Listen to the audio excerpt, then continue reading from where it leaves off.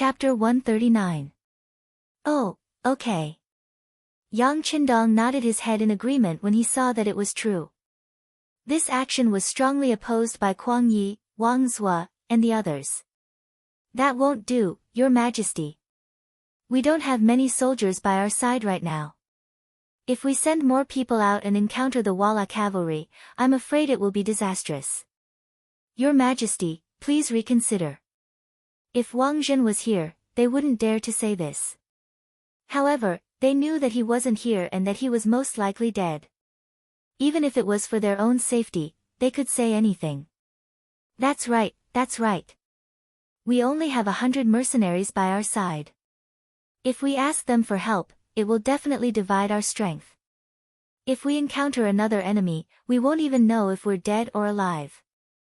Yang Qindong naturally wouldn't send Ling Feng to search for Wang Zhen. Wang Zhen was already dead. What was the point of searching for him? Thus, he pretended to be in a difficult position. When he mentioned that searching for Wang Zhen would divide their strength and put them in danger, Zhu Qizhen's desire to search for Wang Zhen wasn't as strong. After all, no matter how good their relationship was, if there was a possibility of losing their lives, they would have to think twice. Sigh, all right. I believe that Sir will be blessed by the heavens. He should be fine. Zhu Qizhen was forced to give up on searching for Wang Zhen. However, he then looked at Yang Qindong and said, Beloved official Yang, who are these people? How did they have the strength to kill so many Walla cavalry and come to my side? Your Majesty, please forgive this subject for his innocence. Yang Qindong knew that this was an excellent opportunity to reveal the identities of Xiao Feng and the others. Of course, he wouldn't miss it. Thus, he pretended to be guilty as he spoke. Sigh, beloved official Yang, why are you doing this? You saved me. This is a great merit. How can I blame you? Zhu Qizhen grabbed Yang Qindong and didn't let him kneel down. Instead, he spoke with an excited expression. It had to be said that Zhu Qizhen had a way of grasping people's hearts. Just like those words just now, anyone who heard it would be inexplicably grateful, and even have the thought of going through water and treading on fire to repay the emperor's kindness. But who was Yang Qindong? In the future, being a monarch was just a status symbol to him.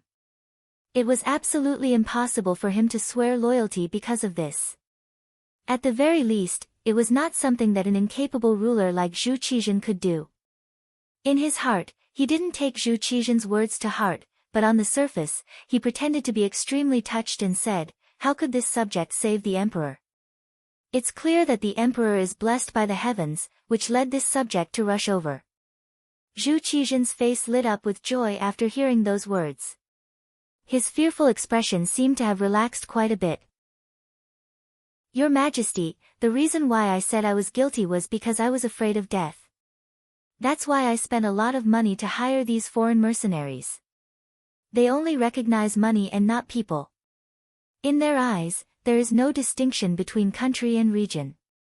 They will work for whoever can pay them. Your Majesty also knows that this subject doesn't lack money. I did it for the sake of my own safety. But I didn't report it to Your Majesty in advance, which is also a crime. There was a dignified opportunity to say the identity of Xiao Feng and the others to Zhu Qizhen. As long as he knew, this matter would be legalized. Sure enough, when Zhu Qizhen heard this, he nodded with an understanding look. Good, beloved official Yang is always prepared for a rainy day. But I just don't know how much they are so powerful.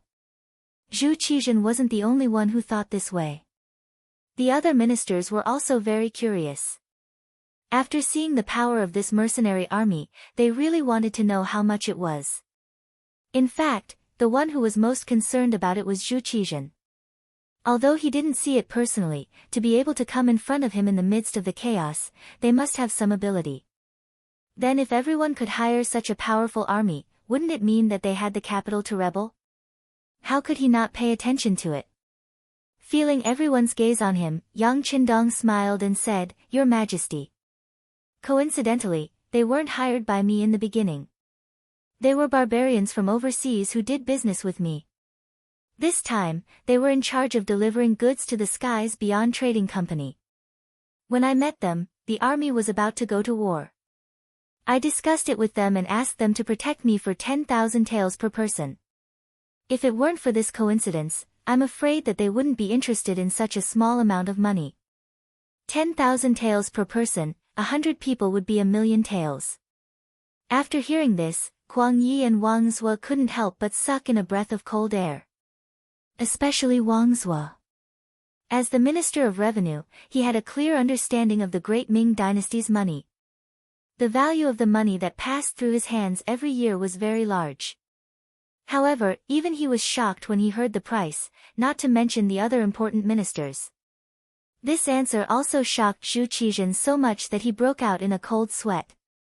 1,000,000 taels of silver just to protect him. This Yang Qindong was really too rich. Of course, he was probably the only person in the entire court who could afford such a price. After all, whether it was the immortal abode or the skies beyond trading company, large amounts of money flowed in every day. This answer also allowed Zhu Qizhen to breathe a sigh of relief. The higher the price of the mercenary army, the more relieved he would be. It also showed that not everyone had the ability to hire this army and achieve great things to threaten him. While they were talking, Tiger's Mane walked up to Yang Qindong. Young master, apart from General Fan Zhong's injuries, the rest of the Tiger's Mane didn't continue, but his continuous shaking of his head explained everything. When Yang Qindong heard this, he didn't make any decisions. Instead, he looked at Zhu Qizhen with an expression that said, "You're the emperor, so you should make the decisions. Forget it, just let them be. When we return to the palace, we will reward their families greatly. As for what happens next, beloved Minister Yang, and my other beloved ministers, what do you all think?" Zhu Qizhen was very satisfied with Yang Qindong's attitude, but he really didn't have any ideas right now. After the army's defeat, his mind was already in a mess. Although he said he was asking the ministers, everyone's eyes were actually on Yang Qindong. It was clear that they had long since run out of ideas. In a situation where they were surrounded by enemies, there seemed to be no path out that was safe. Since he was the one who came up with the idea, Yang Qindong didn't hold back. He knew that the longer they stayed here, the greater the danger they would be in. Previously, because all of the Walla cavalry had been wiped out, the news didn't spread. But once the Walla army found out about their tracks, once the army pressed on, with only 100 people, there was still danger. Alright, since the emperor has given this important task to this subject will give his own suggestion. Our current position is naturally the closest to Huai Lai County, but that place is also the most dangerous. The Walla will definitely be on guard against us and will definitely arrange a large number of troops there. Then we might as well do the opposite and go to Yuzhou. Yang Qindong acted as if he had a card up his sleeve. In reality, this was also his plan from the beginning. That's right, catch them off guard and attack them when they least expect it. The art of war says that what is false and what is true and what is false. I'm sure no one will think that we will go to Yuzhou. After hearing Yang Qindong's suggestion, Minister of War Kuang Yi immediately supported it. Yang Qindong and Kuang Yi, who understood the art of war, both had the same idea. Zhu Qizhen's heart was set. Alright, then we will go to Yuzhou. After saying that, he got up and prepared to leave. But he was stopped by Yang Qindong. What is the meaning of this, Minister Yang? Zhu Qizhen's expression changed greatly. He was afraid that this person would have evil intentions towards him. If that was the case, then with only the injured General Fan Zhong, he was afraid that he wouldn't be able to protect himself. Yang Qindong, what are you doing? Fan Zhong stepped forward with his hammer in hand, in a questioning manner. But before he could get close, Tiger's Mane, Beta Persei and Yang Wu had already surrounded him from 3 directions. It was guaranteed that if he took another step forward, his blood would splatter 5 feet and he would fall to the ground and die. The situation suddenly became tense. Yang Qindong hurriedly gave Tiger's Mane and the others a look to retreat, then half knelt in front of Zhu Qizhen.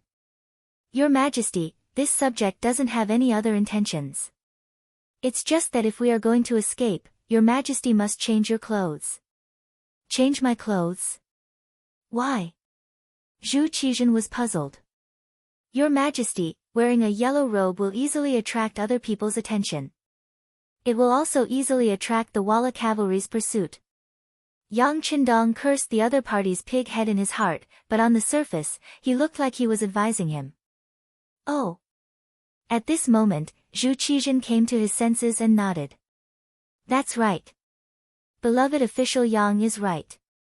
Since that's the case, we will take off the yellow robe.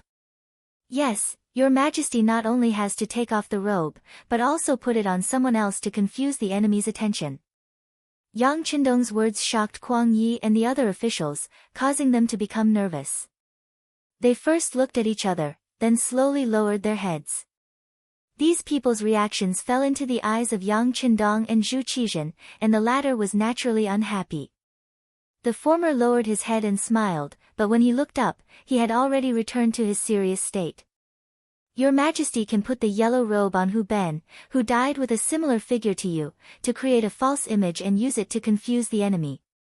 Hearing that they were going to let the dead wear clothes, Kuang Yi and the others raised their heads one by one, and their expressions returned to normal. Zhu Qizhen suddenly understood and said, that's right. Beloved official Yang is right. This way, the Walla army will think that we have already ascended to heaven. This way, no one will pursue us. Chapter 140. Your Majesty is wise. Yang Qindong and several other important officials all knelt on the ground with respectful expressions. Ha ha ha, officials, please rise. I will take off my clothes now. Zhu Qizhen seemed to have found the feeling of being an emperor again. With a laugh, he took off his yellow robe. Soon, Hu Ben, whose body was similar to Zhu Qizhen's, was brought in front of everyone. More importantly, his face had been cut several times. Everyone worked together and put the yellow robe on the body of the dead. Then, they identified the direction of Yuzhou and hurried over. About 2 hours after they left, a group of about 500 Walla cavalry rushed over. Among them was a eunuch wearing a eunuch uniform. This person was Shi Ning, and could be considered an important eunuch in the group. Shi Ning followed the army out. When the chaos broke out, he was unfortunately caught by the Walla cavalry.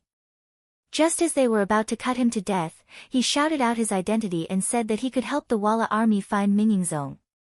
In this way, the Ming dynasty would be within their reach. Shi Ning's words were too enticing. When the Walla general heard it, he couldn't help but be moved. Thus, he didn't kill him.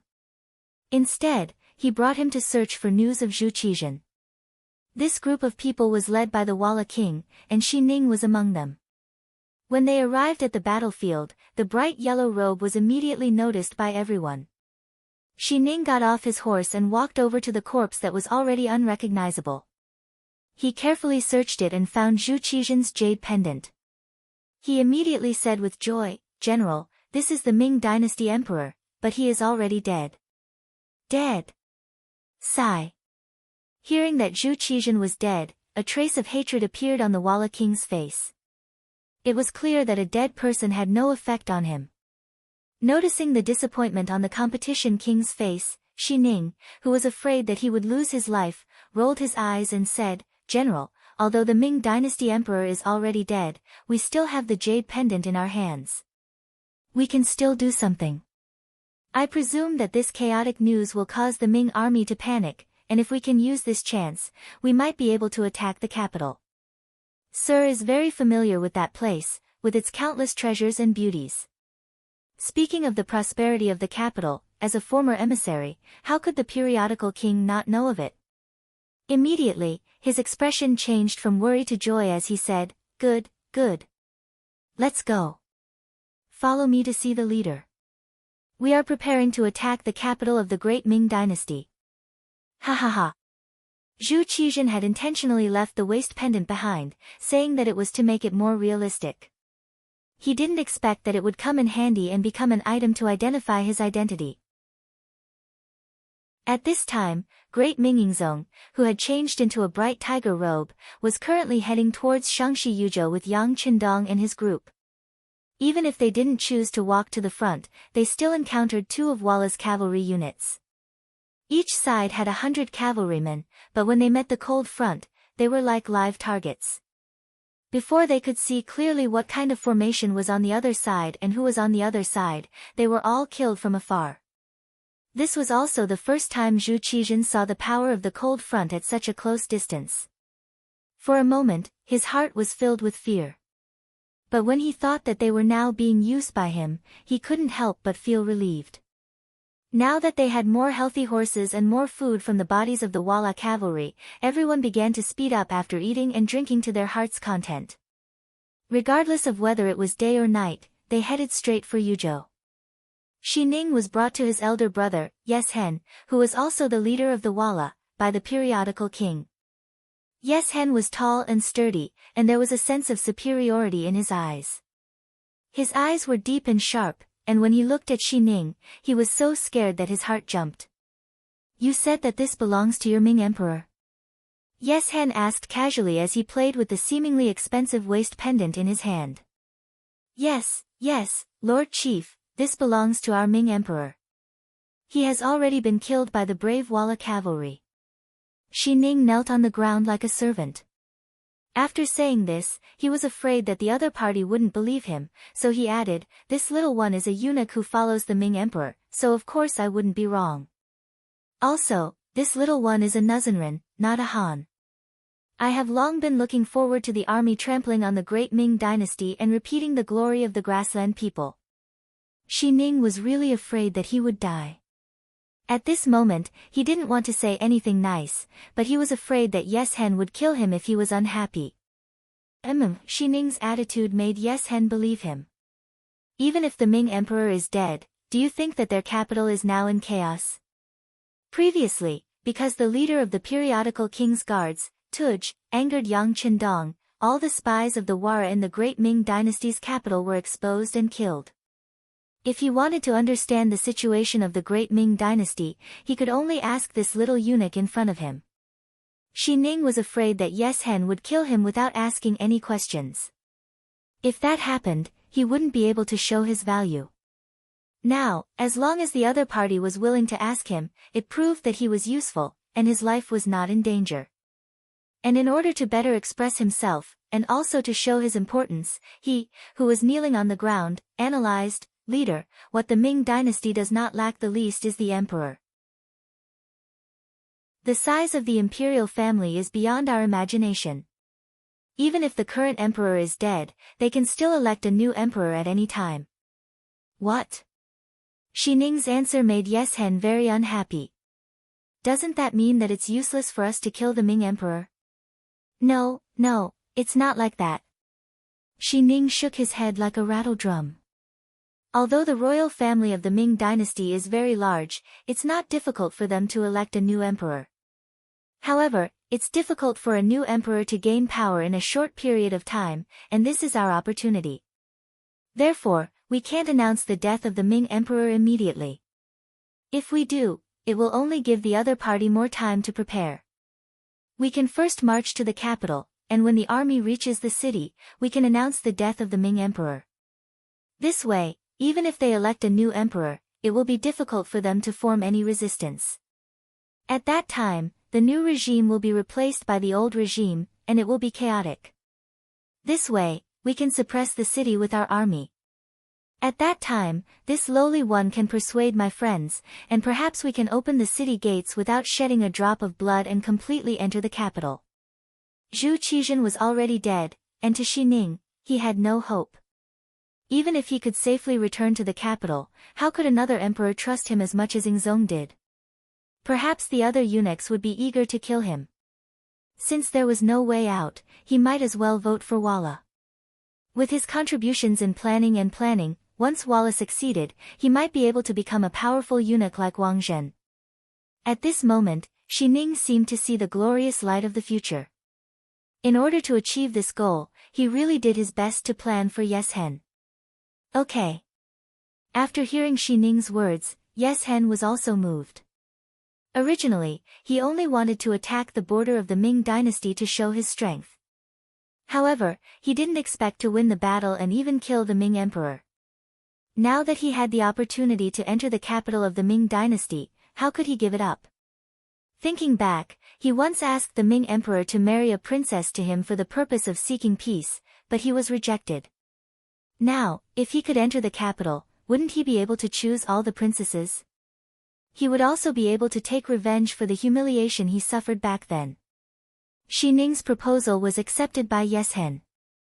Next, Walla's army began to clean up the battlefield. In terms of firearms alone, there were 14 great general cannons, 2,161 divine cannons, and 4,223 divine spears. In addition to other military necessities, it could be said that the harvest was quite bountiful.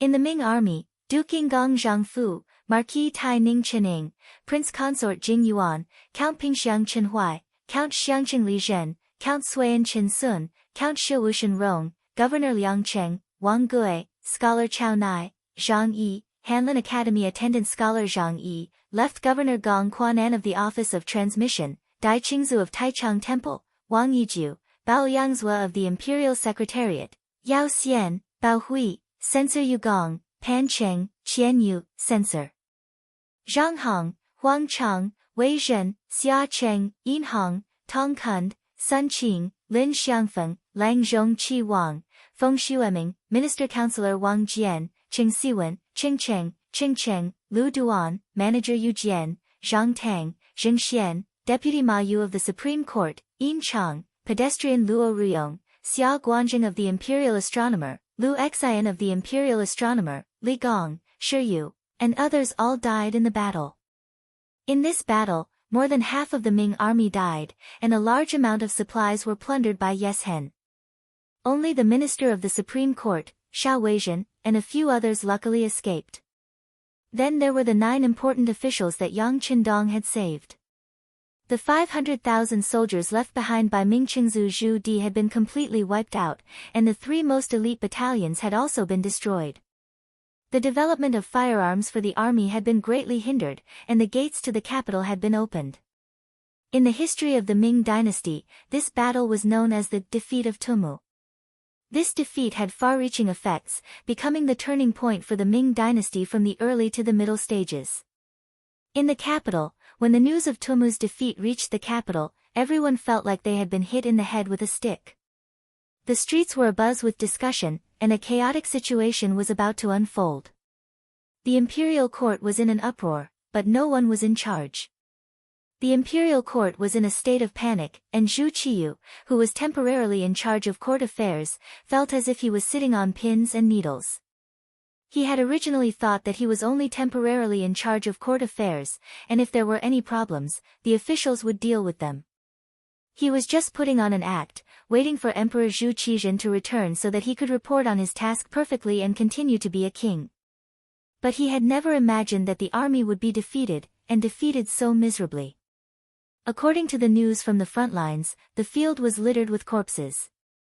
Now, there was no news of Emperor Zhu Qizhen. To say something disrespectful, no one knew whether he was dead or alive. Since no one knew whether the emperor was dead or alive, his burden had undoubtedly become very heavy. Just like now, all the officials were asking him for his opinion, causing him to feel uneasy and unsure of how to respond. Chapter 141. Prince Cheng, the military report says that Walla's army is coming to the capital. Baiyang Pass is in an emergency. If we don't do anything about it, Zijing Pass and Juyong Pass will be in danger. At that time, Walla's army will come to the capital. Wang Ji, the Minister of Personnel, as one of the old officials, stood out bravely and told Zhu Qiyu about the danger of the current situation. Then what should we do? Zhu Qiyu, who had never been in charge of the court, was at a loss. Prince Yu, Minister Wang, we should be discussing the whereabouts of His Majesty and whether he will be able to return. Hu Shao, the Minister of the Ministry of Rites, stepped forward with his ceremonial tablet in hand and spoke with a worried expression. A snake can't do without a head. No one could make the final decision. no one could think of the same thing. Minister who is right. The most important thing now is to find out where His Majesty is and where the other officials are. Jin Lian, the Minister of Justice, and Shi Pu, the Minister of Works, both held their tablets and raised their heads high to express their thoughts. Well, if that's the case, go and find out where His Majesty is. Zhu Qiyu, Prince Qing, nodded in agreement. If he knew that Zhu Qizhen was still alive, he would find a way to bring him back to preside over the situation. If he was gone. Zhu Qiyu didn't think too much about it for now. The court meeting ended in such a hurry that they did not manage to come to a conclusion. The spies of the Eastern Palace Guards and the Brocade Guards began to move. However, facing the Walla's army on the battlefield, it was not possible to find out the real information in a short time. Zhu Qiyu returned to the Nangong Palace with a worried look. The Nangong Palace was a side hall in the palace. Because it was only in a corner of the palace, few people came here. When Zhu Qizhen had left, he had arranged for his younger brother to stay here as a warning. Because the crown prince was only 2 years old and had just been established, he couldn't supervise the country. Therefore, Zhu Qiyu was asked to stay here. But it was just to let him stand there as a puppet. It was impossible for him to have any power or have any thoughts about the imperial power. The arrangement of the remote Nangong Palace was a warning to Zhu Qiyu that she had to grasp her own position and not overstep her authority. Zhu Qiyu did not have any thoughts about being assigned to Nangong's place. He was very clear about his own position. But that was based on Zhu Qizhen's triumphant return. Naturally, he had to return to his seat.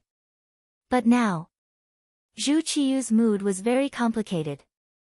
She walked back to the Nangong Palace, where she was temporarily staying. She happened to see a few eunuchs not far away. They seemed to be talking about her and pointing at something. For a moment, anger rose in his heart.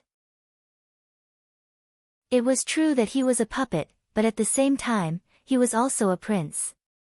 How could he allow some little eunuchs to order him around? For a moment, anger rose from his heart, and a trace of killing intent appeared in his heart. However, this killing intent was forcefully suppressed as soon as it arose. Now that Ingzong's fate was unknown, what if he was on the way back? If he killed a little eunuch in the palace without permission, wouldn't that give him something to use against him? Zhu Qiyu knew very well that this elder brother of his was not very broad-minded. Zhu Qiyu wanted to keep the peace and suppress his anger.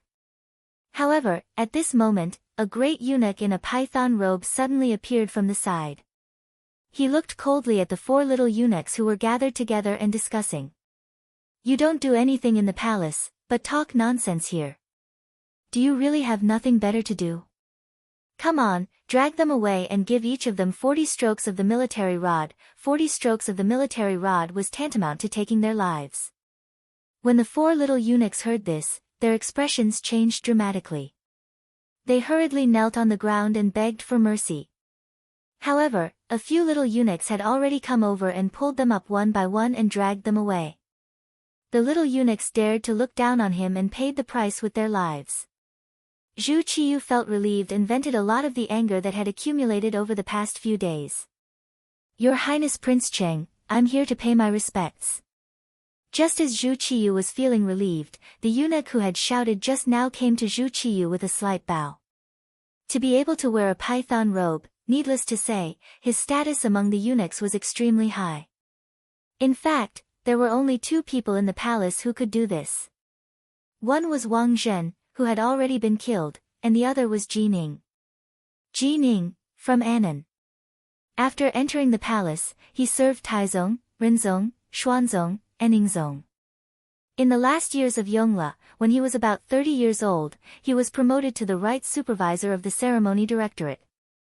After Renzong ascended the throne, the people under the name of Zhang Ding, who was about to be exiled, were all rewarded to him, including real estate and trees, as well as the people and land of his son-in-law Tian Go.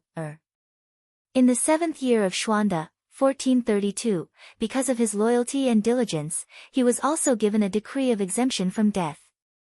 Later, he was given a silver record and promoted to a eunuch of the ceremony directorate. Ingzong Zhu Qizhen was only 9 years old when he ascended the throne. Eunuch Wang Zhen would play with him, and he doted on Wang Zhen the most. Thus, Wang Zhen took out Ji Ning and the other eunuchs to take charge of the ceremony directorate. Ji Ning could only give in to him everywhere. Rather than giving in to him everywhere, it was better to say that he was hibernating. This was because he had always been the eunuch in charge of the ceremony directorate. Moreover, he was the first eunuch and enjoyed a very high position. It was just that Wang Zhen was in the limelight for a while, so no one paid attention to him. Jin Ying's sudden appearance at this time, and it looked like he was standing up for Zhu Qiyu. The meaning behind this was worth pondering. Zhu Qiyu's impression of Ji Ning was quite good. Not for anything else, but because this person was one of the few people who treated him with respect. Perhaps it was because they were both oppressed, or perhaps it was because they had the same experience and knew what hibernation meant, so naturally, there were too many similarities. Many thanks, Eunuch Jin. Zhu Qiyu smiled and spoke to Ji Ning with a smile in his eyes. At the same time, he bowed slightly to express his gratitude. Aya, you can't do that. Yu Wang has a precious body and is in charge of court affairs. How can you be so polite to a eunuch like me? Jin Ying's face was filled with fear and trepidation. His head was extremely low, as if he was about to make intimate contact with the ground with his knees. At the mention of being in charge of court affairs, Zhu Qiyu's expression turned bitter. His starry eyes were filled with power as he said, "What? Is Eunuch Jin also here to make fun of my incompetence in court?" Ji Ning, who was said to be knowledgeable, could not be more familiar with this feeling. After all, he had experienced 4 emperors. But at this time, he still pretended to be very afraid and shook his head violently. "Your Highness Yu Wang, please forgive me. This subject does not have such thoughts. On the contrary, this subject believes that Yu Wang was just born at the wrong time. Otherwise, with your great wisdom, it would not be difficult for you to become a wise ruler." Sure. Zhu Qiyu was really frightened by Jin Ying's words. He looked around nervously. "Eunuch Jin, don't harm this prince. Your Highness Yu Wang, don't worry. No matter what, this subject has been in the palace for so many years and has some power of my own. There is no third person within 100 steps of this place. You can rest assured." Jin Ying's face was full of confidence. This time, he had come to find Zhu Qiyu, taking a certain risk. He had also come to express his loyalty and surrender. Since that was the case, how could he not make the necessary preparations? Let's go into the hall and talk. Zhu Qiyu knew that if Ji Ning dared to say this, it must have been arranged. After all, once Zhu Qizhen found out that he had been in close contact with eunuchs in private, he would be suspected. He did not know what would happen to him. But Ji Ning regarded himself as a subject, so his intentions were clear. Ji Ning had been in the palace for so many years, so it was impossible for him not to know something that even Zhu Qiyu himself knew. And since he still dared to come, he must have something to say to him. At that moment, he strode into the hall with a considerate look. Ji Ning followed half a step behind him. He followed closely behind with his head lowered. But if he was willing to raise his head at this moment, he would be able to see a very determined expression on his face. It was determination. Because this time, Ji Ning had come to persuade Zhu Qiyu to take the throne. Regardless of whether Zhu Qizhen was alive or not, and whether he could return to the palace, in Jin Ying's eyes, he was already a useless person. The change of imperial power had always been a matter of swords and blades. Since you dared to leave the palace, you should be prepared for a turtledove to take over your nest. If you wanted to blame someone, you could only blame Zhu Qizhen for trusting and doting on Wang Zhen too much. Since you doted on someone else and did not give yourself a way out, don't blame him for looking for another way. Then, in the hall of the Nangong Palace, Zhu Qiyu and Ji Ning chatted for a long time. No one knew what they talked about, but the various events that followed were enough to deduce what they had said and what they had planned. The Hu residence. After Hu Xiao and Hu Zhangning returned to the residence from court, they gave strict orders that no one was to leave the residence without their permission. Even the maids in charge of buying groceries and cooking in the residence had to set a time limit. When they went out, they had to bring a few more servants with them. With the situation at court in chaos, no one knew what would happen next. Based on Hu Xiao's many years of experience as an official, it was better to avoid unnecessary trouble. First, they would wait and see. Then, they would place heavy bets. This was a wise move. Because of this order, the atmosphere in the entire Hu residence became very tense and oppressive.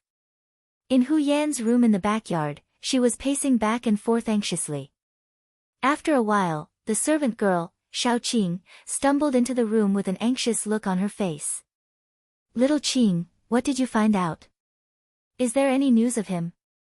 When she saw her personal servant girl, Hu Yan stepped forward and grabbed her hands. Her face was full of anxiety and worry. Chapter 142. Me. Young Mississippi. The main, side, and back doors of the estate have all been closed. Without master's orders, no one is allowed to leave. Little Qing panted as she recounted what she had seen to Hu Yan. When she heard that all the doors of the estate had been closed, Hu Yan had a bad premonition. If nothing major had happened, such a change wouldn't have occurred. Her expression couldn't help but change slightly. When she looked at Little Qing, there was a hint of anxiousness. "I asked you to gather information. What's the result?" "This." Little Qing shook her head. "I couldn't leave the estate, so I couldn't get any more information. However, when I asked Lieutenant Sun Chuang, he said that it seemed that the front lines had been defeated." "Defeated? Seems." Hu Yan's heart skipped a beat. "Has this information been confirmed?" As she spoke, she tightened her grip on Little Qing's wrist. "Young miss, you also know that with Sun Chuang's status, what he knows is limited. Young miss, hurry up and let go. You're hurting me." Little Qing's eyes were hazy with tears. Hu Yan's grip had truly hurt her. Hu Yan mechanically released her grip and sat back down in her chair. Her eyes were empty as she said, "He'll be fine, he'll be fine." Quite a few people in the capital were reacting in the same way as Hu Yan. This was especially true for the hundreds of family members of the officials who had accompanied the army. They could vaguely sense that something was wrong. Even though there was still no confirmation, the atmosphere had already turned icy cold. As a result, the business of the immortal abode and the realm beyond heaven began to wane. In the past, the seats had always been in short supply, but now, they had lost at least 30% of their customers. They no longer had to wait in line to spend money. 5 days later, amidst this oppressive atmosphere, a group of soldiers arrived at the gates of the capital. The leader had a strange appearance. He had a square face, a tall stature, and a knee-length beard. He was skilled in horseback riding and archery, and a large saber hung beside his sturdy horse. He exuded a fierce killing intent. However, at this moment, there wasn't the slightest bit of killing intent in his eyes. There was only anxiety. He was Datong Prefecture's Governor Shiheng.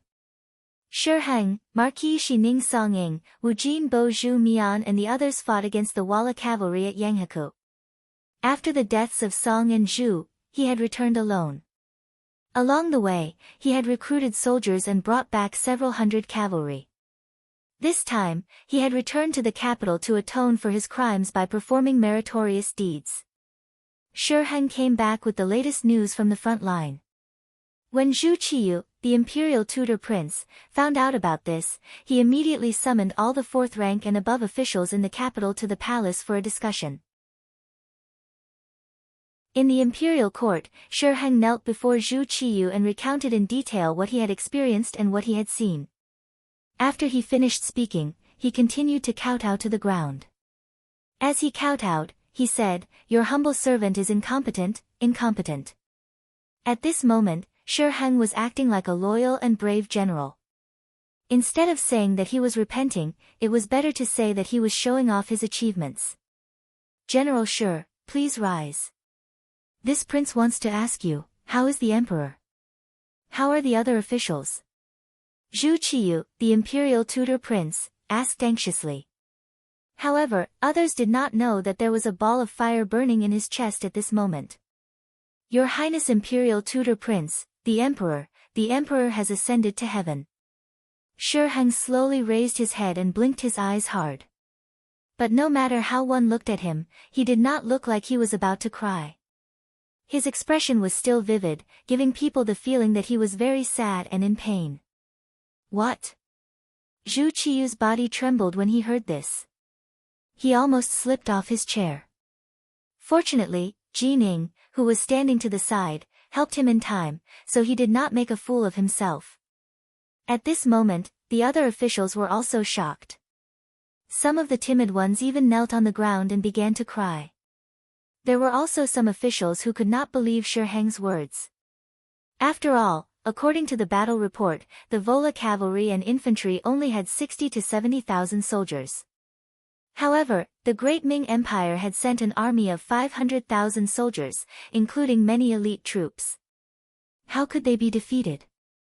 Moreover, they were defeated so thoroughly that even the lives of the emperor and hundreds of officials were lost.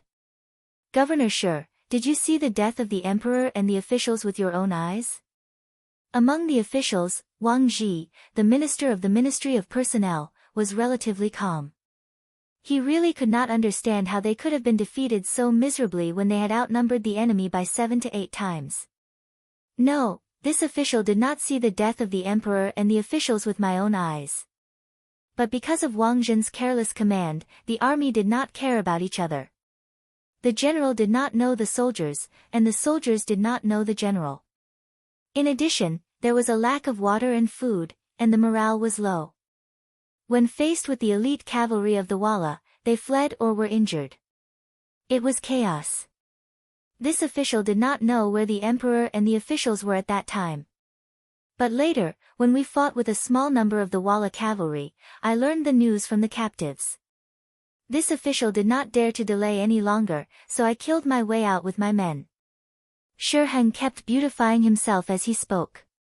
He gave people the impression that he had given up on fighting the enemy in order to bring back news.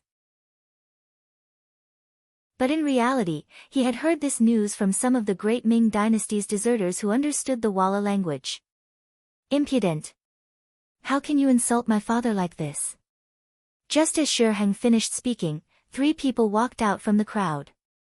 They were the commander of the Brocade Guards, Ma Shun, primary 3rd rank, the commander of the Brocade Guards, Wang Shan, secondary 3rd rank, and the commander of the Brocade Guards, Wang Lin, primary 4th rank. When the 2 of them heard that Shi Heng had put all the blame on Wang Zhen, how could they let it go? One of them was Wang Zhen's confidant, and the other was Wang Zhen's nephew. They were deeply indebted to Wang Zhen and would not allow anyone to speak ill of Wang Zhen. As soon as the 2 of them jumped out, Qing, who was standing next to the throne, raised his eyebrows. He had been waiting for this moment for far too long. It was precisely because of these people that his authority had been completely stripped away. Now that he finally had a chance to take revenge and eliminate his dissidents, how could he let go of such an opportunity? He had even summoned officials of the 4th rank and above to discuss this matter precisely to lure out Wang Zhen's confidants. If Yang Qindong were here, he would definitely be suspicious. History had already begun to deviate from its original course. In reality, because of his appearance, many things had already changed. It was precisely because of the establishment of the realm beyond heaven and the immortal abode that Wang Zhen was able to earn money so quickly that he found it difficult to put anyone aside from the emperor. This made Qing even more dissatisfied with him than in history. The 3 of them stepped out at the same time and glared at Shi Heng, giving him a fright. I'm only speaking the truth. What do you want to do? What do we want to do? Scoundrels like you who spread false information should be put to death. Men, drag him away and behead him. Ma Shun's gaze was as sharp as a sword as he stared at Shi Heng. He looked like he wouldn't give up until he had skinned him alive. As soon as he spoke, 6 tall, burly embroidered uniform guards walked in. They were dressed in flying robes. As soon as the embroidered uniform guards appeared, the atmosphere in the imperial court froze. The expressions of all the officials changed greatly. It was clear that they had all suffered at the hands of these people before. They were terrified from the bottom of their hearts. At this moment, no one noticed that the Mastiff Prince, Zhu Qiyu, and Jining, the eunuch of the ceremony directorate, were exchanging glances. It was clear that they had already known that something like this was going to happen. Zhu Qiyu nodded lightly, as if in tacit agreement. Jining took a step forward, and his voice suddenly grew louder. Come. Why aren't you arresting these 3 traitors for disrupting the imperial court? Behead them as punishment. Jining suddenly stood up and said that she wanted to kill 3 people instead of 1. For a moment, the emperor and his subjects were stunned. Even Ma Shun and the other 2 had a look of surprise in their eyes. They could not understand how Jining could make a mistake in such a situation. They didn't understand earlier because the 6 embroidered uniform guards hadn't made a move yet. But when the 6 of them stepped forward and subdued Ma Shun, Wang Shan, and Wang Lin, they finally understood what was going on. Jining, you traitor, what are you trying to do? Let me go immediately, or I'll make sure you're beheaded. Being subdued by 2 extremely strong embroidered uniform guards, Ma Shun resisted a few times without any success. So, he started cursing loudly. Jining, who had been prepared for this, had a cold expression. He said in a disdainful tone, "You're about to die, but you're still so arrogant. Come, drag him away and behead him." When the 6 strong embroidered uniform guards heard this, they dragged Ma Shun and the other 2 out of the imperial court. Not long after, 3 shouts came from outside. Needless to say, Ma Shun and the other 2 had been beheaded. Their most loyal lackeys had been killed. The officials were all trembling with fear, especially those who had previously sided with Wang Zhen. They were so nervous that they broke out in cold sweat. They didn't know if Jining, who seemed to be in control of the imperial court, would suddenly attack them. Killing people was to establish authority and also to intimidate. Now it seemed that the effect was quite good. Jining sighed softly in his heart. Don't blame me. You forced me to do this. After giving himself an explanation, he suddenly turned and knelt down in front of Zhu Qiyu, the Duke of Yan. Your Highness, the Duke of Yan, now that the Ying sect is in trouble, the great Ming is in danger. Please ascend the throne, preside over the situation, and lead the great Ming back to glory. When Jining knelt down, the entire imperial court fell silent. It was so quiet that one could hear a pin drop. Obviously, this was something that no one had foreseen or prepared for. But this silence only lasted for a moment. Shi Heng suddenly pounded his head on the ground and shouted, "This official requests the Duke of Yan to ascend the throne and establish the empire." With Shi Heng taking the lead, the officials who reacted quickly knelt down one by one and begged the Duke of Yan, Zhu Qiyu, to ascend the throne and become the emperor. Shi Heng had said that the Ying sect, Zhu Qizhen, had already died on the battlefield. Even so, someone had to be the emperor.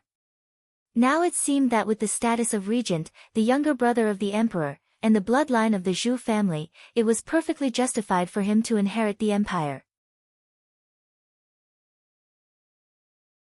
Chapter 143.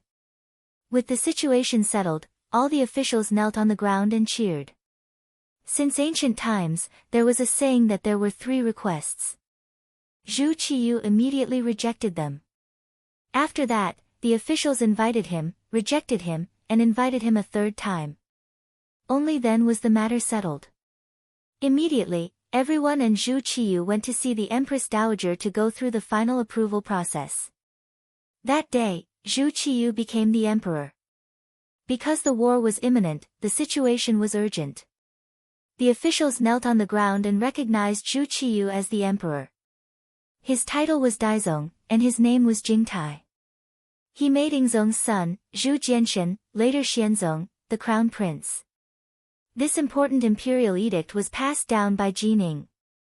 Now, Jining had become a powerful official like Wang Zhen during Yingzong's time.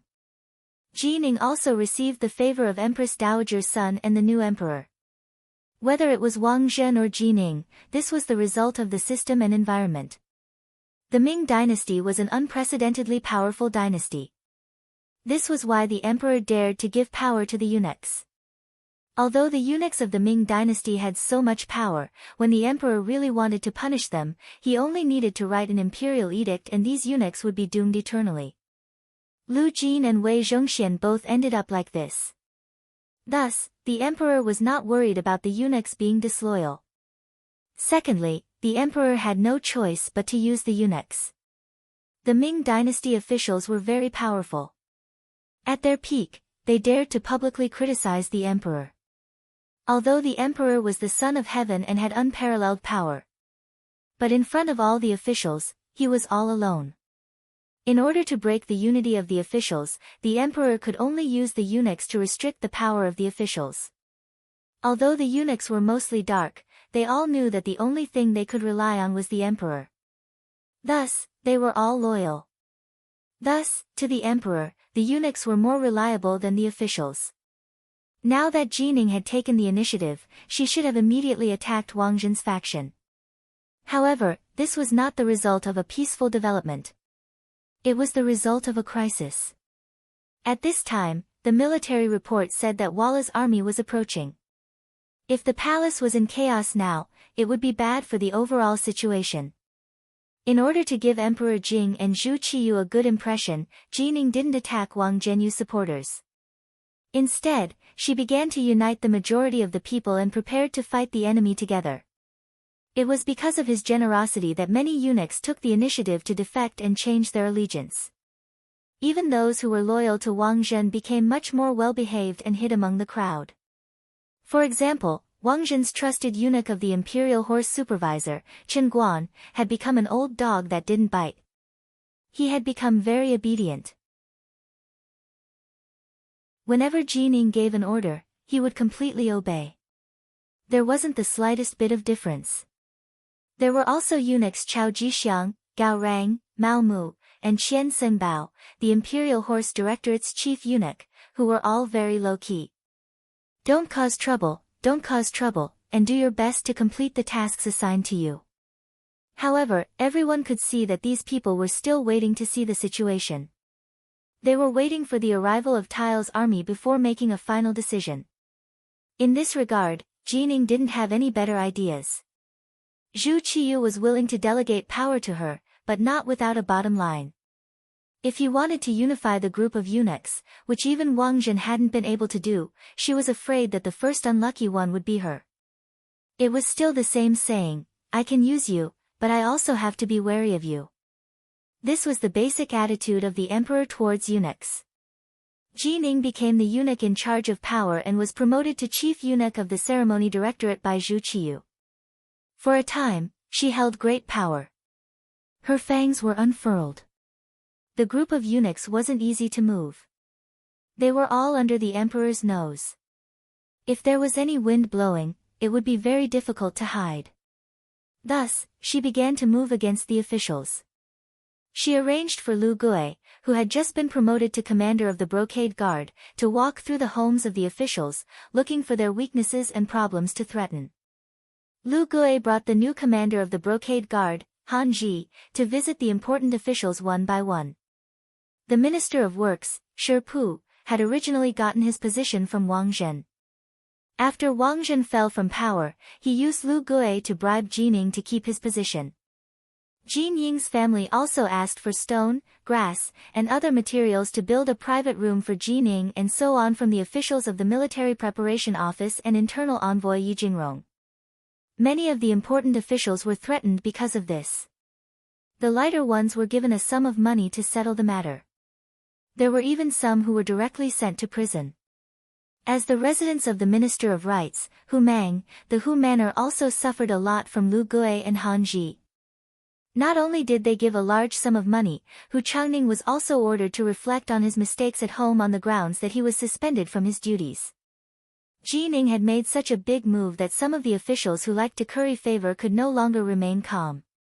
They all thought of ways to establish a relationship with her. Among them was the head of the Hanlin Academy, Wang Go, who was also Yang Duo's husband. Wang Go had given all of his family's gold and silver to the new commander of the Brocade Guard, Han Ji. As a result, he had been promoted from the original 9th rank to the 7th rank editor.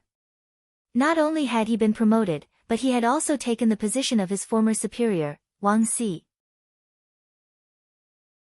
Although Wang Si's grandfather, the Minister of Appointments, Wang Ji, had also been threatened, he had only given money to ensure his safety and had not expressed his loyalty to Qing. His position was not easy to move, but his family members, such as his grandson Wang Si, had been removed from their positions and thrown back home.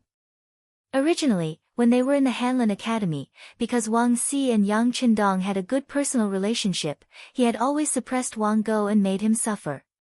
Now, not only had he been promoted, he had also removed the mountain above his head. Next, the first thing Wang Go, who was proud of his position in the government, did was find Yang Duo. He said that he had taken a fancy to the servant girl Xiao Chui and wanted her to warm his room. Xiao Chui was one of the 10 servant girls that Yang Qindong had given to Yang Duo. She was quite beautiful, and Wang Go had also coveted her for a long time. However, she had been sent by Yang Qindong. Even if he had the intention, he did not have the courage. However, now that he had heard that Yang Qindong and Yingzong had died on the battlefield together, he no longer had anything to restrain himself from. Thus, he wanted to show off his power as a man. Yang Duo naturally rejected Wang Go's request. Xiao Chui also threatened to kill herself, saying that if Wang Go touched a single finger of hers, she would die in front of him.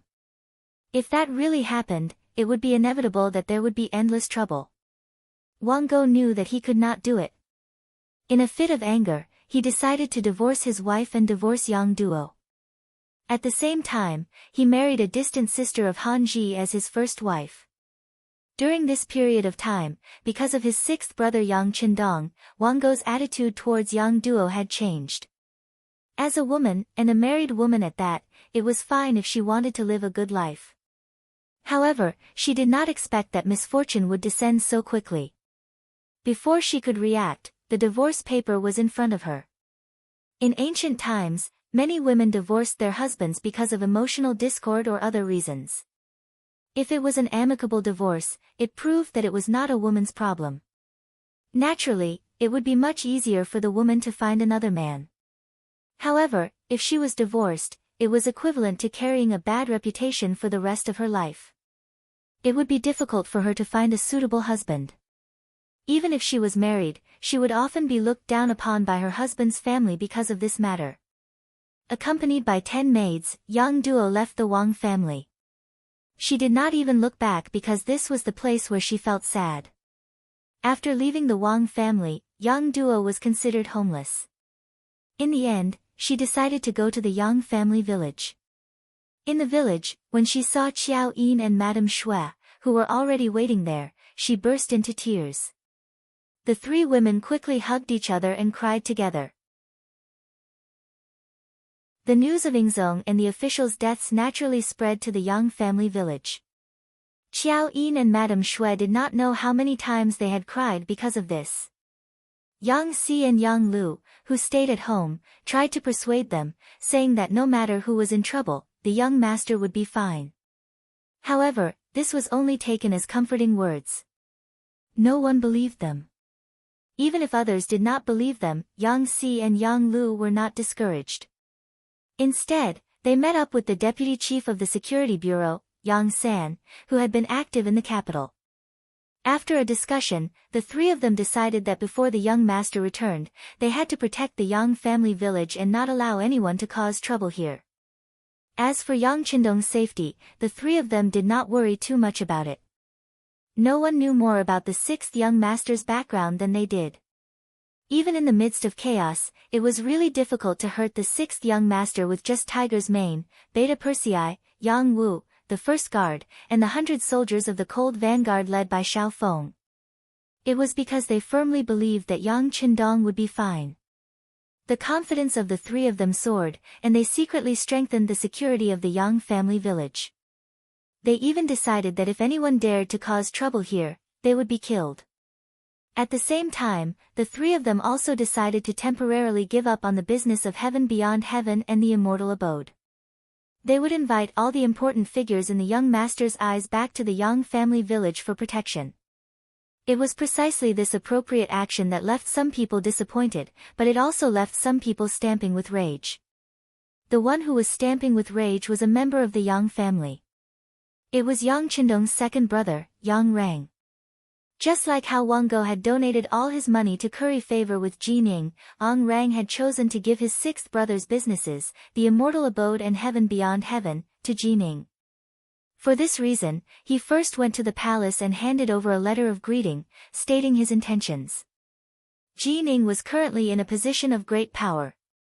She had to wait on Zhu Qiyu and curry his favor, and she also had to get rid of those who disobeyed her and deal with those who disobeyed her.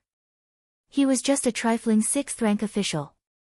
Wanting to see him was as difficult as ascending to the heavens. But when the eunuchs relayed Yang Rang's words, Jining was tempted. The immortal abode and heaven beyond heaven were reputed to be the most profitable businesses in the capital. There were even rumors that the great Ming dynasty's tax revenue couldn't compare to the amount of money earned from these two businesses. Jin Ying's eyes had long since turned red with envy.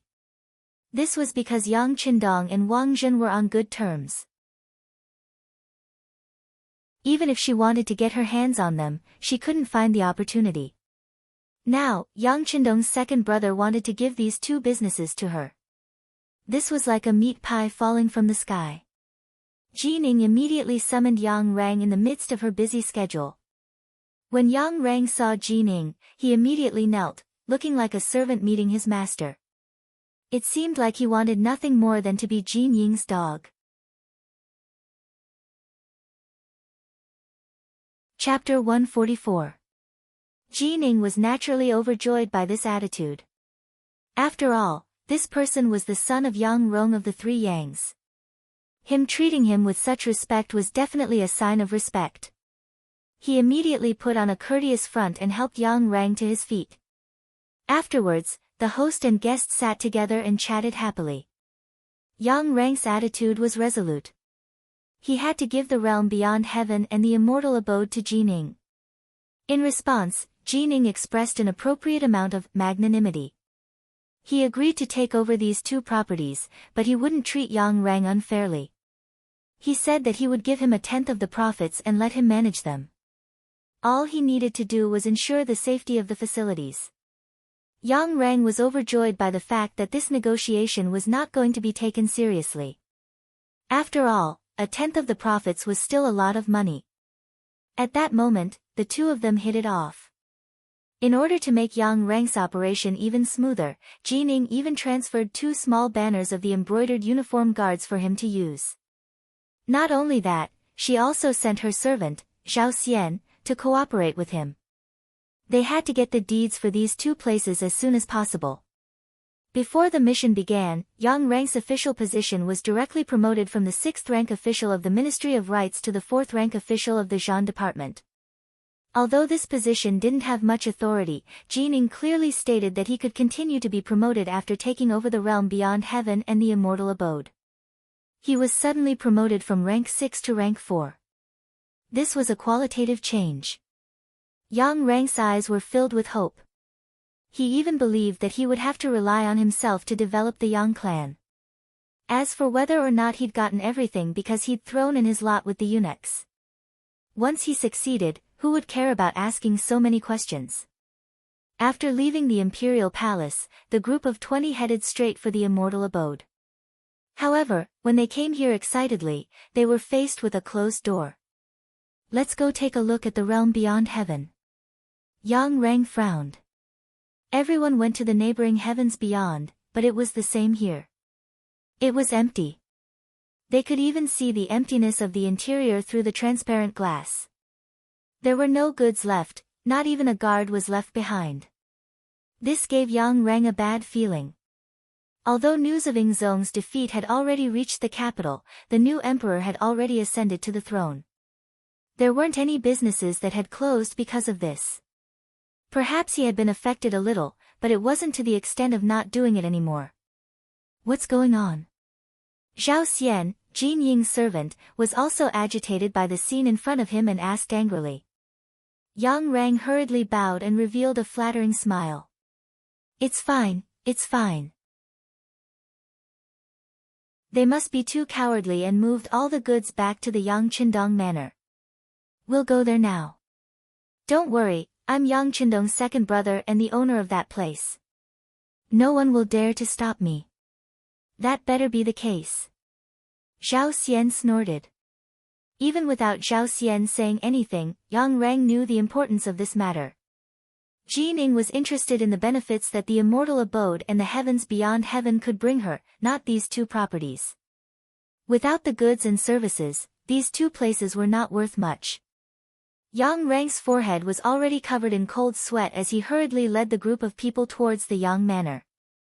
In the Yang manor, it was as if they were facing a great enemy. Dao Xiao, who had been hiding in the shadows, had already led a small team of 10 people to the open and found a suitable location outside the manor. They were ready to destroy the enemy. In the manor, Yang Si and Yang Lu each held a 95-style sword and kept wiping it and checking their equipment. They knew that in the chaos and with the young master not around, there would definitely be someone who had designs on the Yang manor. However, they did not know who it was. As they waited, a horse carriage entered Dao Zhao's line of sight. Who are you? Stop the carriage. The Yang manor is in front. Unauthorized personnel are not allowed to enter. Dao Xiao jumped out from the bushes by the road and stood in the middle of the road. This was because it was only a horse carriage and he could not see any danger. Otherwise, he would not have appeared so casually. Stop! The coachman shouted and stopped the carriage. Then, the coachman took off the felt hat on his head, revealing a young and valiant face. Brother, I am Sun Chuang, a servant of Minister Hu from the Ministry of Rights. My young lady is in the carriage. Sun Chuang. Dao Xiao knew this name. As one of the captains of the young master's guards, he naturally had to be familiar with certain situations. This was to prevent a flood from flooding the Dragon King's temple. Yes, you know me. Sun Chuang looked at Dao Xiao with a suspicious gaze. As a captain of the embroidered uniform guards, even if he had never seen someone before, he would still have an impression of them. For example, he was sure that he had never met the person in front of him before. Facing Sun Chuang's question, Dao Xiao did not answer. Instead, he shook his head and said, "It is not important whether I know you or not. Who is in the carriage? Please open the curtain and take a look. Who are you? I have been to the Yang manor a few times. Why have I not seen you before?" When Sun Chuang heard that he was going to open the curtain, his face revealed a sullen expression. In ancient times, when a young lady went out, she would not easily show her face to outsiders. Otherwise, where would the words, reserved, and, well-bred, come from? Seeing that Sun Chuang was questioning him, Dao Xiao replied with a cold laugh, "Forget it. Since you are not willing to open the curtain, please go back." After he finished speaking, he waved his hand, indicating for Sun Chuang to drive the carriage away from the Yang manor. Wait. At this moment, a woman's voice came from the carriage. Then, the window opened, revealing Hu Yan's peerless face. However, at this moment, her face was filled with anxiety. Her face was not as rosy as before, but rather pale. Who was Hu Yan? She was Yang Qindong's future wife candidate. As one of the captains of the guards, how could Dao Xiao not know her? When he raised his head and saw that it was indeed this young lady, he immediately lowered his head and clasped his hands together, sorry for the offense. This is a critical time. Please forgive me. You should go back quickly. After Dao Xiao knew who was in the carriage, he did not even have the courage to look at her.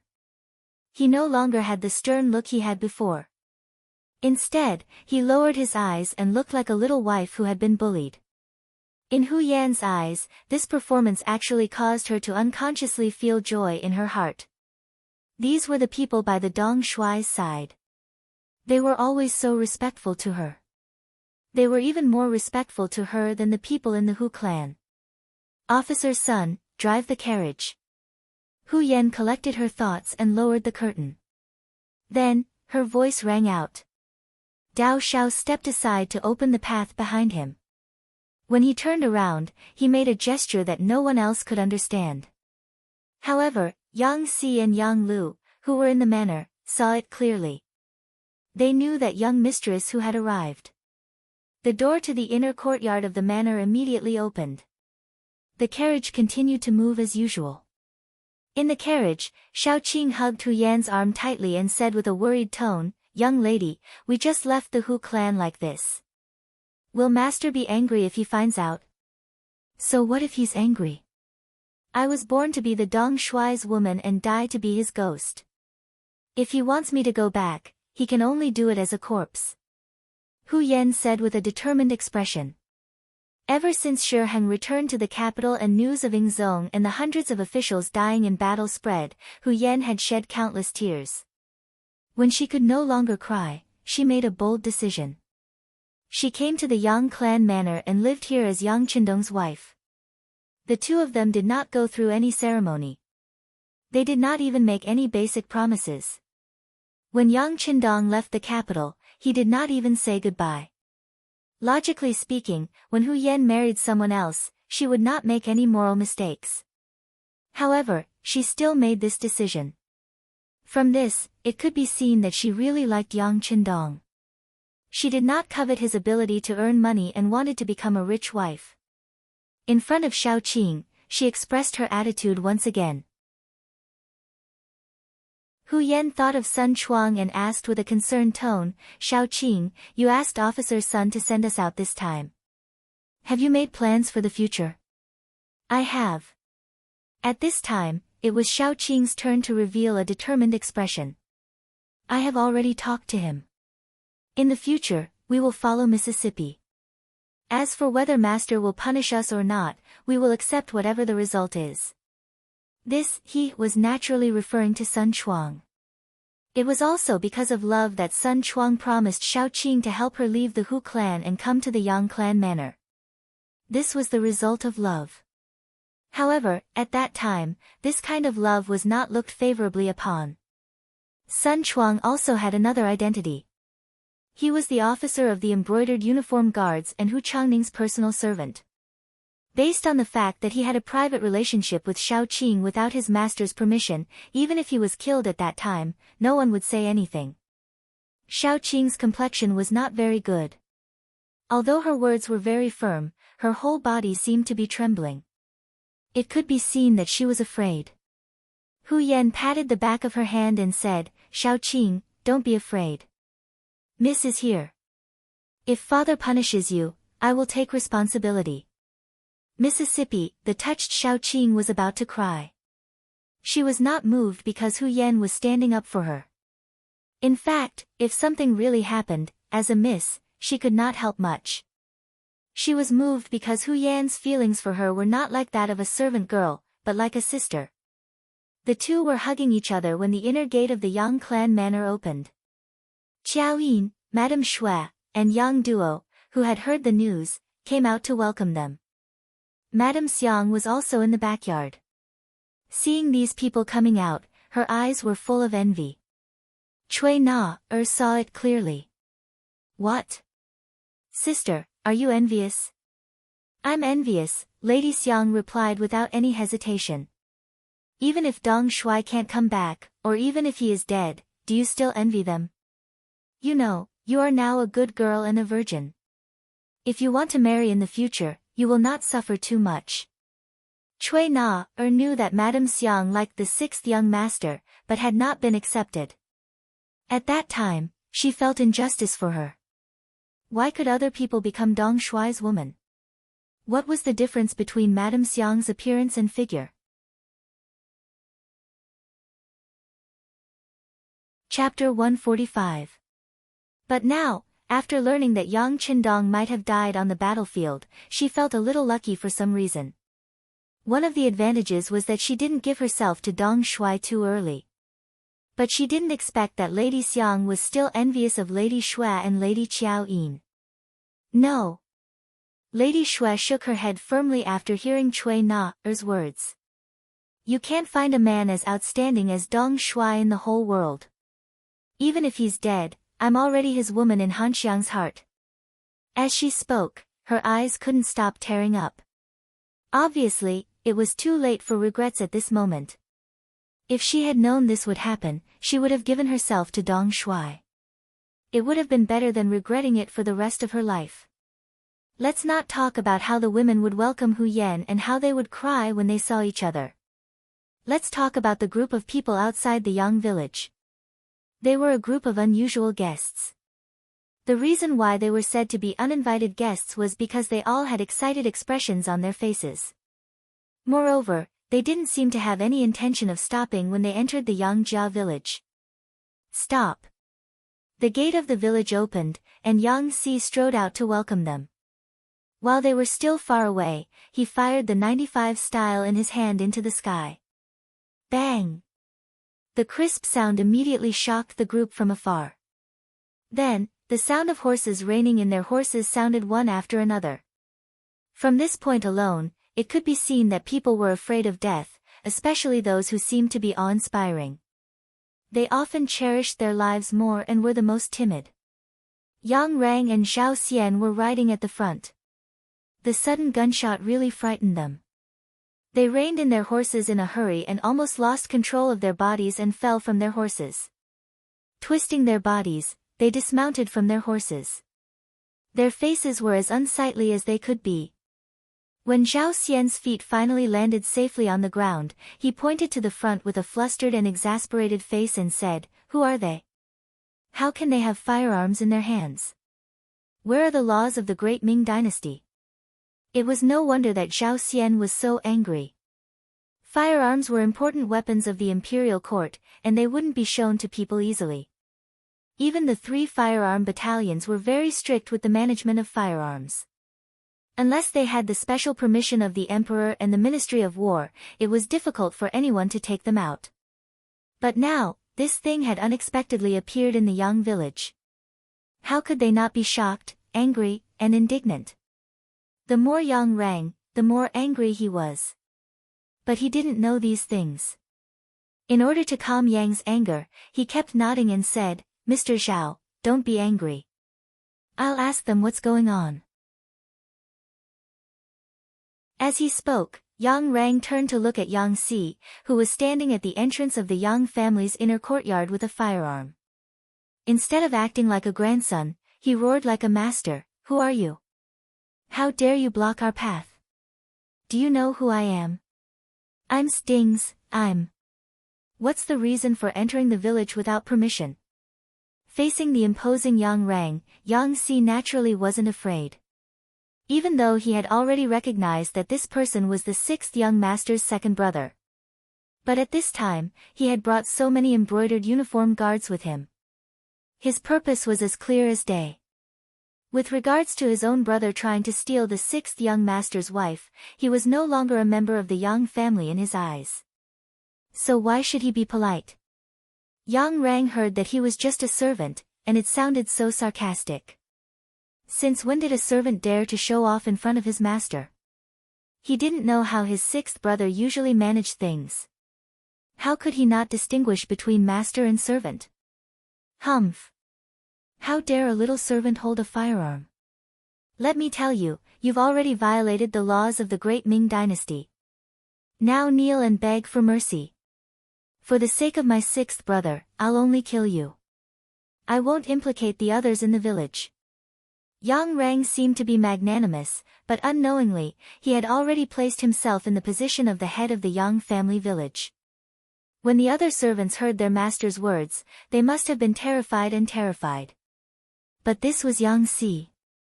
He even beat up the messenger of the Walla. How could he shrink back because of these words?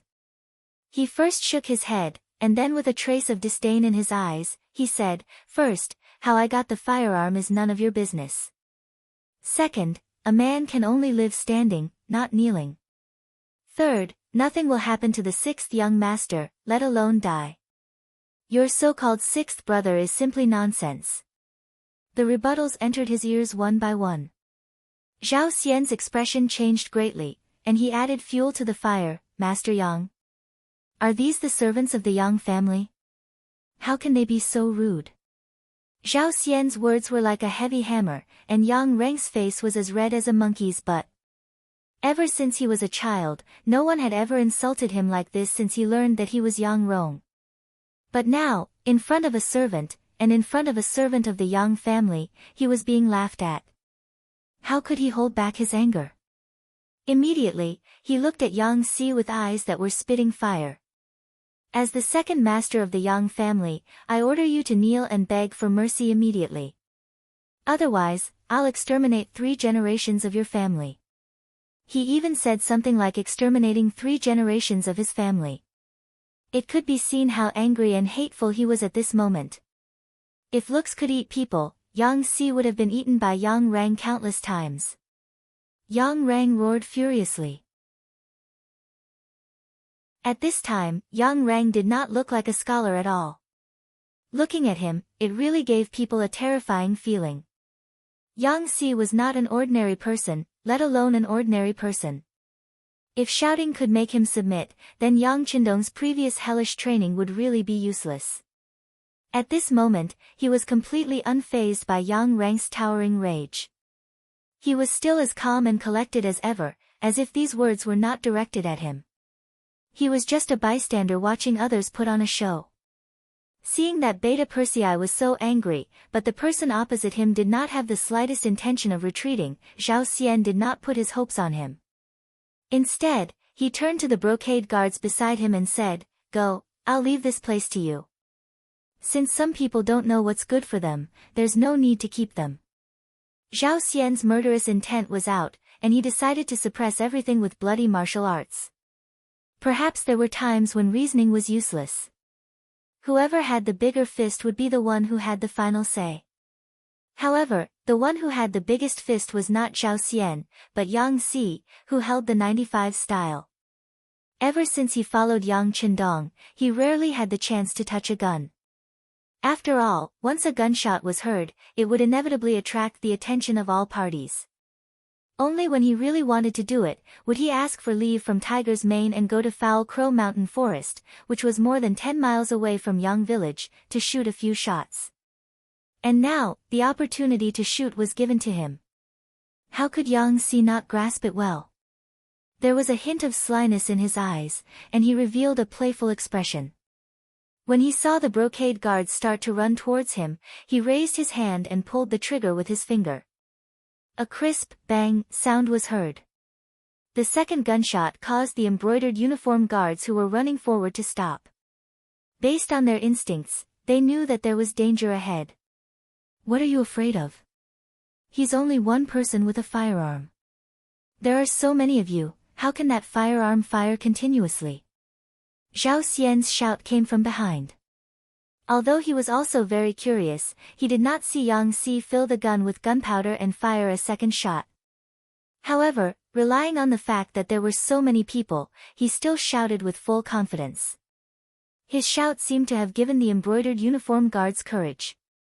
Thinking that the opponent was indeed only one person with a firearm, and that there were more than 20 of them, what was there to be afraid of? After looking at each other, they gathered their courage and continued to run forward. Yang Si's mouth slightly twitched. He was clearly very happy, but he still pretended to be helpless as he muttered, "You forced me to do this. Hee, then let's see who's stronger and see if there are people in this world who aren't afraid of death." The 95 style was raised, and it was a stark contrast to the previous frivolous attitude. At this moment, Yang Si was incomparably serious. His eyes were like an eagle's as he stared at the leg of the brocade guard running at the front. His right index finger lightly moved, and his shoulder was rebounded by the recoil of the firearm. In the next second, the bullet spun out of the barrel and accurately landed on the thigh of the brocade guard. Bang! The person fell. Their coordination was extremely synchronized. Bang bang! After this shot, Yang Si fired 2 more bullets. 3 brocade guards fell to the ground one after another.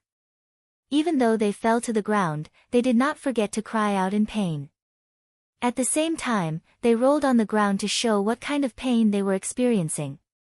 This scene also frightened the others. At this moment, the brocade guards could not help but stop. Then, it was unknown who took the lead, but after a shout, they all ran back in the direction of Zhao Xian. At this moment, Zhao Xian was also scared silly. He completely forgot to urge the brocade guards to continue their charge. This was the first time he saw a firearm that could fire continuously. Moreover, it was so accurate and so fast. All of this was beyond his understanding. The fleeing brocade guards returned to Zhao Xian's side. Then, they all looked at Yang Si with frightened eyes. It was as if he was a murderous demon. It made people afraid, terrified, and powerless. How is it? Do you still want to charge? Looking at the three people on the ground, Yang Si seemed to be very satisfied with his masterpiece. He even whistled happily. Then, his face became serious again and he said, I already said that you are not allowed to charge into the Yang family manor. You just didn't listen. Now, this is the result of your own actions. Immediately take the injured people away and scram. Chapter 146.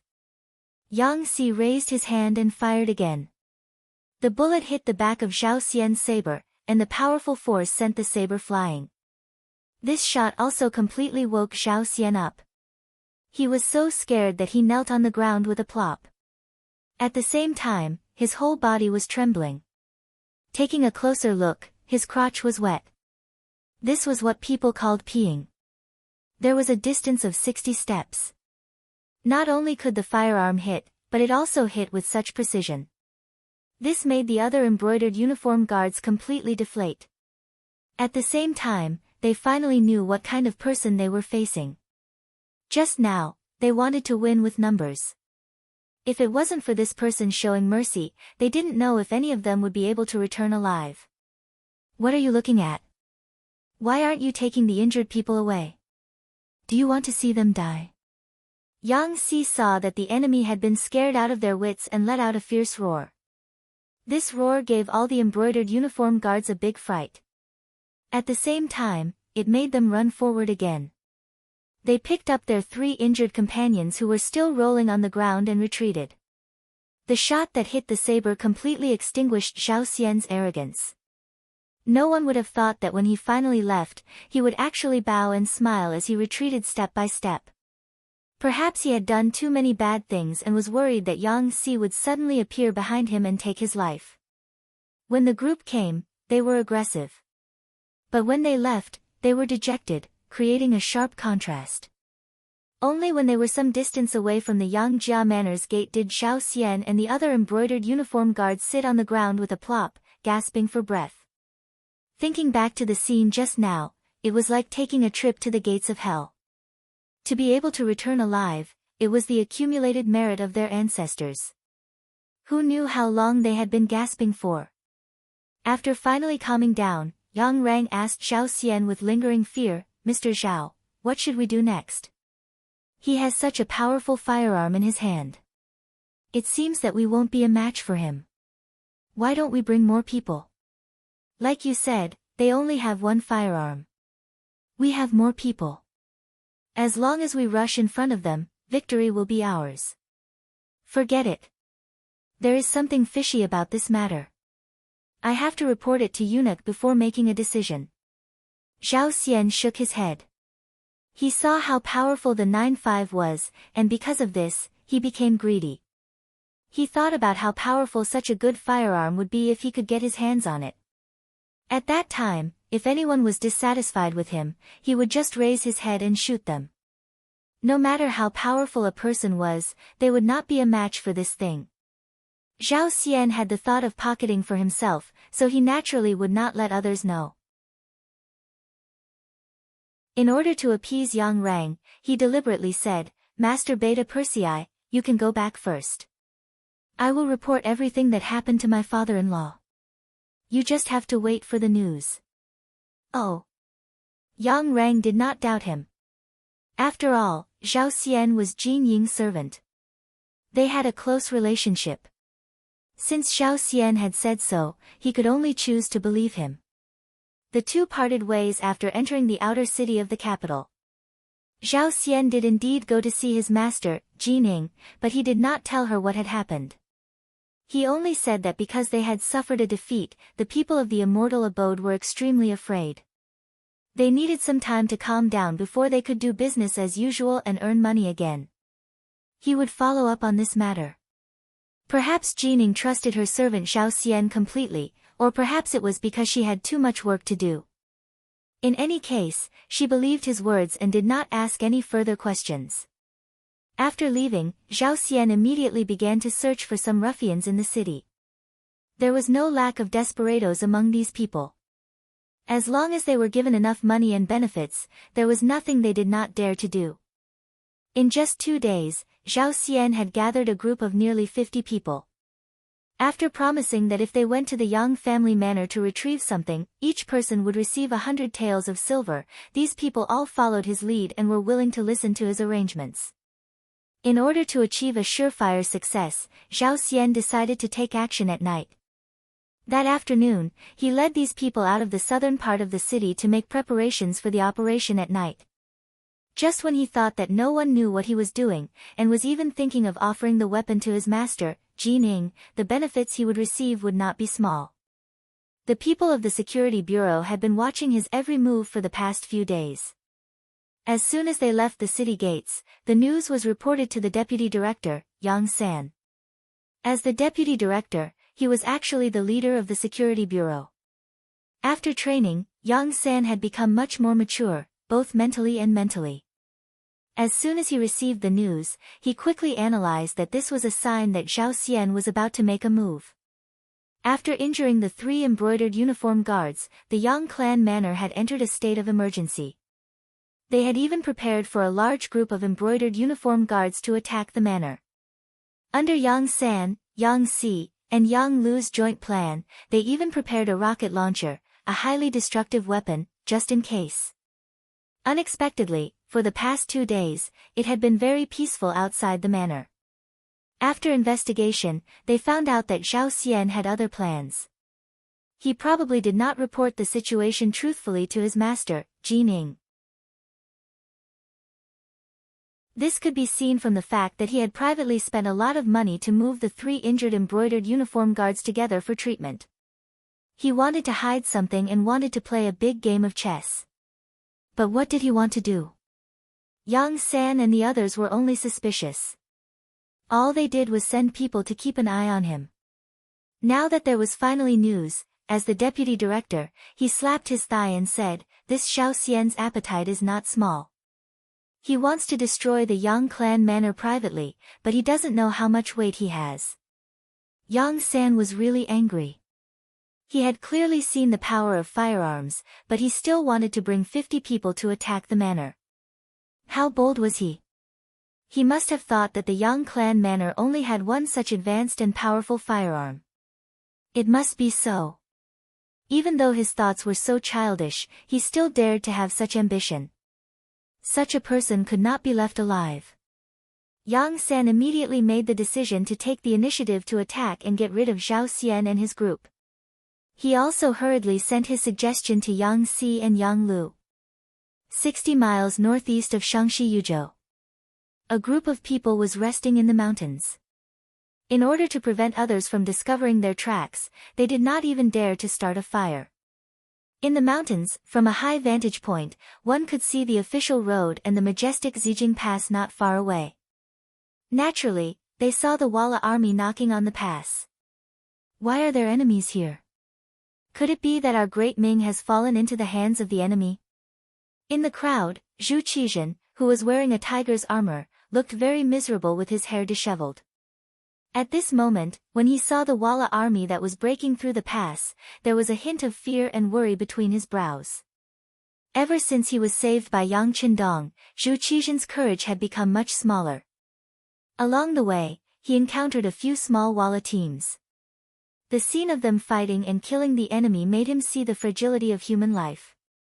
Even though they were all killed by the cold front led by Xiao Feng from a distance, every time they cleaned up the battlefield, when they walked up and saw the various miserable conditions of the corpses, it still hammered his heart time and time again. In the imperial court, in the palace, he would sometimes receive military reports saying that there was a rebellion at a certain place, that there was an enemy at a certain place, and that many soldiers had died in the process. But that was just a number that was forgotten after hearing it. How could it have such a deep impression? He had seen too many scenes and seen too many dead people. Zhu Qizhen secretly decided that he would just obediently stay in the palace in the future. It was more appropriate to leave the matters of war to the generals. An emperor who was skilled in both the pen and the sword sounded good, but it was not so easy to do it. Most importantly, he was not made for this. Along the way, Zhu Qizhen saw himself more clearly. This was something that Yang Qindong did not expect. With history already beginning to change, no one knew if this change in Zhu Qizhen's mental state was good or bad. It was also because of Zhu Qizhen that this group did not travel very quickly. This was especially true after passing through Yuzhou and getting closer and closer to the capital. This was not because he was afraid of returning home. It was simply because he knew that he was safe. As the emperor, Zhu Qizhen had begun to put on airs. In the absence of any threat to his life, his body began to rebel and display various signs of discomfort. As he walked faster, his body began to develop all sorts of small problems. They were no longer on the run, so no one could forcefully do anything to the emperor. They could only carefully accompany him. However, they had only traveled less than 100 miles in 3 days, and this was under the condition that they were riding on healthy horses. This ant-like crawling speed made Yang Qindong extremely anxious. In the battle of the Tumu fortress, Yang Qindong did not interfere too much, or perhaps it could be said that he did not have the authority or opportunity to interfere too much. Only when the situation was settled and chaos descended did he strike with lightning speed to complete his plan. Yang Qindong, who had long known what would happen, had calculated everything beforehand and made all his arrangements come into use. At present, everything seemed to be going according to plan, and everything seemed to be going smoothly. But Zhu Qizhen's speed was truly beyond his expectations. If this continued, it would take at least 7 or 8 days, perhaps even longer, to reach the capital. He had always been worried about the safety of the people in the Yang clan manor, so he decided that he could not wait any longer. He had to strike ahead of time. Passively waiting had never been something that Yang Qindong was willing to do. Even though the Yang clan manor had Yang Si, Yang Lu, Dao Shao, and the others, as well as the phantom sniper squad in the shadows, they were still a force to be reckoned with. With these people, unless an army invaded, ordinary attacks would not be able to harm them. But there was always an exception. History had long ago proven that unexpected things would happen from time to time. In order to avoid the possibility of an accident, he needed to return to the capital as quickly as possible.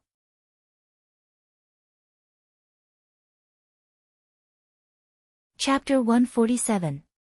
Your Majesty, it has been nearly half a month since we left the Tumu castle.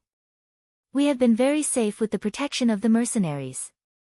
But after all, outsiders don't know our situation, and in order to avoid being hunted down by the Walla, we deliberately did not get in touch with the outside world.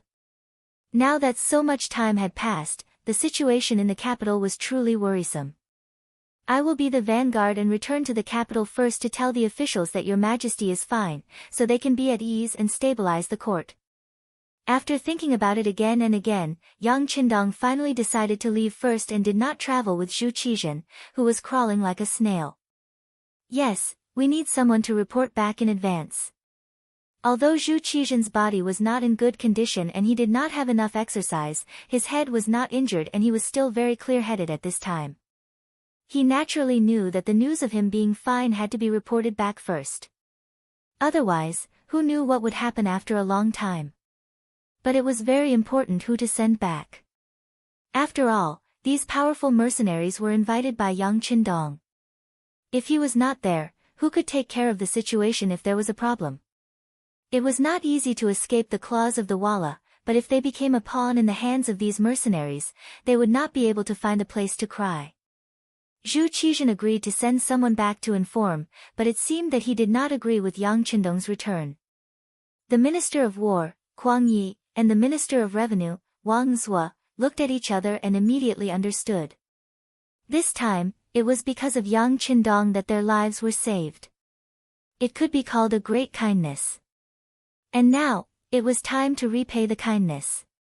Immediately, the two of them knelt on the ground at the same time and said to Zhu Qizhen, "Your Majesty, we agree with Yang Qindong's request. But for the sake of justice, we ask the benefactor to reward Yang Qindong for his great merit in this matter and ask Your Majesty to reward him. Your Majesty, please reward him." The other 7 officials who reacted were also awakened by this kneeling and immediately knelt on the ground to beg.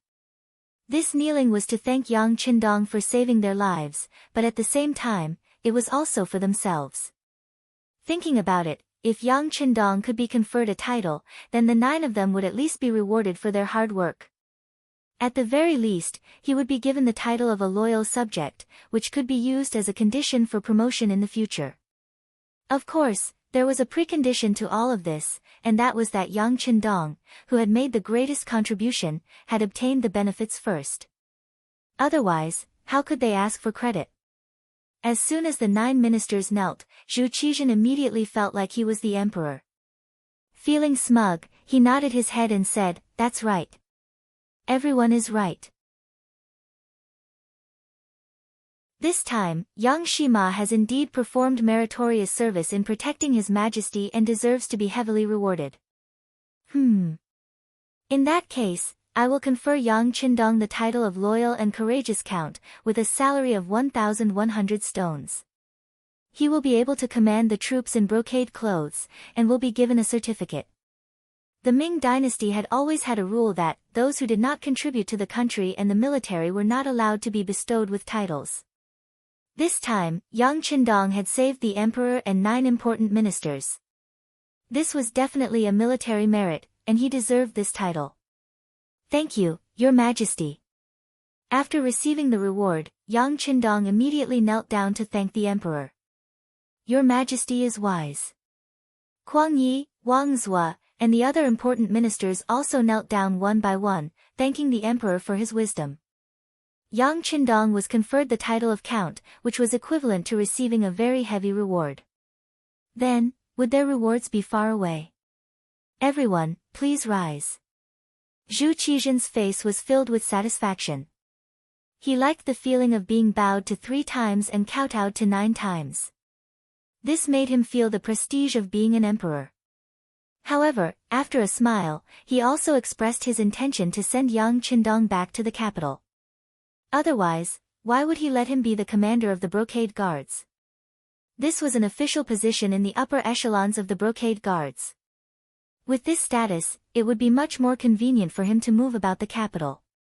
With the title of Count, Yang Qindong was no longer the crown prince's steed, but the Count of Loyalty and Courage. At this moment, he stood up and once more requested that he return to the capital first to make arrangements. "Okay, we approve. Count of Loyalty and Courage, which minister do you need to go with you?" After making his decision, Zhu Qizhen began to consider who to send into the capital. In his view, Yang Qindong was still a little too light. This person had only been a 5th-rank official in the past, and he had only recently been conferred the title of Count of Loyalty and Courage. No one knew that sending him back would be very inconvenient. Zhu Qizhen had his own thoughts, and after saying this, he turned his gaze to the other 9 ministers. These 9 were all civil officials, and only Kuang Yi was the Minister of War. However, he was already very old, and it would be inappropriate for him to be in a hurry. Thus, none of them dared to meet the emperor's gaze. However, Yang Qindong had seen the reactions of his ministers, and he had never planned on bringing anyone back. After all, after returning to the capital, there were many things that he might not do according to the rules. Thus, he clasped his hands and said, "Your Majesty, in this subject's view, we shouldn't have the other ministers accompany us. They are all exhausted from the journey. I want to bring the least amount of people back to the capital as quickly as possible. I'm afraid that the ministers' bodies won't be able to take it. If something happens along the way, it will be difficult to deal with it. Why don't this subject go alone? Your Majesty only needs to write an edict for this subject." This way, it will be easier to gain the trust of others, and it will also let everyone know that your majesty is well. Seeing that none of the 9 ministers took the initiative to step forward, and that Yang Qindong's words made sense, Zhu Qizhen pondered for a moment before saying, "All right, since that's the case, do you have pen and paper? We will write an edict to reward the Count of Loyalty and Courage and ask him to write a letter for the Count of Loyalty and Courage to bring it to Empress Dowager Sun and Empress Qian. Come, bring me pen and ink." Yang Qindong signaled to Beta Persei with his eyes. Beta Persei immediately responded, and then took out the pen, ink, paper, and inkstone that he had prepared in advance from the bag behind him. In such an environment, Yang Qindong was still able to bring these seemingly useless things. It had to be said that he was really considerate. Everything was prepared, and the Minister of Revenue, Wang Zhua, personally ground the ink. Soon, Zhu Qizhen personally finished writing an edict and a letter to the harem. Yang Qindong held the letter with the ink still wet and named more than 30 people. Among them were the first guard, Qiu V, Tiger's Mane, Beta Persei, and others who had been hiding in the cold front. Only Xiao Feng and 70 people were left behind, and Yang Wu was left behind to protect the emperor. Before leaving, Yang Qindong deliberately gave Xiao Feng a look that no one else knew. Even if Xiao Feng was a mercenary and came for money. That was, anyone who had money could use it. With Yang Qindong's understanding of Zhu Qizhen, he would definitely contact Xiao Feng if he had such an opportunity. He didn't do so before because of his face. Now that he had left, some words could naturally be said. This was probably the main reason why Zhu Qizhen agreed to let Yang Qindong go first. The night was dark and windy. It was the perfect time to kill. The night was not bad. There was wind, but it wasn't strong. It was so dark that one couldn't even see one's fingers. This kind of night was the best time to do some evil deeds. Zhao Xian slowly moved towards the Yang village with the 50 men who were willing to die that he had recruited with a large sum of money. Although Zhao Xian was Jin Ying's servant, he was an ambitious person. He wanted to act alone and obtain great merit. Once he obtained the firearm that could fire continuously and accurately, he would be able to present it to his master, Jin Ying. It would only be a matter of time before he would be blessed with great fortune. He naturally had his reasons for not reporting this to his superiors and not mobilizing a large number of embroidered uniform guards. Firstly, he was afraid that the merit would be divided. Secondly, he was worried that if too many people appeared and caused too much of a commotion, the other party would eventually destroy the exquisite firearm. If that was the case, there was no need to mobilize a large force just to destroy Yang village without their master, Yang Qindong. With the idea of obtaining great merit, Zhao Xian and the 50 people moved toward Yang village in the dark night. As they moved forward, they didn't pay much attention to concealment and formation. After all, they were at least 10 li away from Yang village. The night was so dark that they couldn't think of any reason for them to be discovered or be in danger. However, they didn't know that 3 li ahead, at a fork in the road that led to Yang village, the ghost sniper squad was waiting for them. After receiving the news that Zhao Xian was going to act, the Yang village was in an uproar. What others didn't expect was that the focus of the argument was actually who would lead the troops. The strength of an army depended on its morale. Even if it was a well-trained army, it would only be a defeated army when its morale was completely gone. Previously, there was no lack of elite troops from the Ming dynasty in the Tumu castle. Many of them were even left behind by the Ming dynasty's Emperor Zhu Di. However, after losing their morale, weren't they still unable to withstand a single blow? Not to mention how hard the Yang Xie's new army trained and the price they had to pay to become a qualified cold vanguard. In terms of morale, no one could compare. Among them, the fiercest were the Second Guard's Captain Dao Xiao and the Ghost Sniper Squad's Captain Bai Zhua. The two of them led a team of 10 and 20 people respectively. In Yang Qindong's eyes, they were the elites of the elites. They were two sharp fists. Now that there was a mission, these two fists wanted to attack. They wanted to obtain merit and perform better. However, in the end, the one who won was Captain Bai Zhua.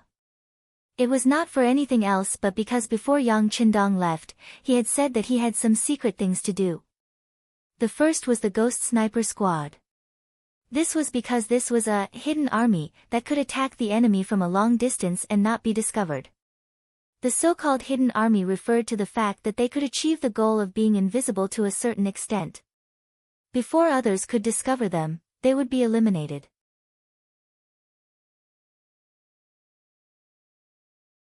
Chapter 148. This time, dealing with Xiao Xian was a secret mission.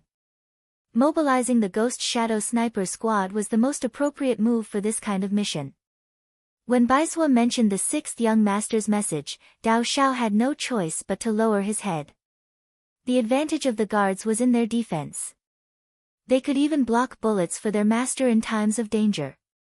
Loyalty was a must.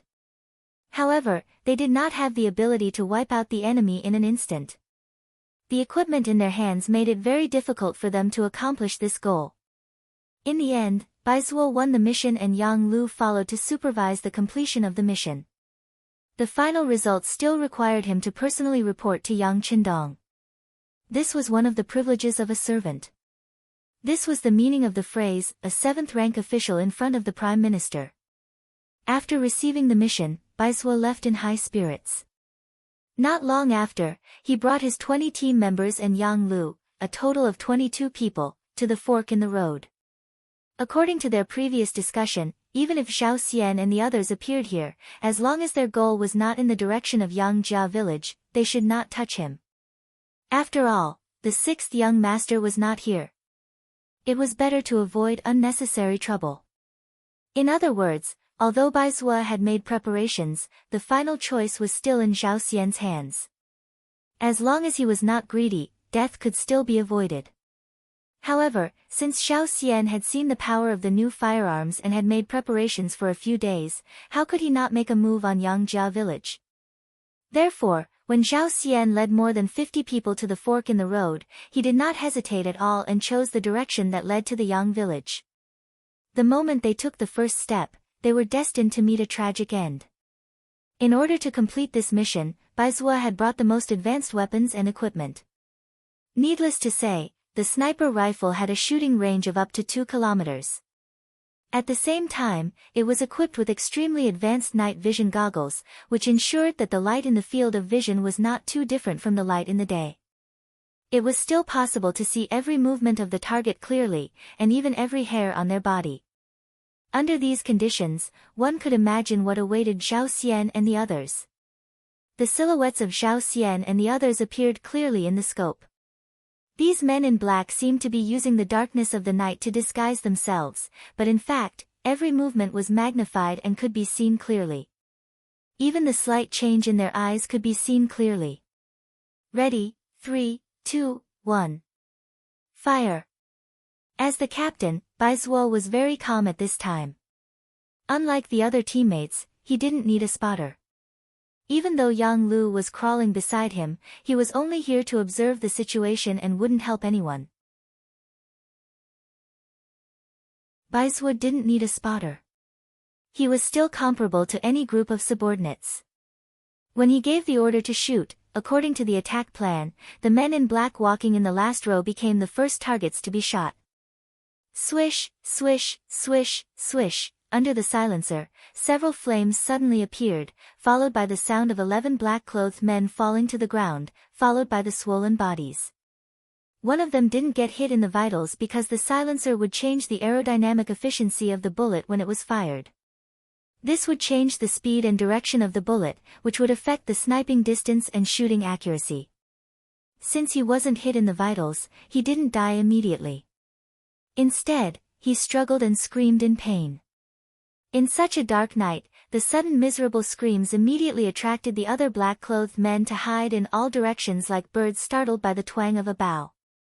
In a situation where they did not know what had happened, there were even some who directly fell to the ground. It could be seen that they were indeed frightened. In an era where ordinary firearms were considered the most advanced firearms, the sniper rifle was something that many people had never seen before. There were no signs of life.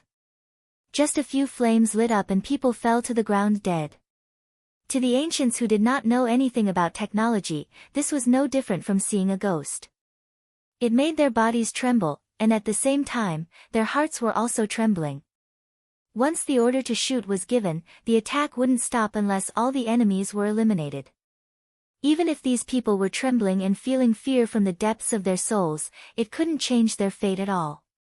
The flashes of light were like the fluttering of the world, dazzling and eye-catching. What followed was the men in black being killed on the ground one after another. No matter where they hid, whether they were standing, squatting, or lying down, it didn't change their fate of death. After the flashes of light, after only 5 rounds, only Zhao Xian was left on the battlefield. It wasn't that he hid well, nor was it that he was lucky. Leaving him alive was originally Yang Lu's request. More than 50 people were handed over to the Ghost Shadow Sniper team, leaving one person for himself to kill. This was the result that Yang Lu came to after discussing with Bai Zhua. They didn't want no one to know of their existence when they first appeared. Even if Zhao Xian was destined to die, it was also a kind of glory for him to know who killed him before he died. Originally, there was a group of living people around him. Although these people had cold expressions and even had a murderous aura in their eyes, they were still living people after all. It wasn't like now, where the surroundings were filled with a deathly aura and the smell of fresh blood assailed his nostrils. Zhao Xian felt as if he was living in hell. There was only deathly aura around him. Just as his eyes kept turning and his mind was blank, frightened by the scene in front of him, Yang Lu appeared from a bush and walked out. Who are you? Let me tell you, my master is Lord Jining. If you dare to kill me, he will definitely not let you go. Feeling a black shadow creeping towards him in the distance, Zhao Xian's lips kept trembling as he tried to threaten the other party with a trembling voice. He was a fish on the chopping block. At this moment, Zhao Xian's voice was so weak and pale that it didn't pose the slightest threat to Yang Lu, who was getting closer and closer. With steady steps, Yang Lu walked step by step like a heavy hammer pounding on the soul.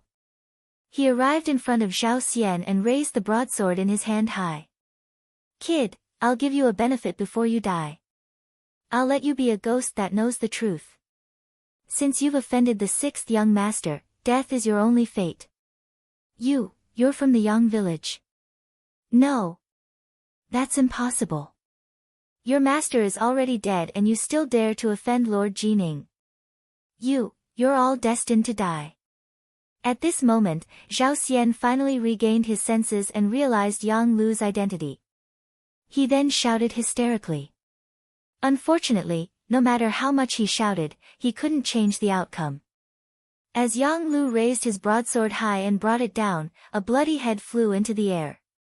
Zhao Xian was dead. When he died, his widened eyes seemed to express the unwillingness in his heart. He finally knew how powerful the Yang village was. He knew that the Yang village had more than one powerful firearm. He knew that the Yang village was not to be trifled with and was powerful. If he had another chance to choose, he definitely wouldn't have brought his men to the Yang village to steal the credit. Instead, he would have brought a large group of embroidered uniform guards to the Yang village. He didn't believe that the people of the Yang village would dare to resist against the embroidered uniform guards.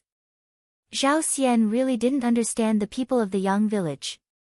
They were soldiers of the new era and were particular about obeying orders. As long as it was an order from Yang Qindong, even if they knew that there was a sea of fire in front of them, no one would frown when advancing. Even if the Imperial Secret Service really came, what they needed to do was to actively counterattack without the slightest hesitation. Zhao Xian was dead. He died without any signs of life. As the master, Jining didn't know at all. He really had too many things to do. Wang Zhen still had many remaining supporters to deal with. After all, Wang Zhen had covered the sky with one hand all these years. Whether it was in the palace or outside, he had accumulated too much power. It would take a lot of time to get rid of them. Other than Wang Zhen, there were many people who had to be dealt with in time. Before Zhu Qizhen left the capital, he had ordered Zhu Qiyu to stay in the capital. The court affairs would be handled by Jining, another eunuch, Xing'an, the minister of personnel, Wang Zhi, and the prince consort, Jiao Jing. Wang Zhi and Jiao Jing were easy to deal with. When faced with an extreme situation, the first thing a scholar would think of was self-preservation. As long as he didn't threaten the lives and interests of these people, they would stay put and watch everything with the attitude of watching a tiger fight from the top of a mountain. Xing'an, on the other hand, had first served Empress Dowager's son, then Empress Qian. With the Empress's support, he wasn't easy to deal with. Moreover, they were all eunuchs, so it was easy for them to guess each other's thoughts. As for the Xing'an eunuch, Jining wanted to negotiate first. Although Zhu Qiyu had already ascended the throne and become the substitute emperor, it was clear that he still respected his sister-in-law. If he made a move against Empress Qian's people, he had no idea what would happen if he was sued. It was precisely because of Wang Zhenyu's faction and Xing'an's presence that Jining completely forgot about her servant Xiao Xian.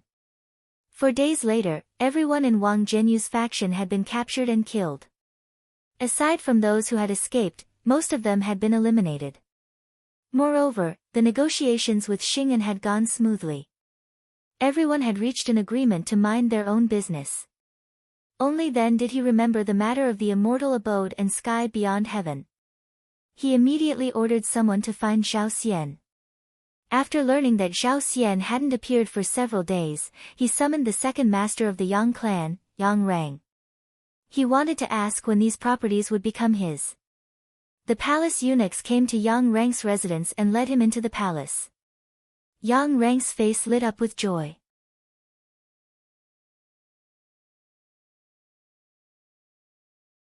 Chapter 149.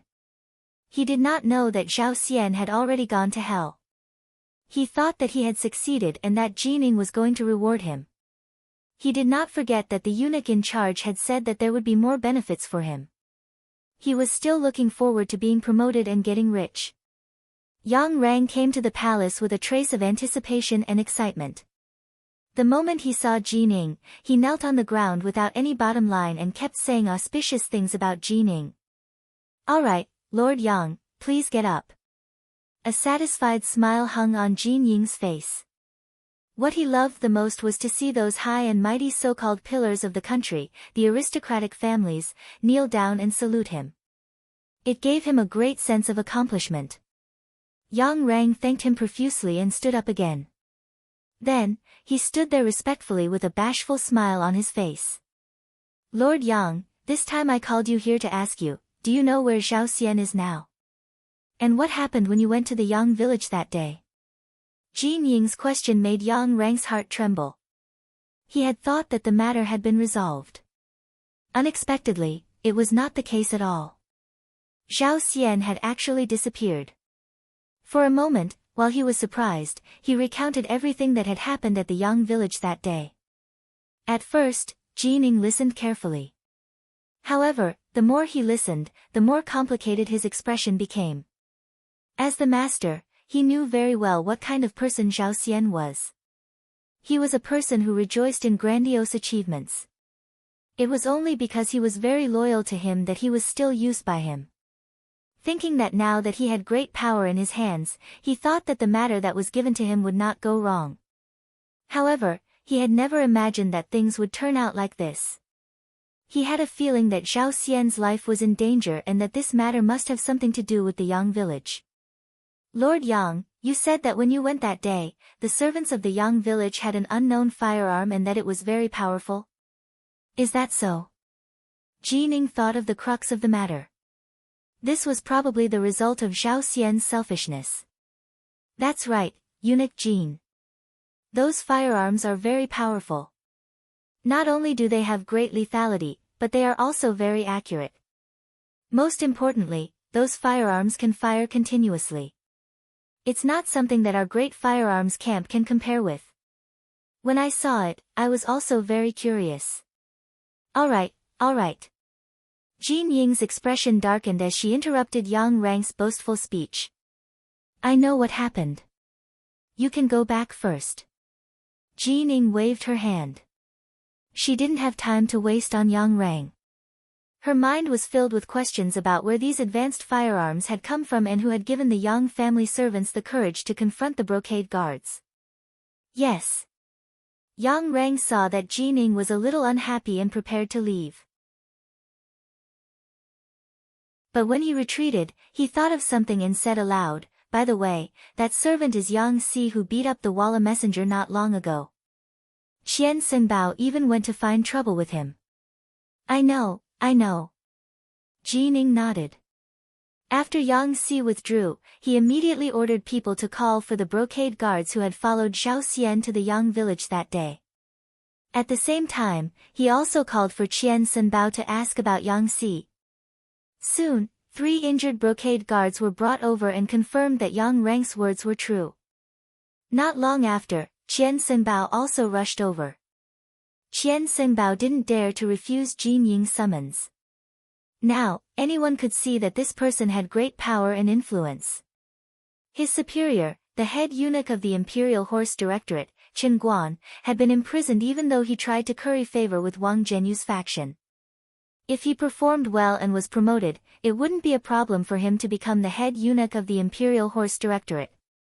All of this depended on Jin Ying's attitude. "Greetings, Eunuch Jin."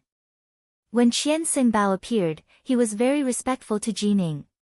His eyes were full of flattery. When a person can decide your future and fate, it is very difficult for you to appear as an equal in front of him. "Eunuch Qian, let me ask you, what is the matter with Yang Si?" Jining didn't have any intention of exchanging pleasantries. They had all been in the palace for many years, so he understood Wang Zhenyu's personality better than anyone else. When Wang Zhenyu had been in power, Wang Zhenyu hadn't even looked at him. Now that he had power, Wang Zhenyu wanted to curry favor with him. This was the nature of people. Yang Si. Qian Senbao was rather confused by this question. He did his best to search for this name, but he didn't come up with anything. Yang Si of the Yang clan, a servant of Ma Yang, Jining reminded him, impatience on his face. "Oh, I remember now. That Yang Si once beat up the guard captain of the Walla emissary, Tuj, at the gate of the immortal abode. Because this matter involved diplomatic matters, the higher-ups gave me the task, and I had Tang Tong of the brocade guard go to the Yang clan to demand for him." It was said that he had already left the capital and gone to the Yang clan's Jianing residence. Later on, because of the conflict between the Walla and our great Ming, no one asked about this matter anymore. Qian Senbao was also confused as he answered the question. He didn't understand why Lao Jining was so concerned about a mere 5th-rank servant. He went to the Yang clan's residence. Let me tell you, a few days ago, he publicly injured 3 of my embroidered uniform guards who went to Yang village to enforce the law. Not only that, but my servant, Zhao Xian, has also disappeared. I suspect that this has a lot to do with Yang Si. As Jining spoke, he let out a soft snort, expressing the dissatisfaction in his heart. Something like that happened? Qian Senbao had truly been shocked by this matter. Putting aside the fact that no one in the world dared to openly oppose the brocade guard, just the disappearance of Jin Ying's servant was a major matter. Based on this, the Yang village was doomed this time. After knowing Jin Ying's intentions, Qian Senbao understood what he had to do next. He immediately took the initiative and said, "Don't worry, Eunuch Jin. I will bring some people to the Yang clan and bring the criminal over. At the same time, I will search the place to see if I can find Zhao Xian's whereabouts." Very good. Seeing that Qian Senbao understood his intentions, Jin Ying's expression eased. "Go ahead, but you must be vigilant. There is news that the other party has a new type of firearm with great destructive power. You must bring more people with you. Also, bring Mao Mu with you." In the past, when Wang Zhen communicated with the Yang clan, he relied on this person. Let him reason things out first. It's best not to make a move if possible. Of course, Jining wasn't someone who bemoaned the state of the universe and pitied the fate of mankind. He didn't have the slightest intention of being soft-hearted when it came to the lives of the Yang clan people.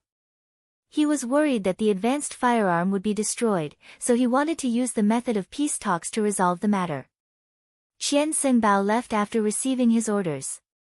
As he instructed someone to find Tang Tong, Qianhu, and have him wait outside the palace with his men, he walked straight to where Mao Mu was resting. Mao Mu was the last-ranked eunuch in the ceremony directorate. Previously, he had been living a very glorious life, but now, he was like a rat on the street, hated by everyone. Speaking of eunuchs, there were too many differences between them and ordinary people. Their jealousy was several times greater than that of ordinary people. The thing they couldn't stand the most was others having a good time. Perhaps it was because of their bodies, but they were more passionate about power and money. Whenever they had the chance, they would always try to get some benefits for themselves. And when they had the chance to step on others, they wouldn't be soft-hearted at all. Previously, because of Yang Qindong's support, Mao Mu had been promoted several times. From a small eunuch leader to a large eunuch leader. As his status changed, he, who represented the diapers, earned a lot of money. For a period of time, other than Wang Zhen, few people dared to give him any face. But with the defeat at the front lines, and the news of Yingzong and hundreds of officials dying in battle, Mao Mu's good days came to an end. There was no one to protect him. What followed was the jealousy of all the eunuchs. Almost everyone with some ability came to him to take advantage of him. Seeing that the situation wasn't good, Mao Mu was decisive. First, he gave most of the money he had saved to Jining, drawing a clear line between him and Wang Zhen. Then, he used the rest of the money to get rid of the other eunuchs who came to make trouble for him. For a time, it could be said that he spent money like it was dirt. Only then did he manage to keep his position. Even so, his authority was no longer what it used to be. In addition, something had happened to Yang Qindong. Now, he couldn't even find a source of diapers. He was completely empty-handed. All day long, he sighed in the palace. He only hated his bad fate. He had just met a wise master, and it hadn't been long before an accident happened. He really didn't know what to do. Just as he was shaking his head and sighing in his room, the door was pushed open. The supervising eunuch of the Imperial Horse Directorate, Qian Sengbao, walked in. When he saw Qian Sengbao, Mao Mu immediately climbed down from his bed. I didn't know that eunuch Qian was coming. Please forgive me for not coming out to meet you. Looking at the awe-inspiring Mao Mu 10 days ago, seeing him being so respectful now, Qian Sengbao was very pleased. Eunuch Mao, Eunuch Jean has an errand for us to do. Pack up and come with me. Okay. As Mao Mu spoke, he turned and opened a cabinet at the head of his bed. He took out 200 taels of silver and handed it to Qian Sengbao. Eunuch Qian, this is the last of my wealth. Although it isn't much, it is a token of my sincerity. Please accept it. 200 taels of silver really wasn't much. At least, it wasn't enough to get rid of the second-in-command of the Imperial Horse Directorate. However, Mao Mu really didn't have any more money. Qian Sengbao naturally wouldn't believe such words. But because Jining was still waiting for his news, time was of the essence. He decided that after dealing with the matter at hand, he would properly interrogate Mao Mu. He wasn't someone who could be beaten with just 200 taels of silver.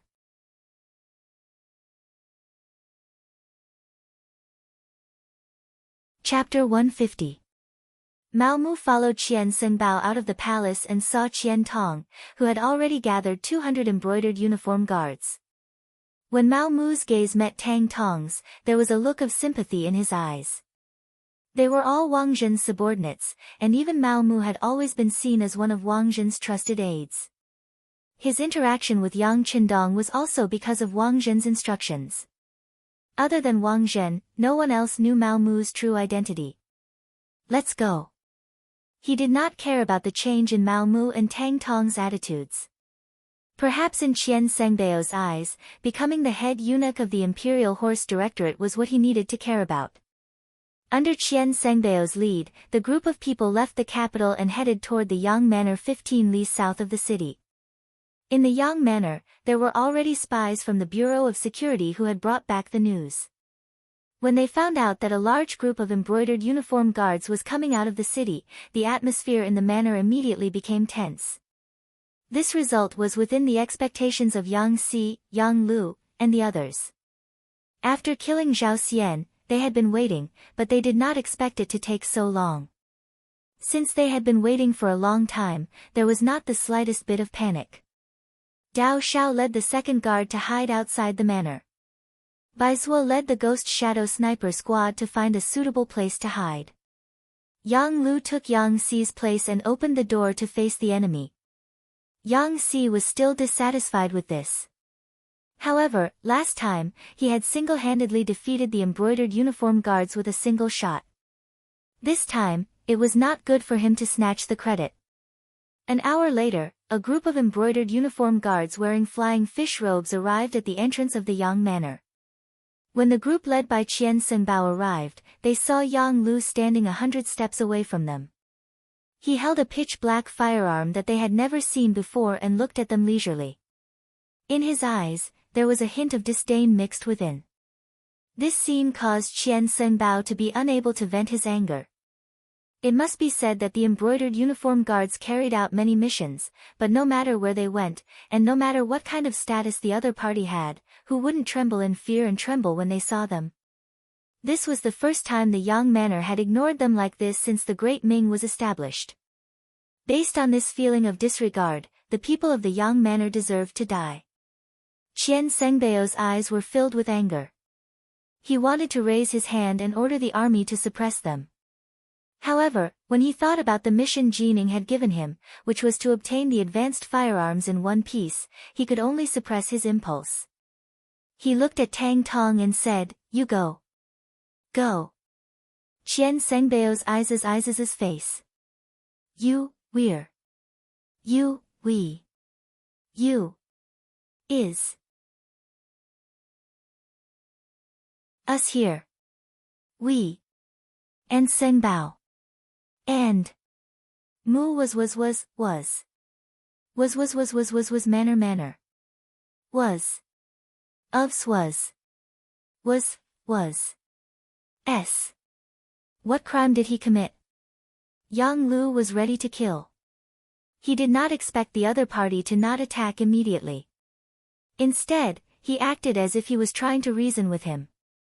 At the same time, he was a little disappointed. Naturally, he wouldn't give them a good face. When the matter involved Yang Si, he directly retorted, expressing his strong side. He hit the Walla's envoy and hurt both our countries. Qian Senbao said. Tang Tong was still talking about the mistakes the other party had made. However, after a few sentences, he felt that something was wrong. The Walla and the Great Ming were like fire and water. Hitting the Walla's envoy was not a crime. Instead, it should be considered to have won glory for the country. Qian Senbao could not continue. Yang Lu laughed and said, "What's wrong? You can't continue. The Walla is a villain. While paying tribute to our Ming dynasty, he actually dared to take the initiative to start a war. This kind of opponent should be beaten up. Not to mention that Yang Si brothers are not here, even if they were, they should have done something meritorious and not wrong. This." Qian Senbao rolled his eyes and said, "Meritorious or not, we have to bring it back and let the higher-ups decide. How about this? Brother, please step aside and allow us to find Yang Si and bring him back first. We will definitely give you an explanation. How about that?" Without an excuse, Qian Senbao could not believe that Tang Tong still insisted on entering the manor. Everyone knew about Sima Zhao's personality. Needless to say, Yang Lu shrugged and spread his hands to show his refusal. "You go." Qian Senbao, who was behind, saw Qian Sengbao's clumsy expression.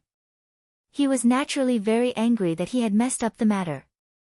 He pointed at Mao Mu and instructed him to persuade Yang Lu. Mao Mu, of course, did not want to go. No matter what, Yang Qindong had done him a favor. Now that he was no longer around, he was unwilling to be a villain. However, this was not Qian Sengbao's idea. It was Jin Ying's idea. An arm could not win against a thigh. He had no other choice. Mao Mu reluctantly walked out from the crowd. His face was ashen as he walked to Tang Tong's side. As soon as Mao Mu appeared, Yang Lu's eyes were filled with suspicion. He stared into Mao Mu's eyes. Outsiders did not know about the relationship between Mao Mu and the sixth young master, but as a servant of the Yang family, he was very clear. Before the sixth young master left, he had instructed the security bureau to pay attention to Mao Mu's performance. At the same time, this was also a test. If Mao Mu could pass this test, he would definitely be put in an important position.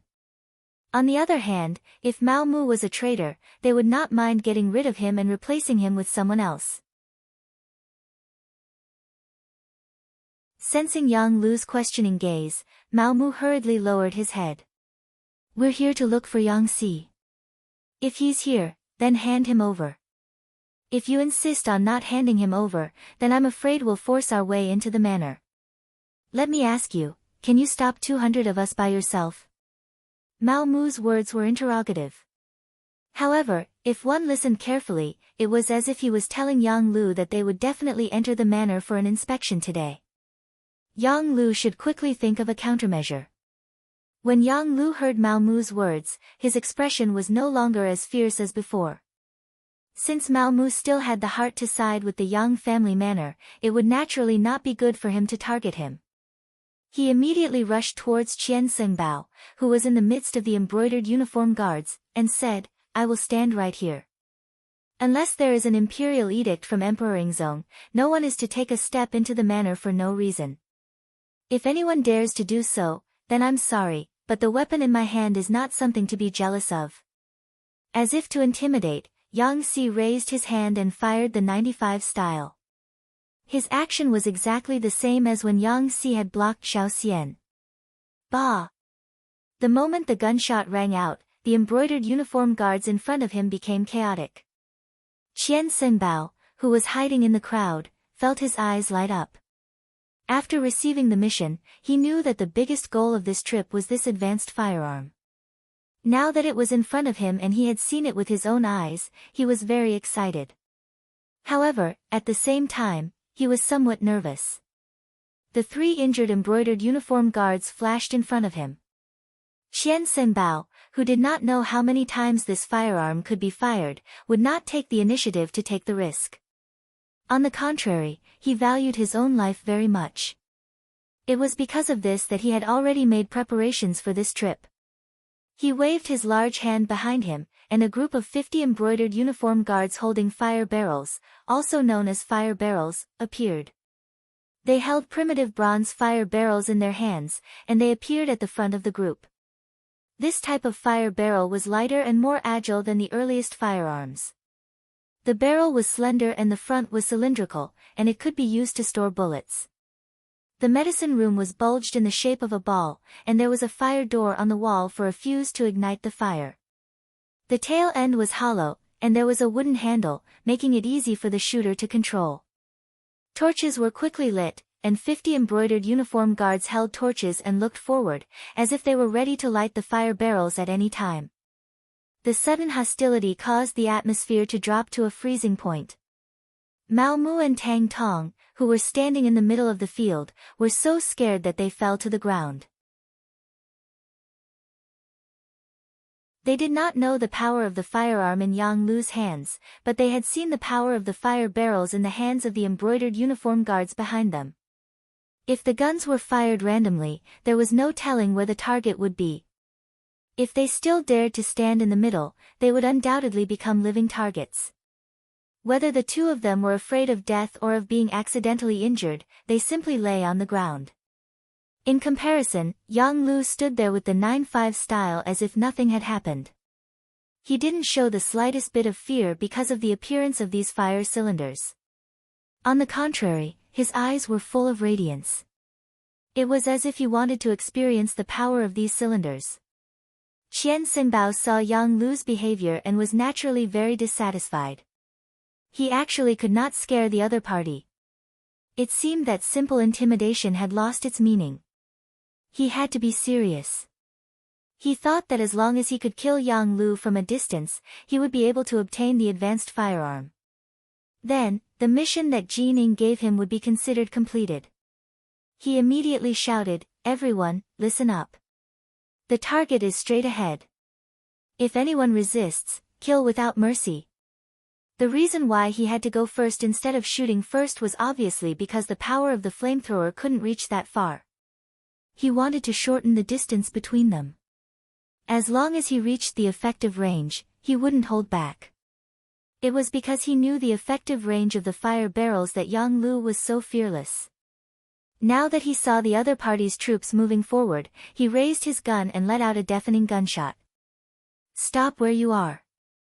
Otherwise, I will shoot whoever dares to move forward." His voice was loud and clear, firm and powerful. It represented Yang Lu's current mood. However, the embroidered uniform guards didn't really stop.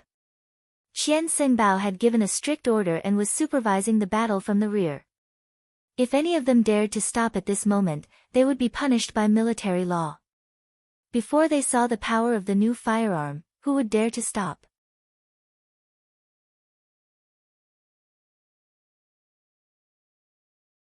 Chapter 151.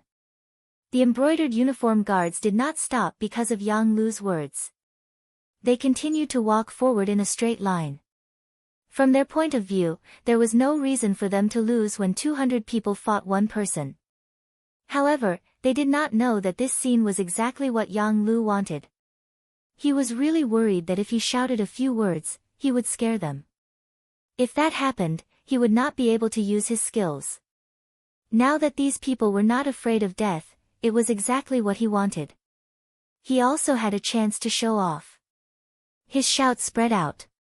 Seeing that the embroidered uniform guards did not move, Yang Lu smiled. He raised the 95 style in his hand and aimed it at the embroidered uniform guards at the front. He then adjusted his breathing and his right index finger gently pulled the trigger. He began to fire one by one. In Yang Lu's eyes, the embroidered uniform guards who were lined up with fire barrels were like fixed targets. As long as he wanted to, he could easily take the life of any one of them. However, these people were not enemies, nor were they like the fugitives that Zhao Xian had brought. They were only soldiers who had received orders. They were not enemies who would not rest until one of them was dead. He did not need to kill them. He only needed to injure them and make them suffer heavy injuries to break their fighting spirit. Yang Lu moved the muzzle of the gun slightly, from the original position of the forehead to the legs. His index finger moved slightly and he fired the first shot. Bang! The second shot rang out. The spinning bullet flew forward and whistled through the air. It directly drilled into the right leg of an embroidered uniform guard. The bullet entered the flesh and brought about a huge impact. The moment it came into contact with the blood, there was a splash of blood. Next, a figure fell to the ground. Along with him was the green fire barrel that was originally in his hand. Bang, bang, bang. All of this was just the beginning. Following Yang Lu's continuous movements of his index finger, the embroidered uniform guards in the front row fell to the ground one after another. The extremely fast speed and accurate hit rate caused the embroidered uniform guards in the front row to become a complete mess. There was no one who wasn't afraid of death, especially when they knew that they were going to die. Even the embroidered uniform guards' morale began to waver. Some directly ran back, some took the initiative to lie down on the ground, and some had already lit their barrels and poured out the gunpowder. As for whether they could hurt Yang Lu or not, they no longer cared. 7 shots were fired, and after taking down 7 armed embroidered uniform guards, the entire formation fell into chaos. Qian Sengbao, who was sandwiched in the crowd, was also completely frightened by this scene. The scene of Yang Lu shooting at the embroidered uniform guards flashed in his mind. From this, he concluded that the other party's firearms were indeed very advanced. Once Qing obtained them, who in the world would be a match for him? If he could hold such a powerful weapon in his hands, whether he gave it to Qing or kept it for himself, it would become the most powerful weapon he could use to intimidate others. Overjoyed, he ignored the chaos in the formation and shouted to the front, let's go together, what are you afraid of? No matter how powerful he is, he can't kill all of us.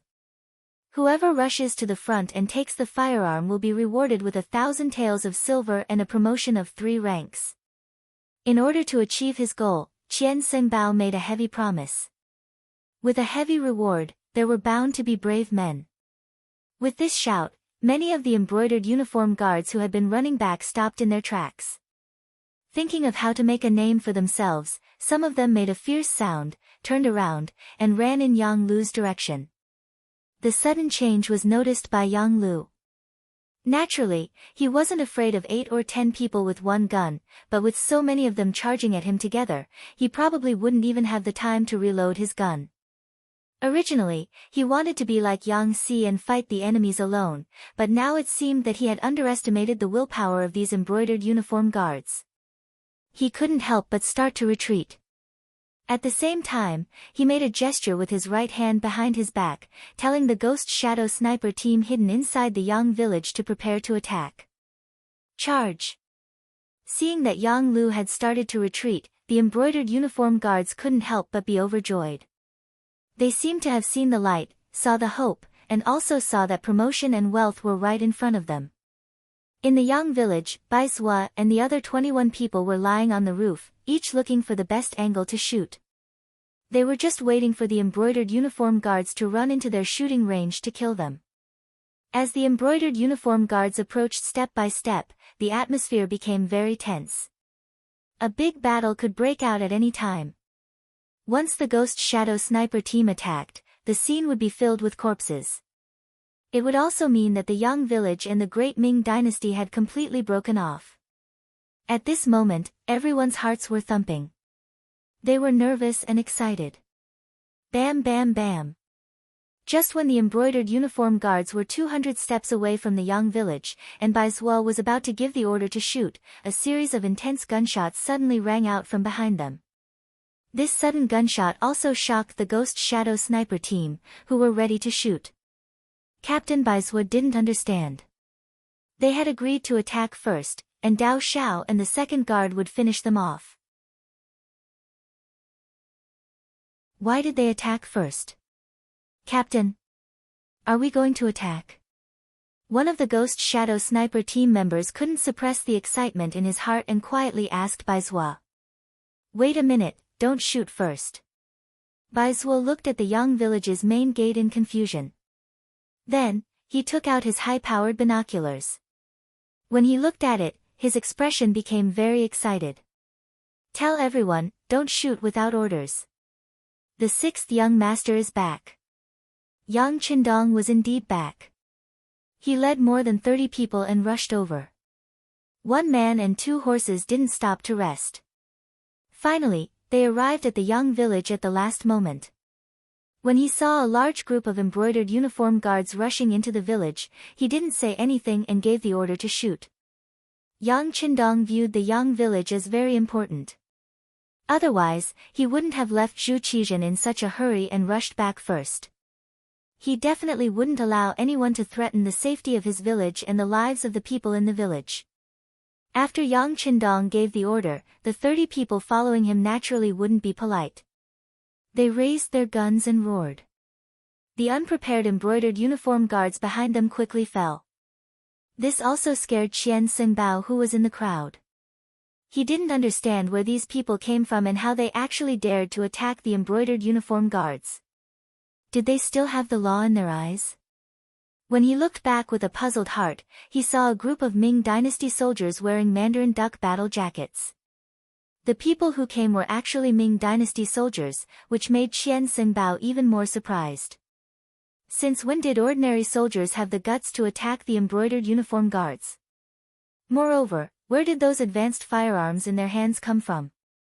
In order to find out the reason, he ordered all the embroidered uniform guards to stop moving. He brought a few of his trusted subordinates and walked towards Yang Qindong at the back. At this time, Yang Qindong also gave the order to stop shooting.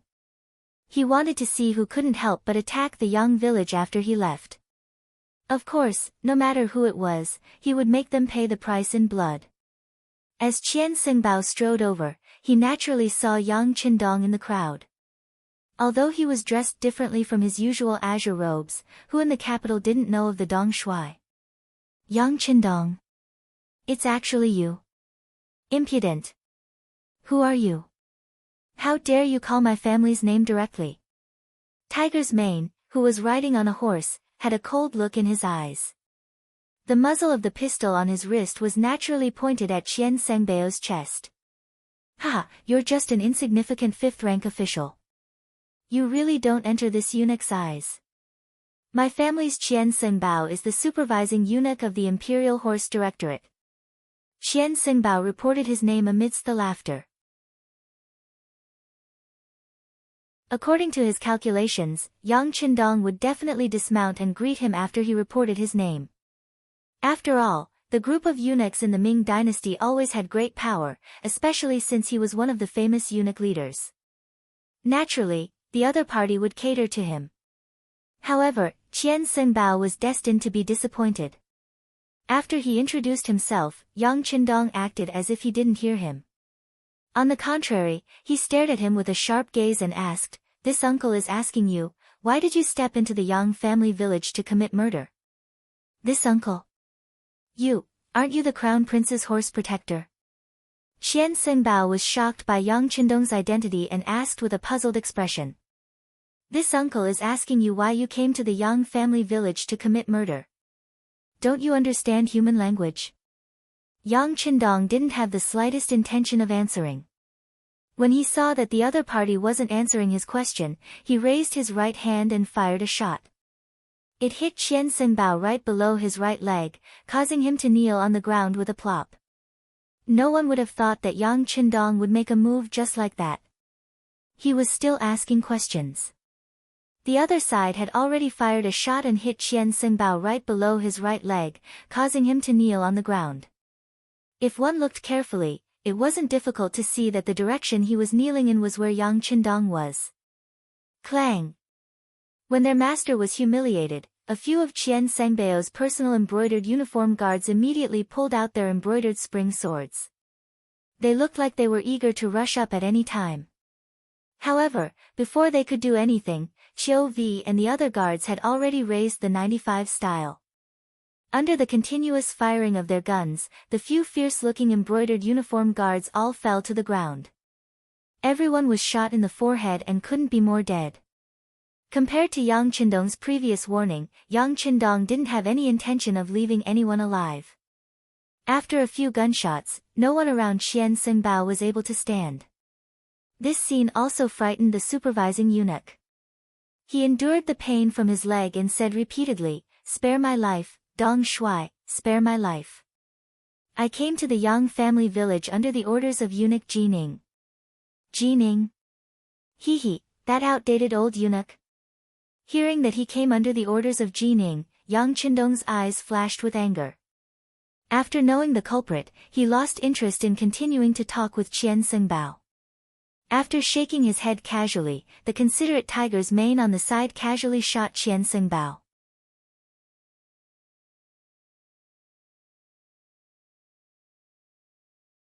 Chapter 152.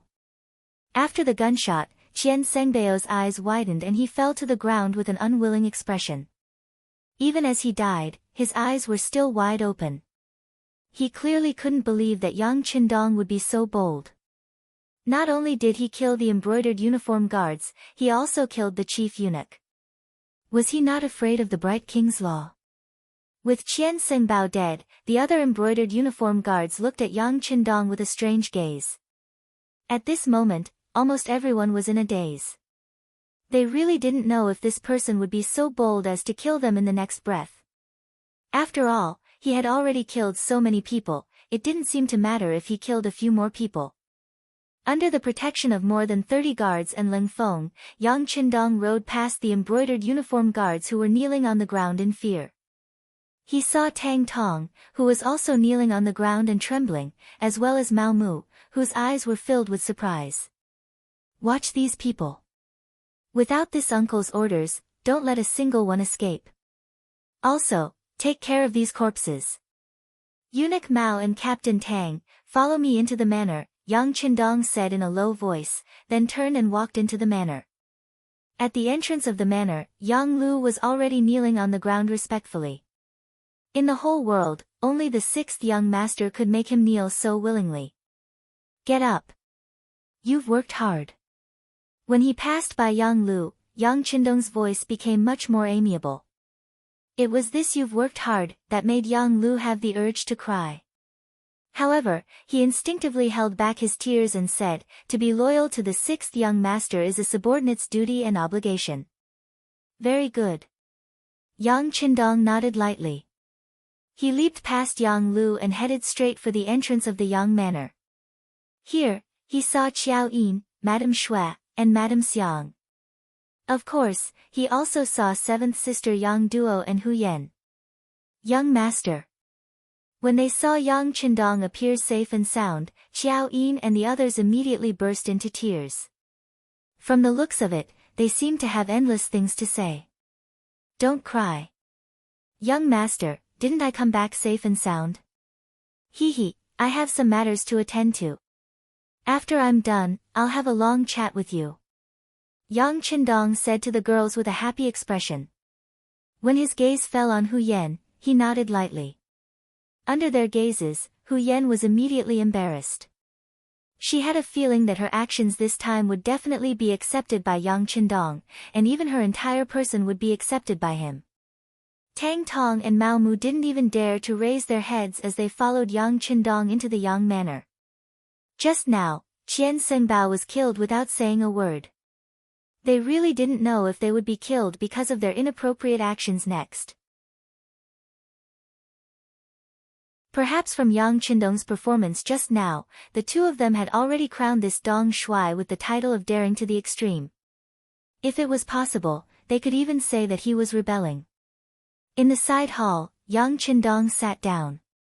Tiger's mane stood on his left, and Beta Persei stood on his right to ensure his absolute safety. Qiao Yin still played the role of a personal maid. After taking the initiative to serve tea, she left. Needless to say, Yang Qindong was indeed a little thirsty after rushing all the way here. He didn't care about his image and drank the tea in one gulp. Then, his gaze fell on Tang Tong and asked, "Tell me, what's going on?" "Dong Shui, I'm innocent. I'm just following orders. I don't have the slightest intention of becoming enemies with the Yang clan." Tang Tong, who was called out, knelt on the ground with a plop. It could be seen that he was extremely afraid now. His original backer, Wang Zhen, had fallen.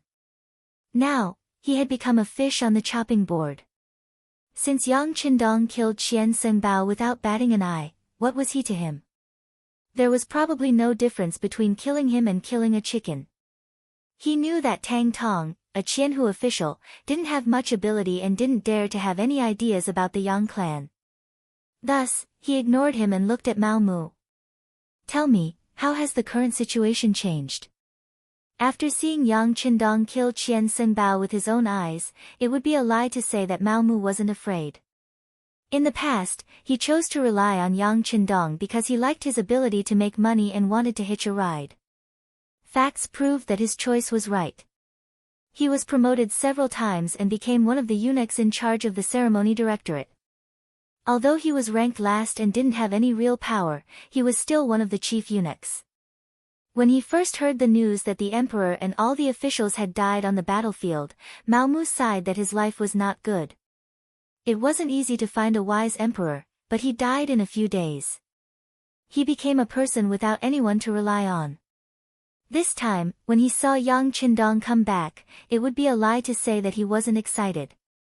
But this excitement was completely frightened after seeing Qian Sengbao killed with his own eyes. In his eyes, Yang Qindong's actions were no different from a rebellion. If he got close to him, wouldn't he also indirectly walk on a road of no return? He was truly afraid and had many thoughts. Facing Yang Qindong's question, he didn't know how to answer. He just copied Tang Tong and knelt on the ground, trembling all over. He couldn't even let out a fart for a long time. Gently shaking his head, Yang Qindong saw Mao Mu's expression. He could guess what the other party was thinking. He took out a secret letter and handed it to Mao Mu. Take a look. What is this? With your status, you should be able to recognize whose handwriting this is.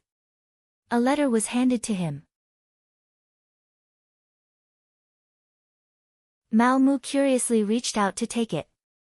When he slowly opened it and saw the handwriting and content, his original nervousness turned into excitement and then joy. He immediately kowtowed heavily to the ground. This little one greets Uncle Zhongdan, greets Uncle Zhongdan.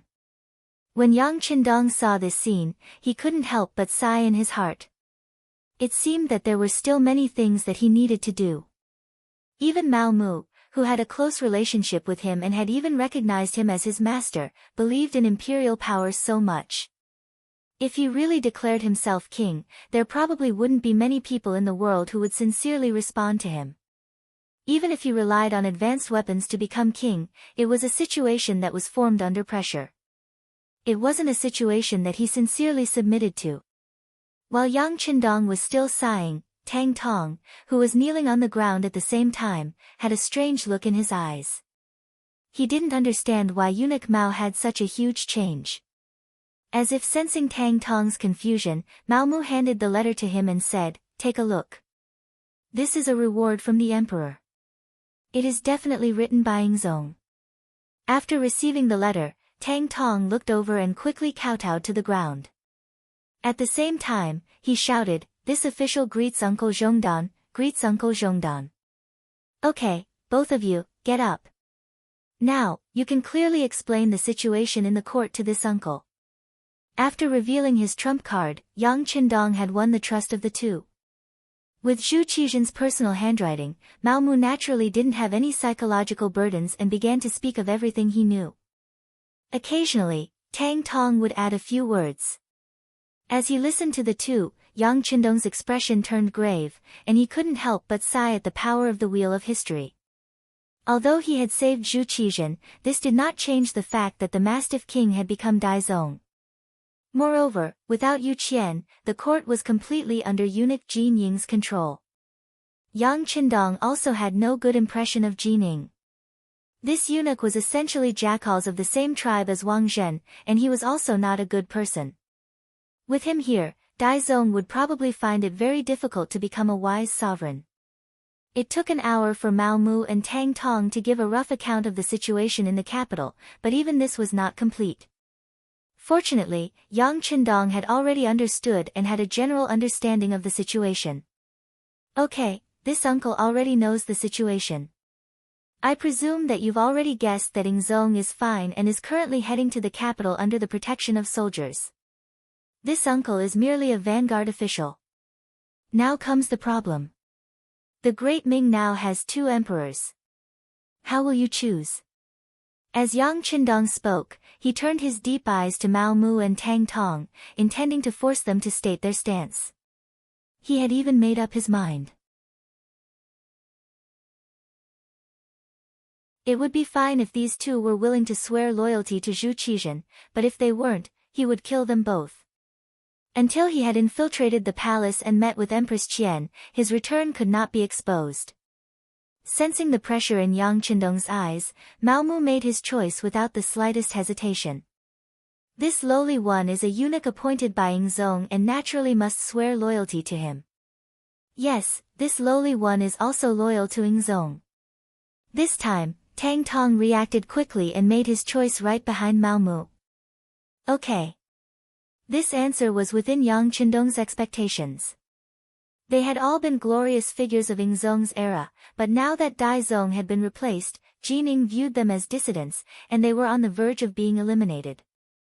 It had always been easy to choose where to go. Since all of you have chosen Yingzong like this uncle, it is time for us to repay His Imperial Majesty's kindness. Mao Mu, immediately arrange for me to enter the palace and meet with Empress Qian. Remember, only you can know of this matter. As for how much silver it will cost, I will prepare it for you in a little while. Tang Tong, immediately get in touch with those embroidered uniform guard leaders.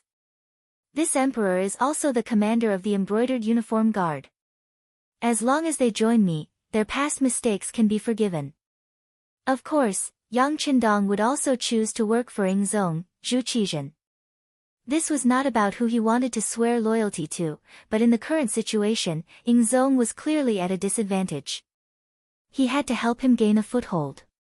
In his opinion, whether it was Ingzong, Zhu Qizhen, or Daizong, Zhu Qiyu, as the emperor, they could not be too strong. It would be best if the two emperors worked together. This way, he would be able to benefit from both sides. Now that Ingzong was at a disadvantage, he naturally had to help him.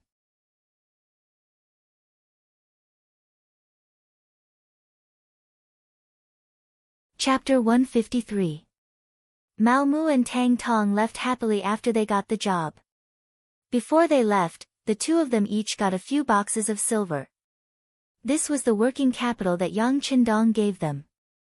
Without money, it would be difficult to do anything in this world. When the two of them left, they naturally patted their chests and promised that they would do a good job. As for Qian Sengbao's death, they followed Yang Qindong's words and said that he was searching the Yang family manor. He said that he did not see any new firearms and was looking for them. As long as the news could be delayed for half a day, Yang Qindong could naturally do a lot of things. Mao Mu and Tang Tong left happily.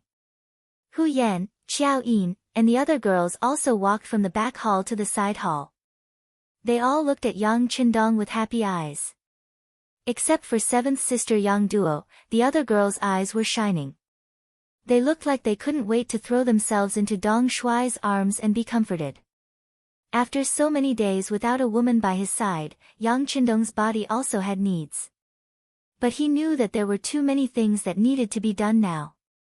He would have to wait until night to talk about love. He could only suppress the impulse in his heart and smiled at the girls. You can rest assured. This young master is very good. I didn't get hurt at all. Later, when the situation stabilizes, I will talk to you one by one. For now, young master, Yang San is here. He is waiting in your study. Tiger's mane walked into the side hall at the right time. His appearance helped Yang Qindong out of the situation and also found a suitable excuse for temporarily leaving.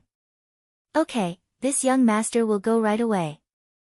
After Yang Qindong finished speaking to Tiger's mane, he showed an apologetic smile to the girls. Then, he got up and went to Hu Yan's side. He reached out and gently stroked her slender jade hand. Thank you for your hard work. Having her little hand grabbed by Yang Qindong in front of everyone, Hu Yan's little heart had long failed to live up to her expectations and was beating rapidly. Her little face was blushing and her head was almost buried in her neck. She didn't even know when Yang Qindong left.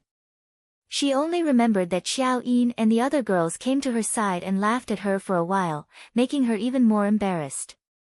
In the study, Yang San rushed back from the capital after learning that the young master had returned safely. At the same time, he brought more detailed information about the capital. Flipping through page after page of accurate information obtained by the Security Bureau, Yang Qindong had a clearer understanding of the situation in the capital. Jining had indeed served several emperors. Once she gained power, her methods were very impressive.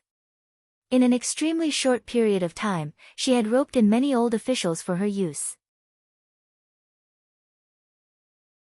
From the looks of it, once Ingzong returned to the court, the situation would become even more complicated. Among all the information, there was one that caught Yang Qindong's attention. That was that the eunuch Xing'an, who was serving Empress Qian and had followed Empress Dowager's son and led the harem, had actually reached an agreement with Jining. This was also thanks to the Security Bureau being willing to spend money to obtain such important information. However, even Mao Mu probably didn't know about this information. Thinking about how Mao Mu, who did not know, might enter the palace to contact Xing and discuss his meeting with Empress Qian, Yang Qindong's expression changed. He decisively decided to change his previous plan. He looked at Yang San and asked, "Let me ask you, is it possible to contact Empress Qian without anyone noticing?" After some thought, Yang San gave Yang Qindong an answer. "It's possible. We bribed one of the Empress Palace maids, but if we do this, the spies we've spent so much money on will be exposed. It's fine. If they're exposed, they're exposed. In the future, we'll just spend money to plant more spies. How about this? Immediately get in touch with that palace maid, and then. Mao Mu excitedly returned to the capital and entered the imperial palace. Just as Yang Qindong had guessed, he went to find Xing'an, the chief eunuch serving the empress. As the chief eunuch serving the empress, Xing'an had 40 eunuchs under his direct command, and there were countless eunuchs under these 40 eunuchs. Unlike the eunuchs serving the emperor, Xing'an's authority was mainly in the harem. If the empress had too much power, then the chief eunuch in the harem could be on par with some of the chief eunuchs serving the emperor. From how Yingzong allowed Xing'an and Jining to assist him on this expedition, one could see his status. However, because Empress Qian wasn't keen on power, he wasn't as awe-inspiring as Jining. Even so, other eunuchs couldn't meet him just because they wanted to. Fortunately, Mao Mu was originally the eunuch in charge of the ceremony directorate. In addition, he had spent a lot of money to send a message to Xing'an, allowing the two to meet. So it's eunuch Mao. But why aren't you working in the ceremony directorate? Why have you come to this duke's place? They met, but Xing'an's attitude wasn't good. He spoke in a condescending tone. Eunuch Xing, this lowly one has come to discuss something important with you. Please dismiss your attendants. Mao Mu saw that there were two other eunuchs in the room and spoke carefully. Xing'an was about to bring a cup of tea to his mouth when he heard this and was startled. He carefully looked at Mao Mu and saw that he wasn't faking it. He thought that Mao Mu wouldn't dare to harm him here, so he lazily waved his hand, leaving only the two of them in the room. Now that there were no outsiders, Xing'an put down his cup and said, Eunuch Mao, I hope that you truly do have something important to discuss with me. Of course. Eunuch Xing, to tell you the truth, this lowly one has just received an important piece of information. Yingzong hasn't died. After approaching Xing'an's ear, Mao Mu told him the information he got from Yang Qindong. Originally, Xing'an's expression was calm as usual, but after hearing this, his expression immediately changed greatly.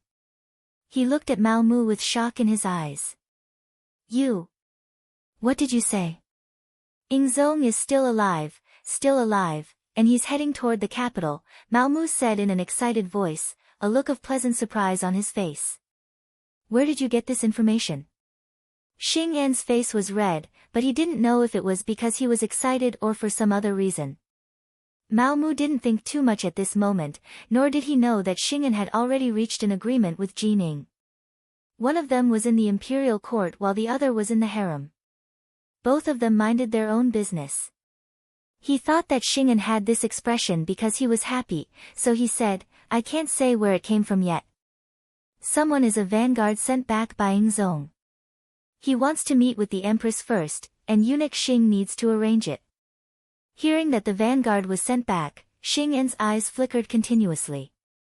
His somewhat gloomy eyes emitted a sinister glint. All right, I will personally arrange this matter. Just tell me when he might enter the palace. Mao Mu had come happily and left satisfied. Xing'an's last few words were about this matter.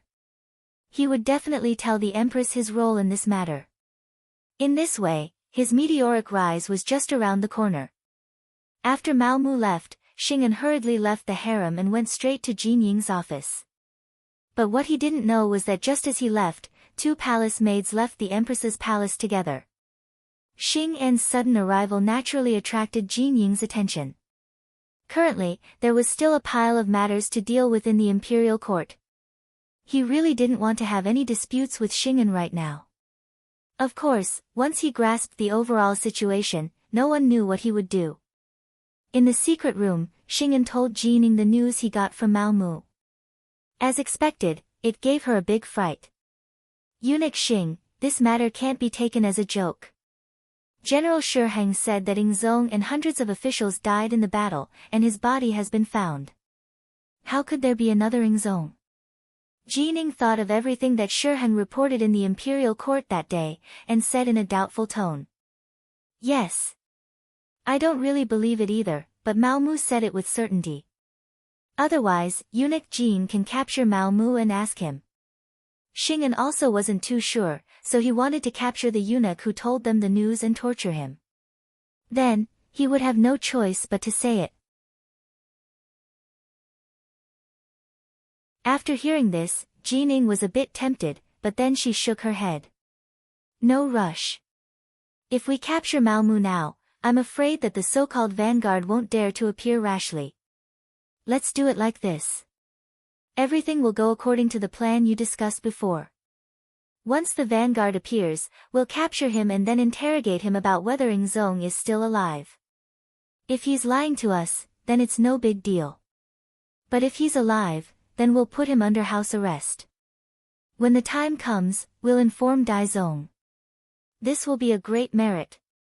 When that time comes, will we be left out of the benefits? Good, good. Eunuch Jin's thoughts are thorough. Thinking about how he could use this opportunity to make a good contribution in front of the new emperor, Xing An's face was filled with excitement. Although it was true that he was the head eunuch by Empress Qian's side, the emperor had already been replaced, and the empress would be replaced sooner or later. When that time came, he would have to make plans as early as possible. This was also why he took the initiative to tell Jining this matter. This was to pave the way for future matters. Mao Mu was still waiting. When the time came, he would bring Yang Qindong to meet with Empress Qian in private. But before the main person appeared, a young eunuch appeared first. Eunuch Mao, the sixth young master has a message for you. Immediately leave the palace with me. Who are you? Mao Mu asked warily when he saw that the young eunuch was unfamiliar. Eunuch Jin, don't worry about who I am. All of this was arranged by the sixth young master. He said that what you did has been exposed. Soon, a great disaster will befall you. Come with me now. The eunuch who came also had an anxious look on his face. He was taking a huge risk by doing this. If Yang San had not found him and said that he was willing to pay 2,000 taels of silver for him to make this trip, then he definitely would not have appeared here. If it had been any other excuse to find him, Mao Mu might not have left with him. But the young eunuch mentioned the sixth young master. That meant that not many people knew that the sixth young master was still alive. This matter was filled with more credibility. All right, I'll go with you.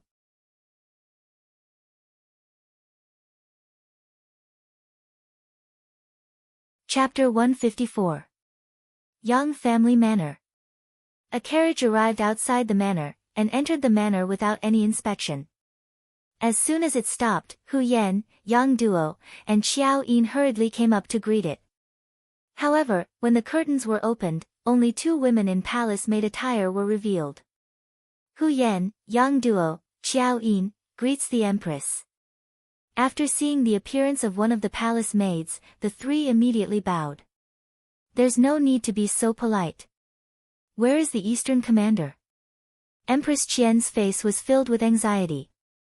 After greeting the three women, she directly asked for Yang Qindong's location. He is.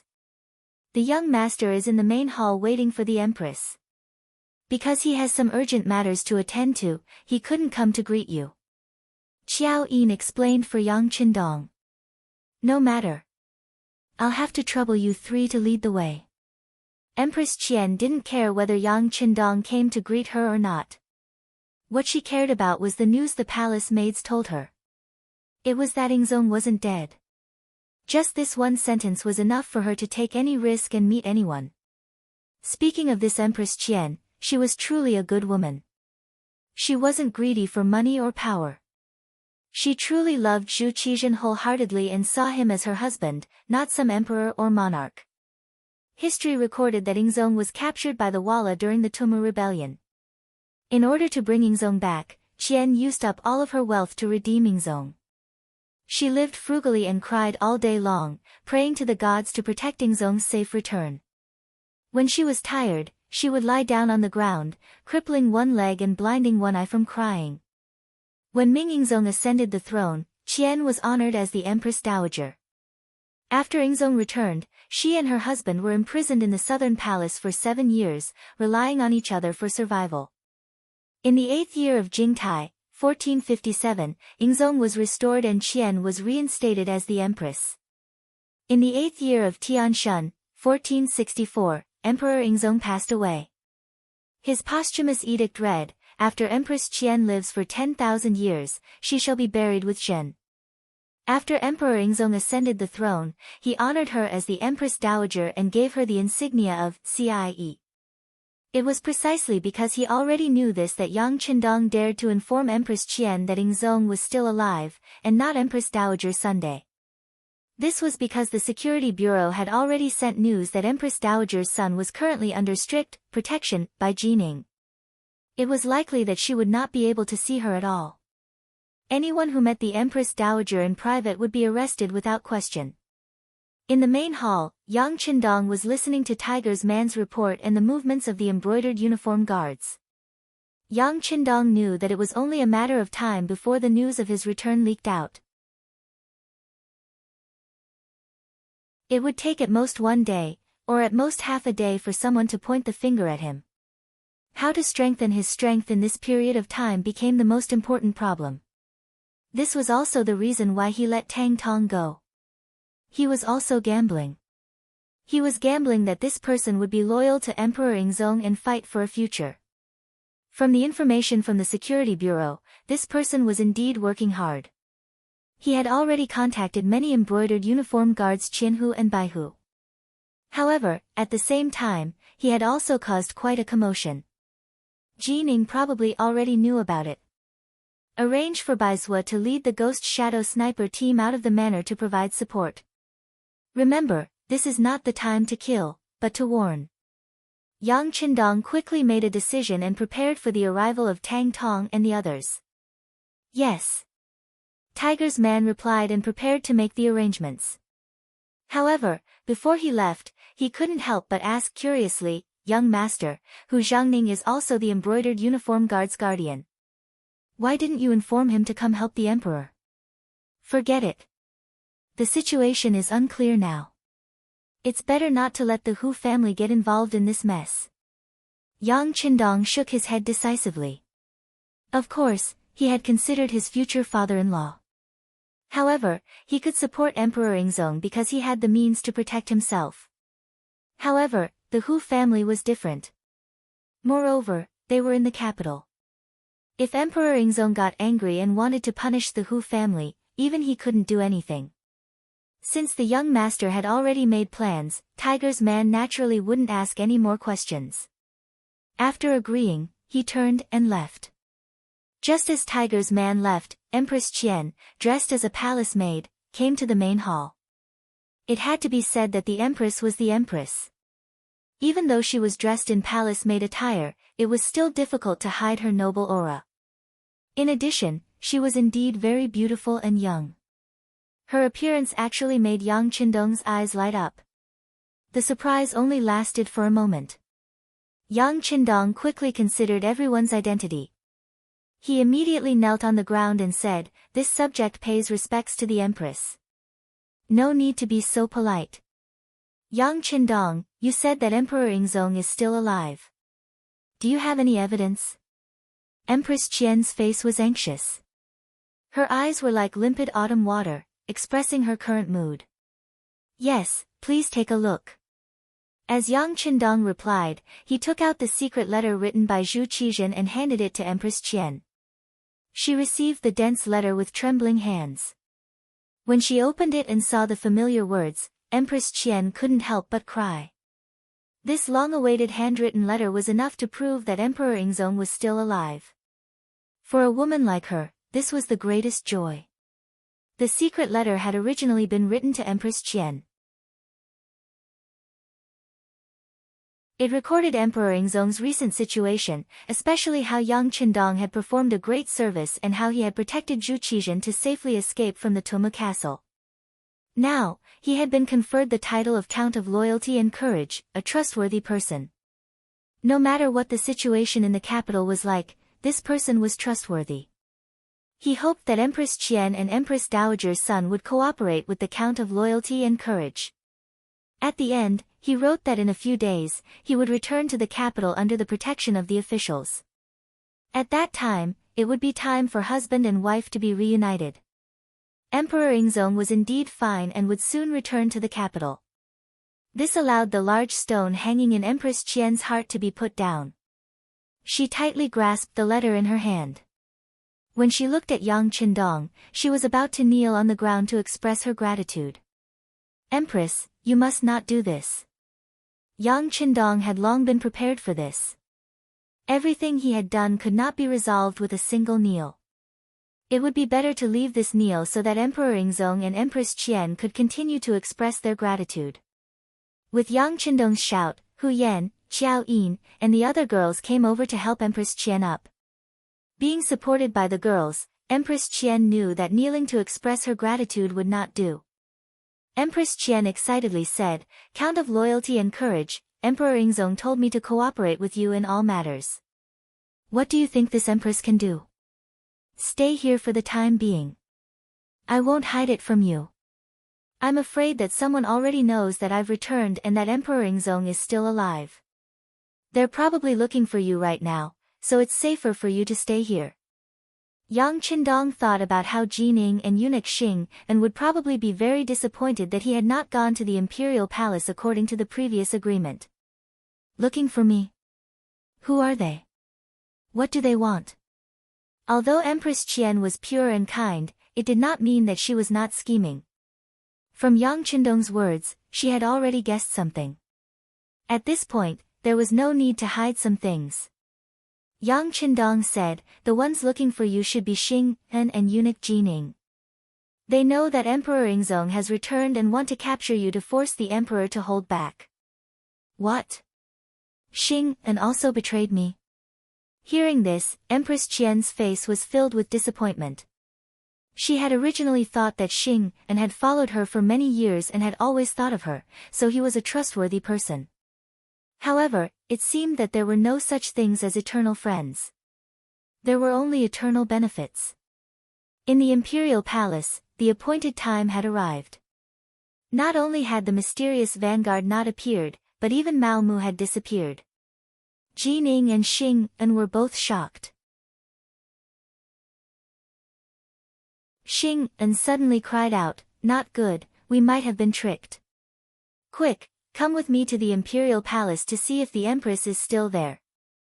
Xing's reaction wasn't slow, but Yang Qindong had changed his plans long ago. How could he have predicted this? By the time they returned to the empress chambers, Empress Qian had truly disappeared. For a moment, the two eunuchs slapped their knees in hatred, hating themselves for being so careless. At this moment, another eunuch came to report that the embroidered uniform guard had important matters to report.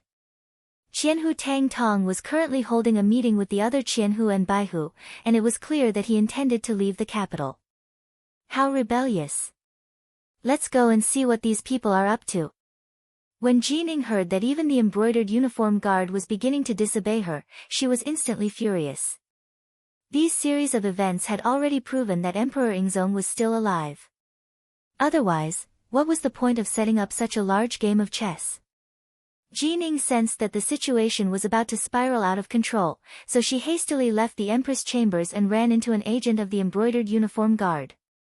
While they were still some distance away, the agent anxiously said, Eunuch Jin, your subordinate has already investigated. Nearly 1,000 embroidered uniform guards have gone to the Yang Clan Manor 15 li south of the city. The Yang Clan Manor? Yang Qindong. He's actually still alive. When Jining heard this, she suddenly had a feeling of realization. She had been speculating about which vanguard Emperor Yingzong would send back to the capital. For this matter, she had already arranged for all the soldiers guarding the city to interrogate anyone who had come from outside, but they had found nothing. But if this person was Yang Qindong, then everything made sense.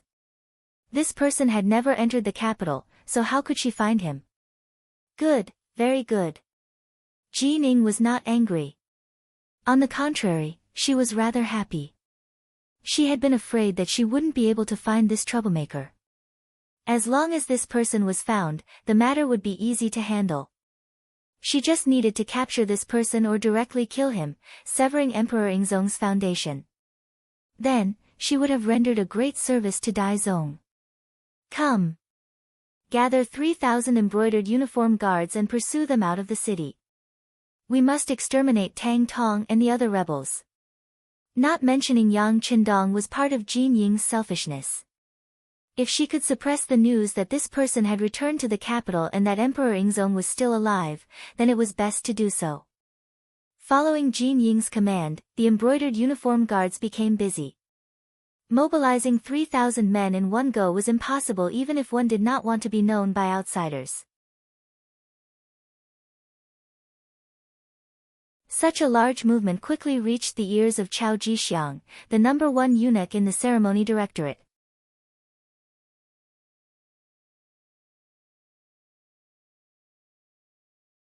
Chapter 155. Chao Jixiang was the first of Wang Zhen's students.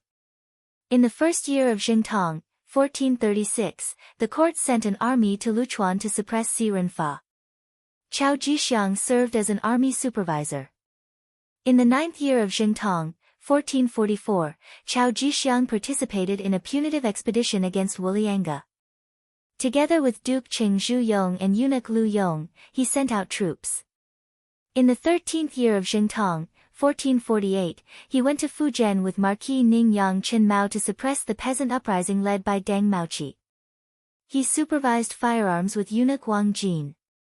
Every time he sent out troops, he would select some brave generals and nimble soldiers to serve under him. After he returned, he would raise them at home. Thus, there were many weapons and warriors hidden in his home. Because of his good performance, he was promoted to the position of first eunuch in charge of the ceremony directorate. In name, he held the right to mobilize the brocade guard in the East faction. However, this was only in name. In reality, regardless of whether it was during Wang Zhen's reign or Jin Ying's current reign, he was only in name. The only people he could mobilize were the 500 warriors hidden in his home. When this eunuch, who was nominally in charge of the brocade guard, heard the news of a large mobilization, he immediately sent people to investigate. He had always been very honest. Even though everyone knew that he was Wang Zhen's man, Jining did not immediately act against him. However, this did not mean that he was honest. He just lacked an opportunity to rise up. This powerful eunuch of the Ming dynasty in history, who had even participated in a rebellion, finally felt restless. Seeing that Jining had sucked up to Zhu Qiyu and become a powerful eunuch, Chao Jixiang did not immediately act. Instead, he waited. In his eyes, the situation in the court was not very clear. At the very least, the Walla people who had defeated Zhu Qizhen were a big threat. Before they were defeated, no decision could be considered completely correct. Since he could become a powerful eunuch, he had to be very scheming.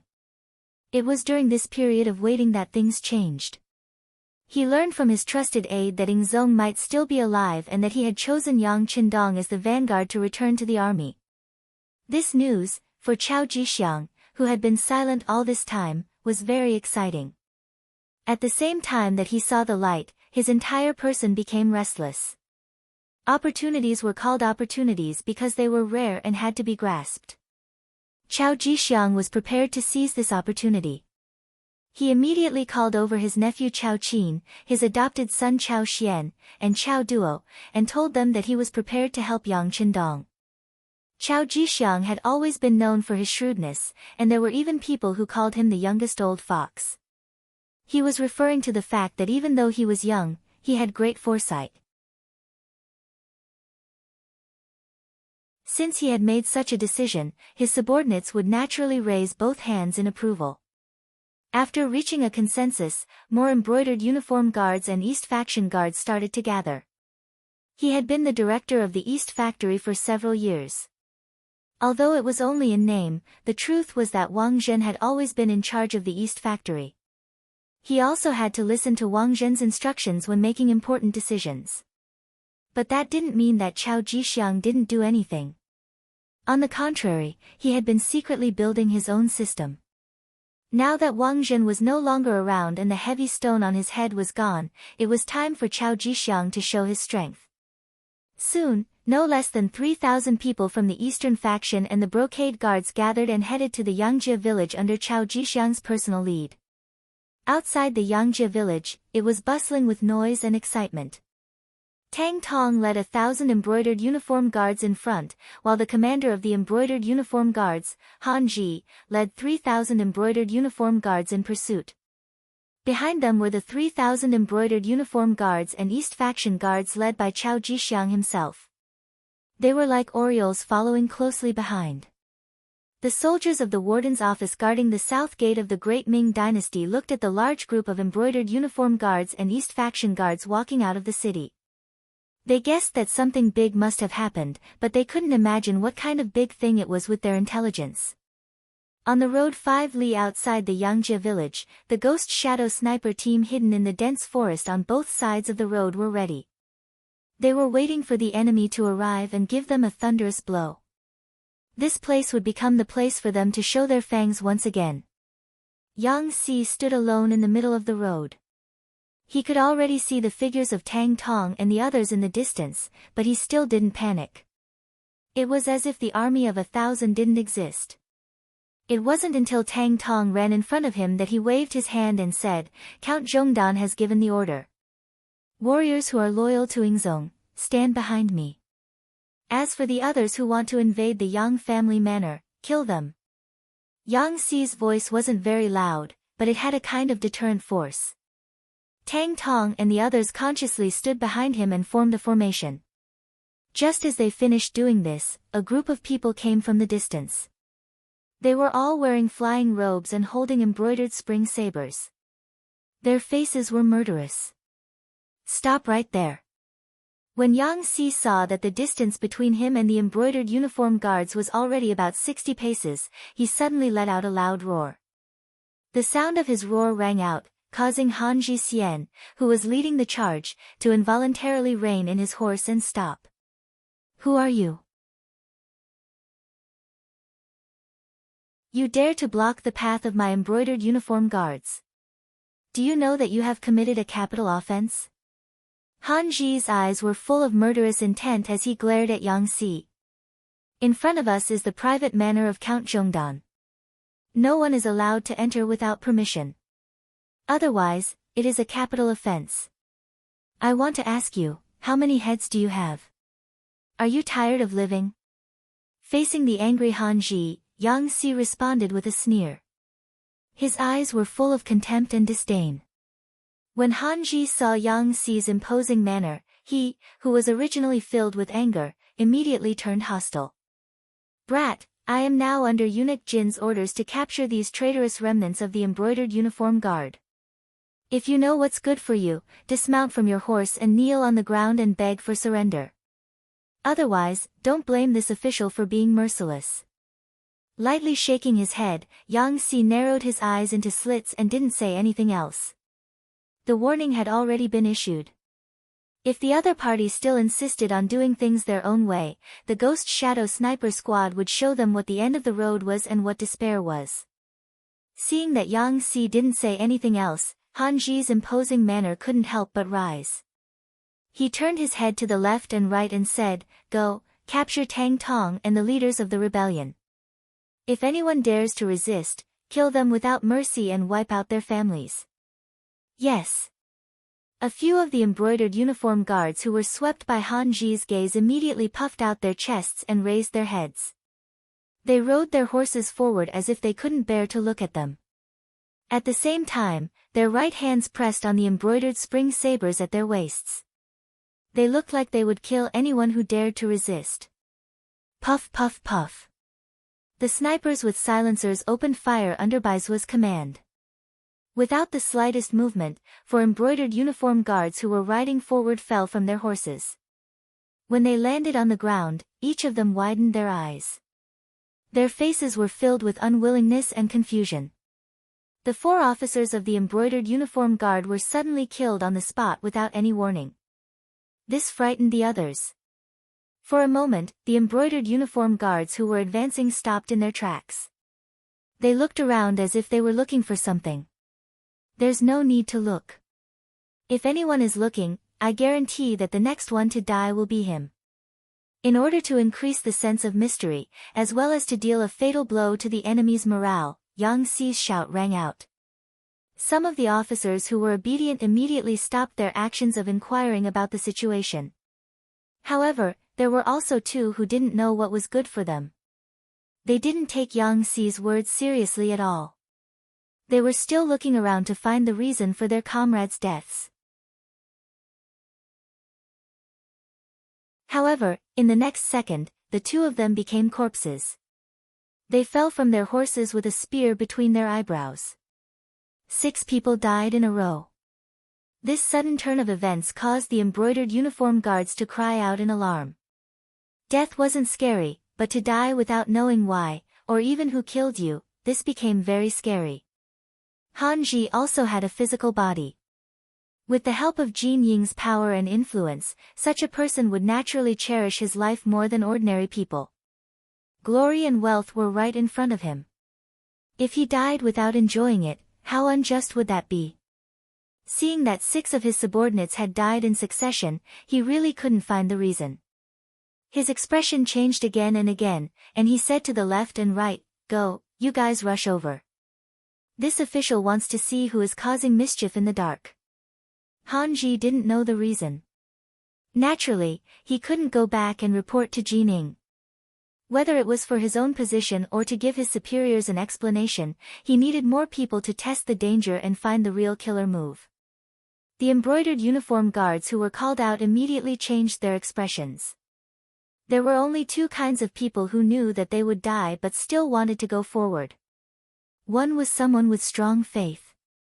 The other was someone who was stupid. For these embroidered uniform guards, faith was nothing. In their eyes, power and money were more important. To be elected to the embroidered uniform guards, they naturally weren't stupid. If there were no benefits, why would they be willing to take the risk? At that moment, several people looked at Han Ji with pleading eyes. Their pleading was very obvious. What? Is no one going to listen to my orders? Let me tell you, if you rush forward and die in battle, you will die for the country. Your family will be compensated. On the other hand, if you disobey, not only will you die, your family will also be implicated. Choose for yourselves. The angry Han Ji wouldn't reason with his subordinates. He directly made his position clear. To outsiders, the embroidered uniform guards were very powerful. They could even capture important officials. However, at the same time, their internal rules were very strict. So strict that even the slightest mistake could result in death. Since Han Ji had already threatened them, they had no other choice. After a few people looked at each other, their eyes filled with determination. Their hands shook the reins of their horses and they leaped into the ranks. After a few more almost inaudible gunshots, none of the embroidered uniform guards were lucky enough to survive. They all fell off their horses and died.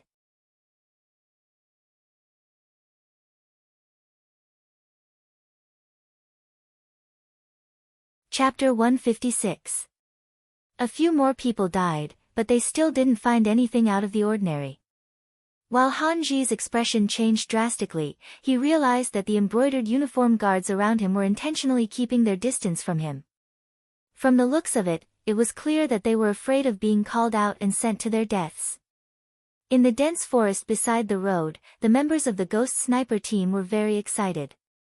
They liked the feeling of taking someone's head from 1,000 meters away. The moment the bullet whizzed out, the blood in their bodies seemed to boil. Now, they just hoped that Han Ji wouldn't be scared and give them a chance to kill to their heart's content. Would Han Ji be scared? The answer was yes. Seeing 10 of his brothers die in front of him for no reason, he was scared out of his wits. At this moment, he wanted nothing more than to turn around and leave. If it wasn't for the fact that he didn't know how to reply to Jining, he would have disappeared long ago. In contrast, Tang Tong and the others were in high spirits. Although they didn't know why the enemy died as soon as they moved, they were sure that the person who did it in the dark was one of their own. With such a strong external aid, what else did they have to be afraid of? Now, they just had to watch the other party advance and die one by one. At the same time, many of the brocade guards who were hesitant about whether to follow Tang Tong were glad that they made the right choice. Report. Just as Han Ji was in a dilemma and didn't know what to do next, a cavalry scout came from behind. As soon as he appeared, he got off his horse and knelt on the ground. Report to Master Han, Chao Jixiang is leading 3,000 brocade guards to surround us. Chao Jixiang. Hearing that someone was coming to surround them, Han Ji didn't feel nervous. On the contrary, he was very happy in his heart. He was originally worried that he wouldn't be able to report back without a reason. Now, Chao Jixiang's arrival gave him enough of an excuse. Not good, they're here to deal with us. So, everyone listen to my order, retreat. Han Ji reacted as if he was facing a great enemy and shouted in horror. Then, he urged his horse back. The other embroidered uniform guards who didn't want to move forward for a long time finally had a suitable reason and excuse.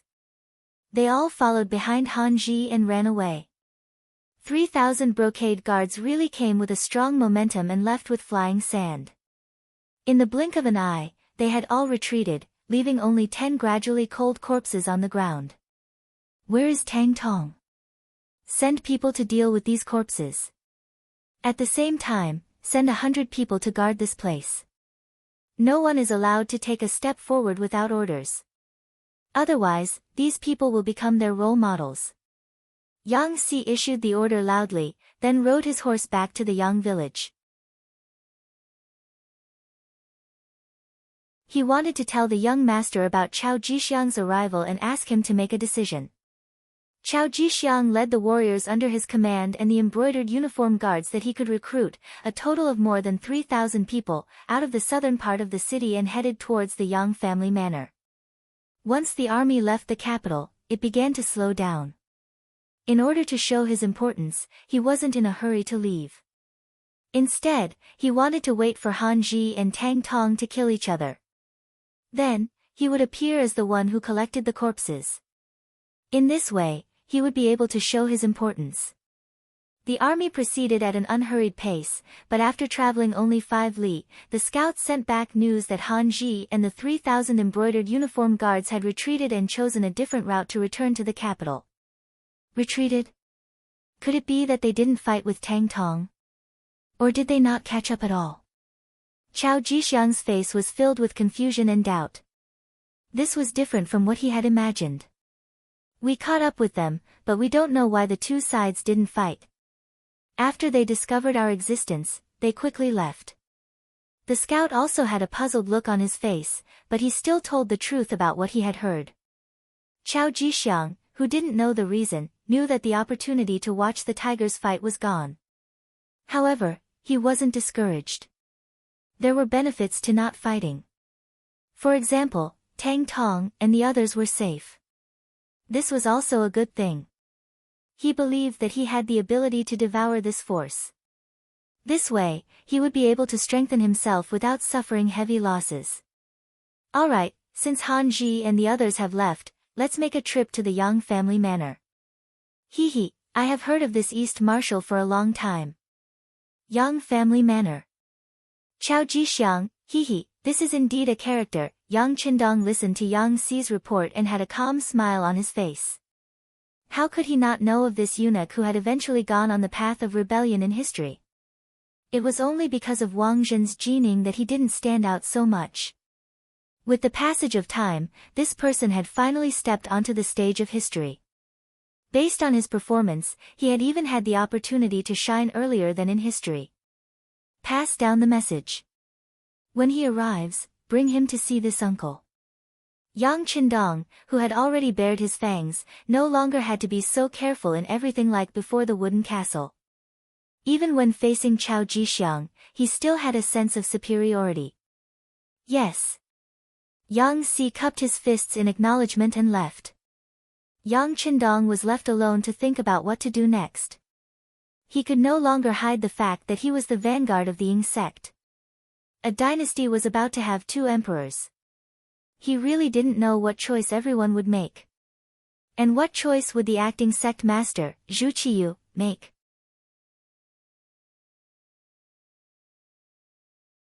Han Ji led the 3,000 embroidered uniform guards back to the capital in a panic. As soon as they entered the inner city, they headed straight for the imperial palace. In the imperial palace, Jining had already told the newly ascended acting sect master, Zhu Qiyu, about the fact that Yang Qindong had returned to the capital as the vanguard of the Qing sect. She also told him about how he had already taken Empress Qian out of the palace. Zhu Qiyu's expression became somewhat panicked. His throne was not inherited from anyone, nor was it passed down orally like the other emperors. It was completely pushed to this position by the ministers who forced him to do something beyond his ability. He had originally thought that his brother, Zhu Qizhen, had died on the battlefield. That way, his throne would be rightful. But he had never imagined that he was still alive. What was the point of his throne then? Wasn't he being suspected of usurping the throne? Thinking of this, Zhu Qiyu tried to say to Jining, since royal brother is still alive, when he returns, we can give the throne back to him. Zhu Qiyu's answer disappointed Jining greatly. At the same time, she was shocked. If this was the truth, she could imagine what his fate would be. When the Qing sect left, he had told her to handle court affairs with another eunuch, Xing'an, the minister of appointments, Wang Zhi, and the emperor's son-in-law, Zhao Jing. But now, not only had he taken over the other three, he had also recommended Zhu Qiyu to be the emperor. If he was investigated, the result was obvious. Not only would she die, but everyone related to her would also not be able to escape. She absolutely could not allow Zhu Qizhen to ascend the throne again. After Jining made up her mind, she looked at Zhu Qiyu and said in a threatening tone, "Your Majesty, do you think this is borrowing something? If you don't need it, you can return it. This is the throne. Whether you are willing or not, you are now the acting sect master of the great Ming dynasty. Based on this, do you think that if he returns, he will spare you?" "Ah! What should I do?" Zhu Qiyu heard Jin Ying's words and immediately panicked. Zhu Qiyu was not a shrewd person. In terms of scheming, he was far from his brother, Zhu Qizhen. He was straightforward and had a low EQ. Sometimes, he didn't even know how to be flexible. In history, he had even openly bribed the officials for his son to become the crown prince. This could be seen. Now that he heard Jin Ying's threatening words, he was naturally shocked. Speaking of which, no one wanted to die. Zhu Qiyu was naturally the same. Especially after being the emperor for a few days, the people below were very polite to him. No matter what he wanted to do, they would obey. This feeling made him feel a little smug. Now, he had to give up all of his privileges and even bear the risk of losing his life. If it were anyone else, they would be afraid and reluctant to do so. Jining saw that Zhu Qiyu was a little scared and knew that her words had worked. While she was happy, she spoke her opinion and meaning. "Your Majesty, no matter how you obtained the throne, there is no doubt that it is legitimate. You were recommended by the officials and approved by Empress Dowager Sunday. Then, you are the current emperor of the great Ming dynasty. There is no doubt about this. If anyone has doubts, then they should be arrested and killed as an example to others." "Arrested and killed?" Zhu Qiyu repeated Jin Ying's words. "That's right, capture them and kill them. This way, no one will dare to say bad things about you. As for the matter of Emperor Yingzong returning to the court, I think we can make him the retired emperor, just like Li Yuan during the Tang dynasty. Wasn't he revered as the retired emperor by his second son, Li Shimin? In later generations, because Li Shimin was close to the government and loved the people, he was still revered as Emperor Taizong of the Tang dynasty. This is the example set by our predecessors." Jining was not an ignorant and incompetent person. When she spoke of history, she was clear and logical. After Jin Ying's advice, Zhu Qiyu's expression became much better. He did not want to die. In order to live on and even live a better life, he could only let his imperial brother suffer. "All right, Then we will do as you say and honor my imperial brother as the retired emperor. However, I don't know how the officials will react. Will they support me? After all, I have only been the emperor for a few days. My imperial brother has been the emperor for more than 10 years. It's fine.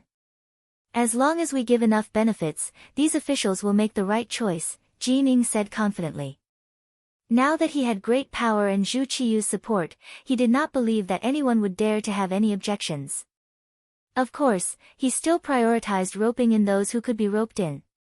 Ever since the Han dynasty revered Confucianism, the disciples of Confucianism were a privileged class and were high above the masses. They monopolized education and officialdom. They were decadent and fell. They were conservative and stubborn. However, they had great power. Even the emperor had to give face to Confucianism.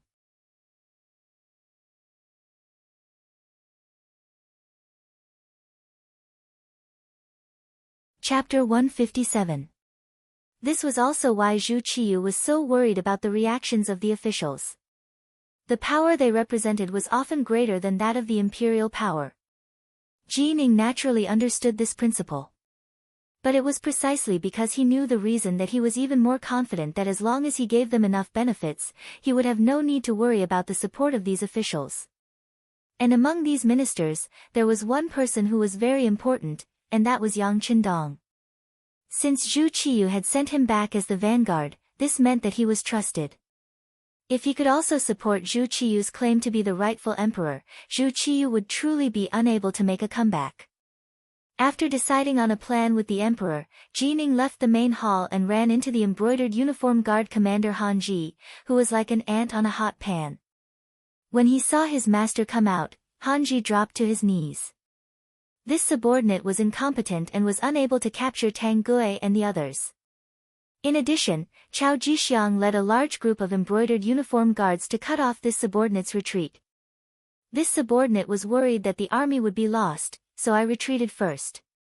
But I have already sent people to the various city gates and warned them that without your highness's order, no embroidered uniform guard is allowed to enter the capital. What's going on? How many men did Chao Jixiang lead? So many things had happened in such a short time, and Jin Ying's expression changed again and again. He had originally believed that with his superior numbers, killing Tang Tong and capturing Yang Qindong was just a matter of time. Once Yang Shima became a prisoner, he would no longer have a chance to negotiate with him. At that time, he would be able to do whatever he wanted. He had never imagined that things would turn out to be completely different. It's like this. Han Ji wiped the sweat from his forehead and explained everything he had seen and heard to Jining. When he heard that 10 embroidered uniform guards had been killed without a single sign and that no one had been able to find out who had done it, Jining knew that it had to have been the work of those advanced firearms. He also understood that the report that Qian Senbao had taken the Yang clan and was searching for firearms was false. By the time he had received the news, Qian Senbao had probably already been dead. It seemed that the Yang clan truly could not be underestimated. With the advanced firearms, the Yangjia village was already impregnable. Now that they had Chao Jixiang's support, it was likely that they would become powerful. It seemed that this Yang Shima was really difficult to deal with. It would be impossible to defeat him without spending a bit of capital. Alright, I got it. How about this? I will immediately report this matter to His Majesty. You lead the embroidered uniform guards and wait for my orders. After Jining finished speaking, she turned around and walked towards the main hall of the palace. She found Zhu Qiyu again. My dear minister, is there something wrong? Seeing Jining appear, for some reason, Zhu Qizhen felt a burst of panic in his heart. Your Majesty, things are indeed a little unexpected. That Yang Qindong, who was just conferred the title of loyal and courageous Count by Yingzong, has a very powerful firearm in his hands. It can easily take a person's life within a few hundred steps. Just now, 10 embroidered uniform guards died in the hands of this firearm. As soon as Jining saw Zhu Qizhen, she made the situation sound very serious. If she didn't do that, she wouldn't be able to get his attention, and it wouldn't be easy to talk about the following conditions. There's such a thing. What should we do? Zhu Qiyu started to panic again. He really didn't expect that he would be so nervous as emperor. Don't worry, I'll say the same thing. Your Majesty, as long as we give the loyal and courageous Count enough benefits, it will be very easy for him to recognize you as emperor. Now, it's up to us to see how much capital we can spend, Jining asked tentatively. Although he said that he had great power now, when it came to conferring titles, it wasn't something that a powerful official like him could decide. All right, as long as he's willing to recognize me as emperor, I'll confer him a high official. My dear minister, what do you think will satisfy him? In order to become emperor, Zhu Qiyu's life would no longer be threatened. At this moment, he was also willing to spend a lot of capital. With Zhu Qiyu's attitude, Jining breathed a sigh of relief. Your Majesty, since Yingzong can confer him the title of Count, why can't we confer him the title of Marquis? As long as we show enough importance, I'm sure that Yang Qindong will be indescribably grateful. At that time, he'll naturally follow your lead. When that time comes, Yingzong will really have no one to rely on. Confer the title of Marquis. That's fine. I'll leave this matter to you, my dear minister. Zhu Qiyu only hesitated for a moment before agreeing. Although there was a saying in the Great Ming dynasty that one couldn't be conferred a title without military merit, since imperial brother Zhu Qizhen had already conferred the title of Count, it shouldn't be too much for him to promote him. On the official road 5 li away from Yang Manor, Chao Jixiang rushed over with his army of 3,000. What he saw was a man dressed as a servant riding on a tall horse blocking the road. Behind him were 100 embroidered uniform guards wearing flying fish robes. The formation was placed in front of him, but it was completely unwelcoming. There wasn't the slightest bit of welcome. This caused Chao Jixiang to be dissatisfied. His nephew, Chao Xian, was flustered and exasperated as he shouted, "What are you doing? Don't you recognize Lord Chao?" During Wang Zhen's reign, Chao Jixiang was the first eunuch in charge of the ceremony directorate. In name, he was in charge of the Eastern faction and the embroidered uniform guards. His subordinates naturally recognized him. However, after witnessing Han Ji's defeat, they were filled with confidence in their loyalty. Even if their immediate superior appeared, no one would feel afraid. Chao Xian roared, only to be met with silence. After a while, seeing that no one spoke, Yang Si chuckled and said, "What's wrong? Brother, are you trying to scare someone? F***ck, who are you?" Chao Xian felt that he had lost face. He pulled out his embroidered spring saber and pointed it at Yang Si. The threat was obvious. Is no one going to take care of you spouting shit? Yang Si's expression also darkened. He looked at the leader, Chao Jixiang, implying that his subordinate was speaking rudely, but as the master, he was not going to take care of him. Facing Yang Si's gaze, Chao Jixiang acted as if he did not see it. He raised his head slightly and looked at the sky above, as if he was sighing about the good weather today. Ding! A crisp and deafening sound suddenly rang out. The embroidered spring saber that was pulled out was struck by the spear and fell to the ground. Chao Xian, who was holding the saber, also staggered and almost fell off the horse. Who is it? The sudden change caused all the embroidered uniform guards to be extremely alarmed. The foster sons of Chao Xian and Chao Duo even stood on the left and right of Chao Jixiang, and they looked around with the intention of clearly seeing where the threat came from. There is no need to look. If I want your little lives, it is merely a matter of raising my hand. The corner of Yang Si's mouth curled as he coldly snorted when he saw Chao Jixiang and the rest acting as if they were facing a great enemy. When his voice fell, it also attracted the laughter of the 100 embroidered uniform guards behind him, including Tang Tong. The mocking laughter entered Chao Xian's ears, causing his face to flush red. He felt that he had lost all face. In a fit of anger, he wanted to charge forward. However, he had just taken a step forward when the warhorse under him was suddenly startled. It then fell to the ground with a plop. Chao Xian, who was unprepared, was thrown to the ground. When he fell off the horse, he rolled a few times. His body was covered in dust, and his face was pale as he stood foolishly on the spot. Do you see? If I wanted to take your life, you would have been a dead man just now. It was only because Count Zhonghua thought that you were all wholeheartedly serving the public that he showed mercy. However, if there is anyone who refuses to accept this and wants to provoke me, then I won't be polite in the slightest. If you don't believe me, you can try. Pointing at Chao Xian, who was crawling up from the ground, Yang Xi's words were no longer merciless.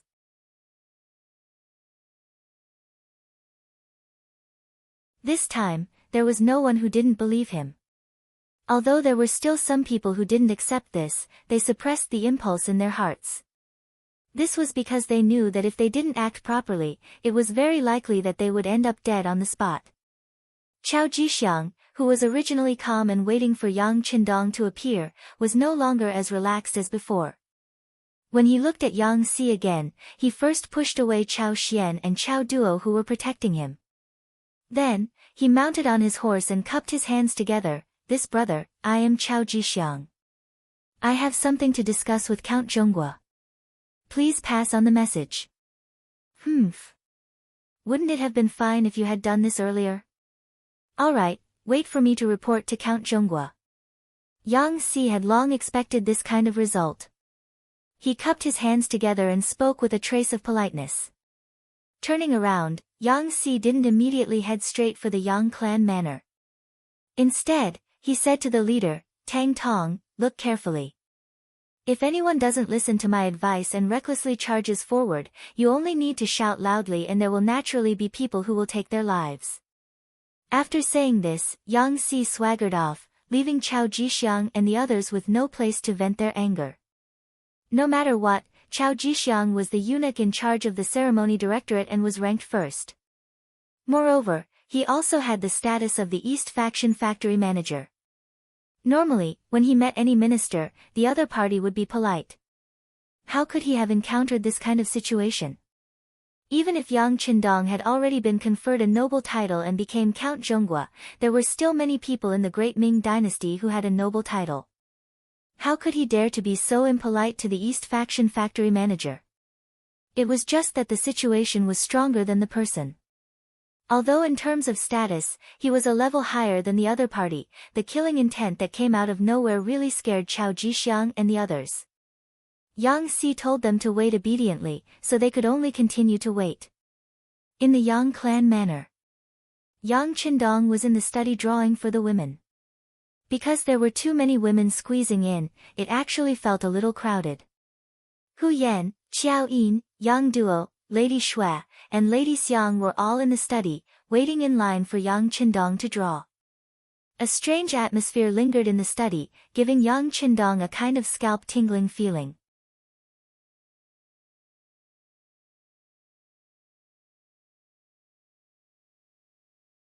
Chapter 158. Among the 5 women, Hu Yan and Yang Duo were in the same group. Their gazes were the most direct, sweeping over Qiao Yin and the other 2 women from time to time, giving people the feeling that they were scanning their bodies. Because of their backgrounds, Hu Yan and Yang Duo had more in common. In their opinion, it wasn't that a man couldn't marry a concubine, but he should at least respect the first wife, right? Obviously, Hu Yan should play the role of the first wife. Qiao Yin and Madame Shui were in the same group. They were all people who had served Yang Qindong before, and they had the same experience of serving him. Naturally, their hearts were closer. However, when they faced Hu Yan's gaze, they still felt a little unnatural. Perhaps they also knew that with their backgrounds, it was impossible for them to be the first wife of the 6th young master. To be able to become a concubine was already a blessing from their ancestors. The last of the 5 women, Madame Xiang, felt uncomfortable standing there. She was extremely careful when she spoke and walked. Her background wasn't good, and she hadn't been recognized by Yang Qindong. Logically speaking, she shouldn't stay here. However, after experiencing the previous incident, she didn't want to let go of this relationship. So what if she was looked down upon? In short, this time she definitely wouldn't back down. Even if she had to refuse, she would do it on Dong Shuai's bed. It was said that 3 women were enough to make a show, but now there were 5 women. 4 of them had feelings for him, and one of them was his biological sister. Yang Qindong didn't know what to do. Although he was still holding a brush, he was no longer in the mood to paint. Cough. With a light cough, Yang Qindong decided to change this situation. Some things needed to be made clear. Otherwise, he didn't know how he would live in the future. What he wanted was to enjoy the happiness of having multiple wives, not to look at other people's faces and consider their feelings. His cough immediately attracted the attention of the 5 women. Almost at the same time, several cups of tea were handed to him. Seeing all the women fawning over him, Yang Qindong couldn't help but let out a long sigh and said, "All right, I understand your intentions. Now, I'll give everyone a choice. If you want to leave my woman, you can do so. Not only will I not pursue the matter, I'll even give her a large sum of money. It can be considered as ending our fate." "That's right, 7th sister, can you leave first?" Yang Qindong's intention was to discuss, but his tone was extremely firm. This caused 7th sister Yang Duo, who originally wanted to stay here to watch the show, to feel a chill run down her spine. She actually involuntarily agreed and then left the study. After Yang Duo left, the 4 women left behind all liked Yang Qindong, and Dong Shuai also liked them. At this moment, the 5 of them were staring at each other, but none of them moved. "Alright, since no one wants to leave, then this young master has to say some rules." Yang Qindong began to set the family rules. As the saying goes, nothing can be accomplished without rules. If he didn't make things clear in advance, if something happened in the future, it wouldn't be easy to come up with a solution. Since you've chosen to be Yang Qindong's woman, then the first thing you need to do is not to be jealous. If anyone can't accept this, then you can also leave now. My promise just now still counts. As he spoke, Yang Qindong's gaze fell on the 4 women one by one. After seeing that the 4 women didn't have any reaction, Yang Qindong said, "Then it can be considered that you've agreed. From now on, if anyone takes any extreme actions because of jealousy, then sorry, the result will be that you'll be kicked out of the Yang family village and never allowed to take a step back. Second, after becoming my woman, you need to pay attention to unity. Because you'll be sisters in the future, if you get along well, this young master will naturally be happy. If I have to see you use all kinds of methods to fight, then I'll be very unhappy. The result will also be that I'll be kicked out of the Yang family and never allowed to enter again. Third, you can have your own business. As long as you're willing to do it, this young master will support you and provide you with enough money. I'll also send people to protect you. In other words, I'll give you enough freedom. But there's one thing, you're not allowed to be with other men behind my back. If I find out, it won't be as simple as kicking you out of the Yang family. This is my bottom line, and I hope you'll remember it in your hearts. Fourth, as long as it's money you earn, you can spend it however you want. I won't ask. Even if it's not earned by you, you can spend it if it's my money and I won't ask. But if anyone wants to scheme against my money, use it to do bad things, or even support those who oppose me, then I'm sorry, the consequences are not something you can imagine or even bear. Fifth, after becoming my woman, you don't need to care too much about status. I'll treat you equally. As for how you'll call each other sisters, that's up to you. I won't interfere in these matters. But I also don't want anyone to bully the weak and think that they're better than others. That's something I won't allow. Alright, that's all for the above 5 points. I've finished my requests. If you have any other requests, you can raise them now. But after today, once I walk out of the study, don't talk about it casually in private. Do you understand? Yang Qindong pretended to have a cold face as he raised the 5 requests. Then, his face turned from gloomy to sunny and was full of smiles. When it came to feelings, Yang Qindong had to admit that he was a little selfish. For women, It could be said that each had her own merits. He didn't want to let go of any of them, but he also didn't want to hurt any of them, so he had to say the ugly words first. Yang Qindong changed from a cold face to a smiling face, causing the four women to feel relieved. Then they began to express their opinions one by one. The first to speak was Hu Yan. Although none of the women said anything, everyone knew that Hu Yan was very likely to become Yang Qindong's wife in terms of background and knowledge. This was determined by the environment, and it was very difficult for Yang Qindong to change it. Not to mention, Hu Yan knew that Yang Qindong was likely to have an accident, but she still came to Yang Qindong and claimed to be the daughter-in-law of the Yang family. Just this point alone was not comparable to ordinary women. If she became the first wife, others would not have any objection. Hu Yan was the first to stand up. Her eyes fell on Yang Qindong, and she said with shyness, "I abide by the 5 requirements of Dong Shui. At the same time, I also have to criticize myself. In fact, I didn't mean to be rude to my sisters. It's all my 7th sister who taught you." Alas, she suffered in the Wang family. She was afraid that you would suffer like this, so she did this. I can understand, but don't do it again. You can't do this in the future. I'm not that Wang Go. By the way, you can call me Lu Lang in the future. Yang Qindong's face was full of smiles. He had already learned from Yang Si and Yang Lu that before he came back, the women got along very well. For such a sudden change, it must be 7th sister who played a role in it. Sure enough, Yang Qindong directly pointed out the problem. Hu Yan blushed and said, "I really can't hide anything from Lu Lang." "Ha, Lu Lang is a good name. Of course, only my women are qualified to call me that." "Ha, okay, come over and let Lu Lang hug you." Yang Qindong laughed and ignored Xiao Yin and the other women who wanted to say something. He first put Hu Yan, who was the closest to him, on his lap. Since he had made the request and no one had any objections, there was no need to listen to the attitudes of these women. Wouldn't it be better to see everything through their actions in the future? It was Hu Yan's first time being so close to Yang Qindong, and she immediately blushed.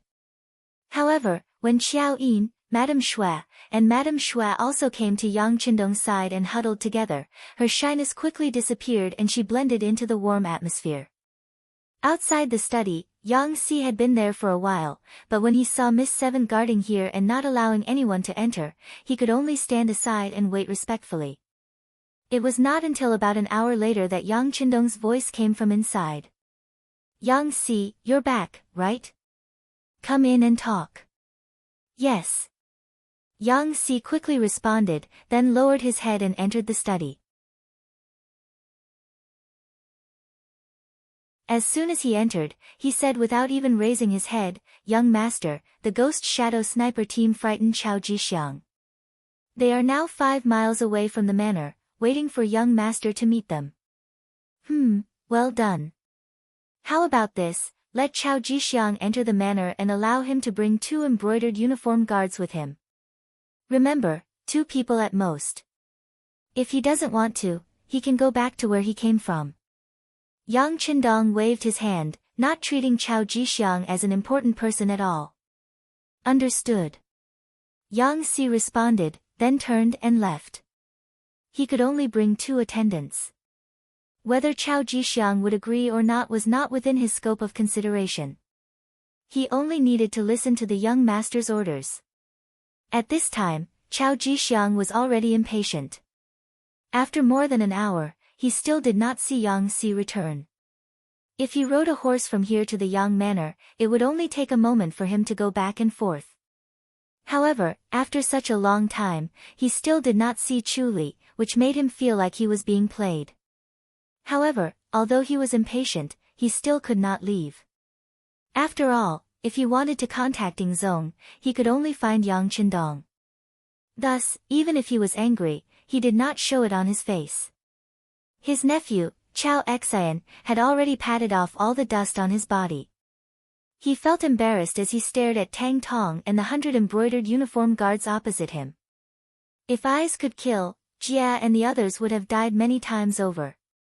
"Uncle, Why don't we kill our way into the manor and capture Yang Qindong alive? I don't believe that he won't tell us where Zong is. Chao Xian, who wanted to regain his face, saw that Yang Si was not coming back, so he impatiently suggested to Chao Jixiang, "You're tuning in to the Blissful Bookshelf YouTube channel. We're so grateful for your support, and don't forget to subscribe to join us on this incredible journey through captivating stories. Your generosity through donations truly makes a world of difference, as it's the primary source of revenue that allows me to expand and enhance this channel for you. Thank you from the bottom of my heart for being a part of this adventure.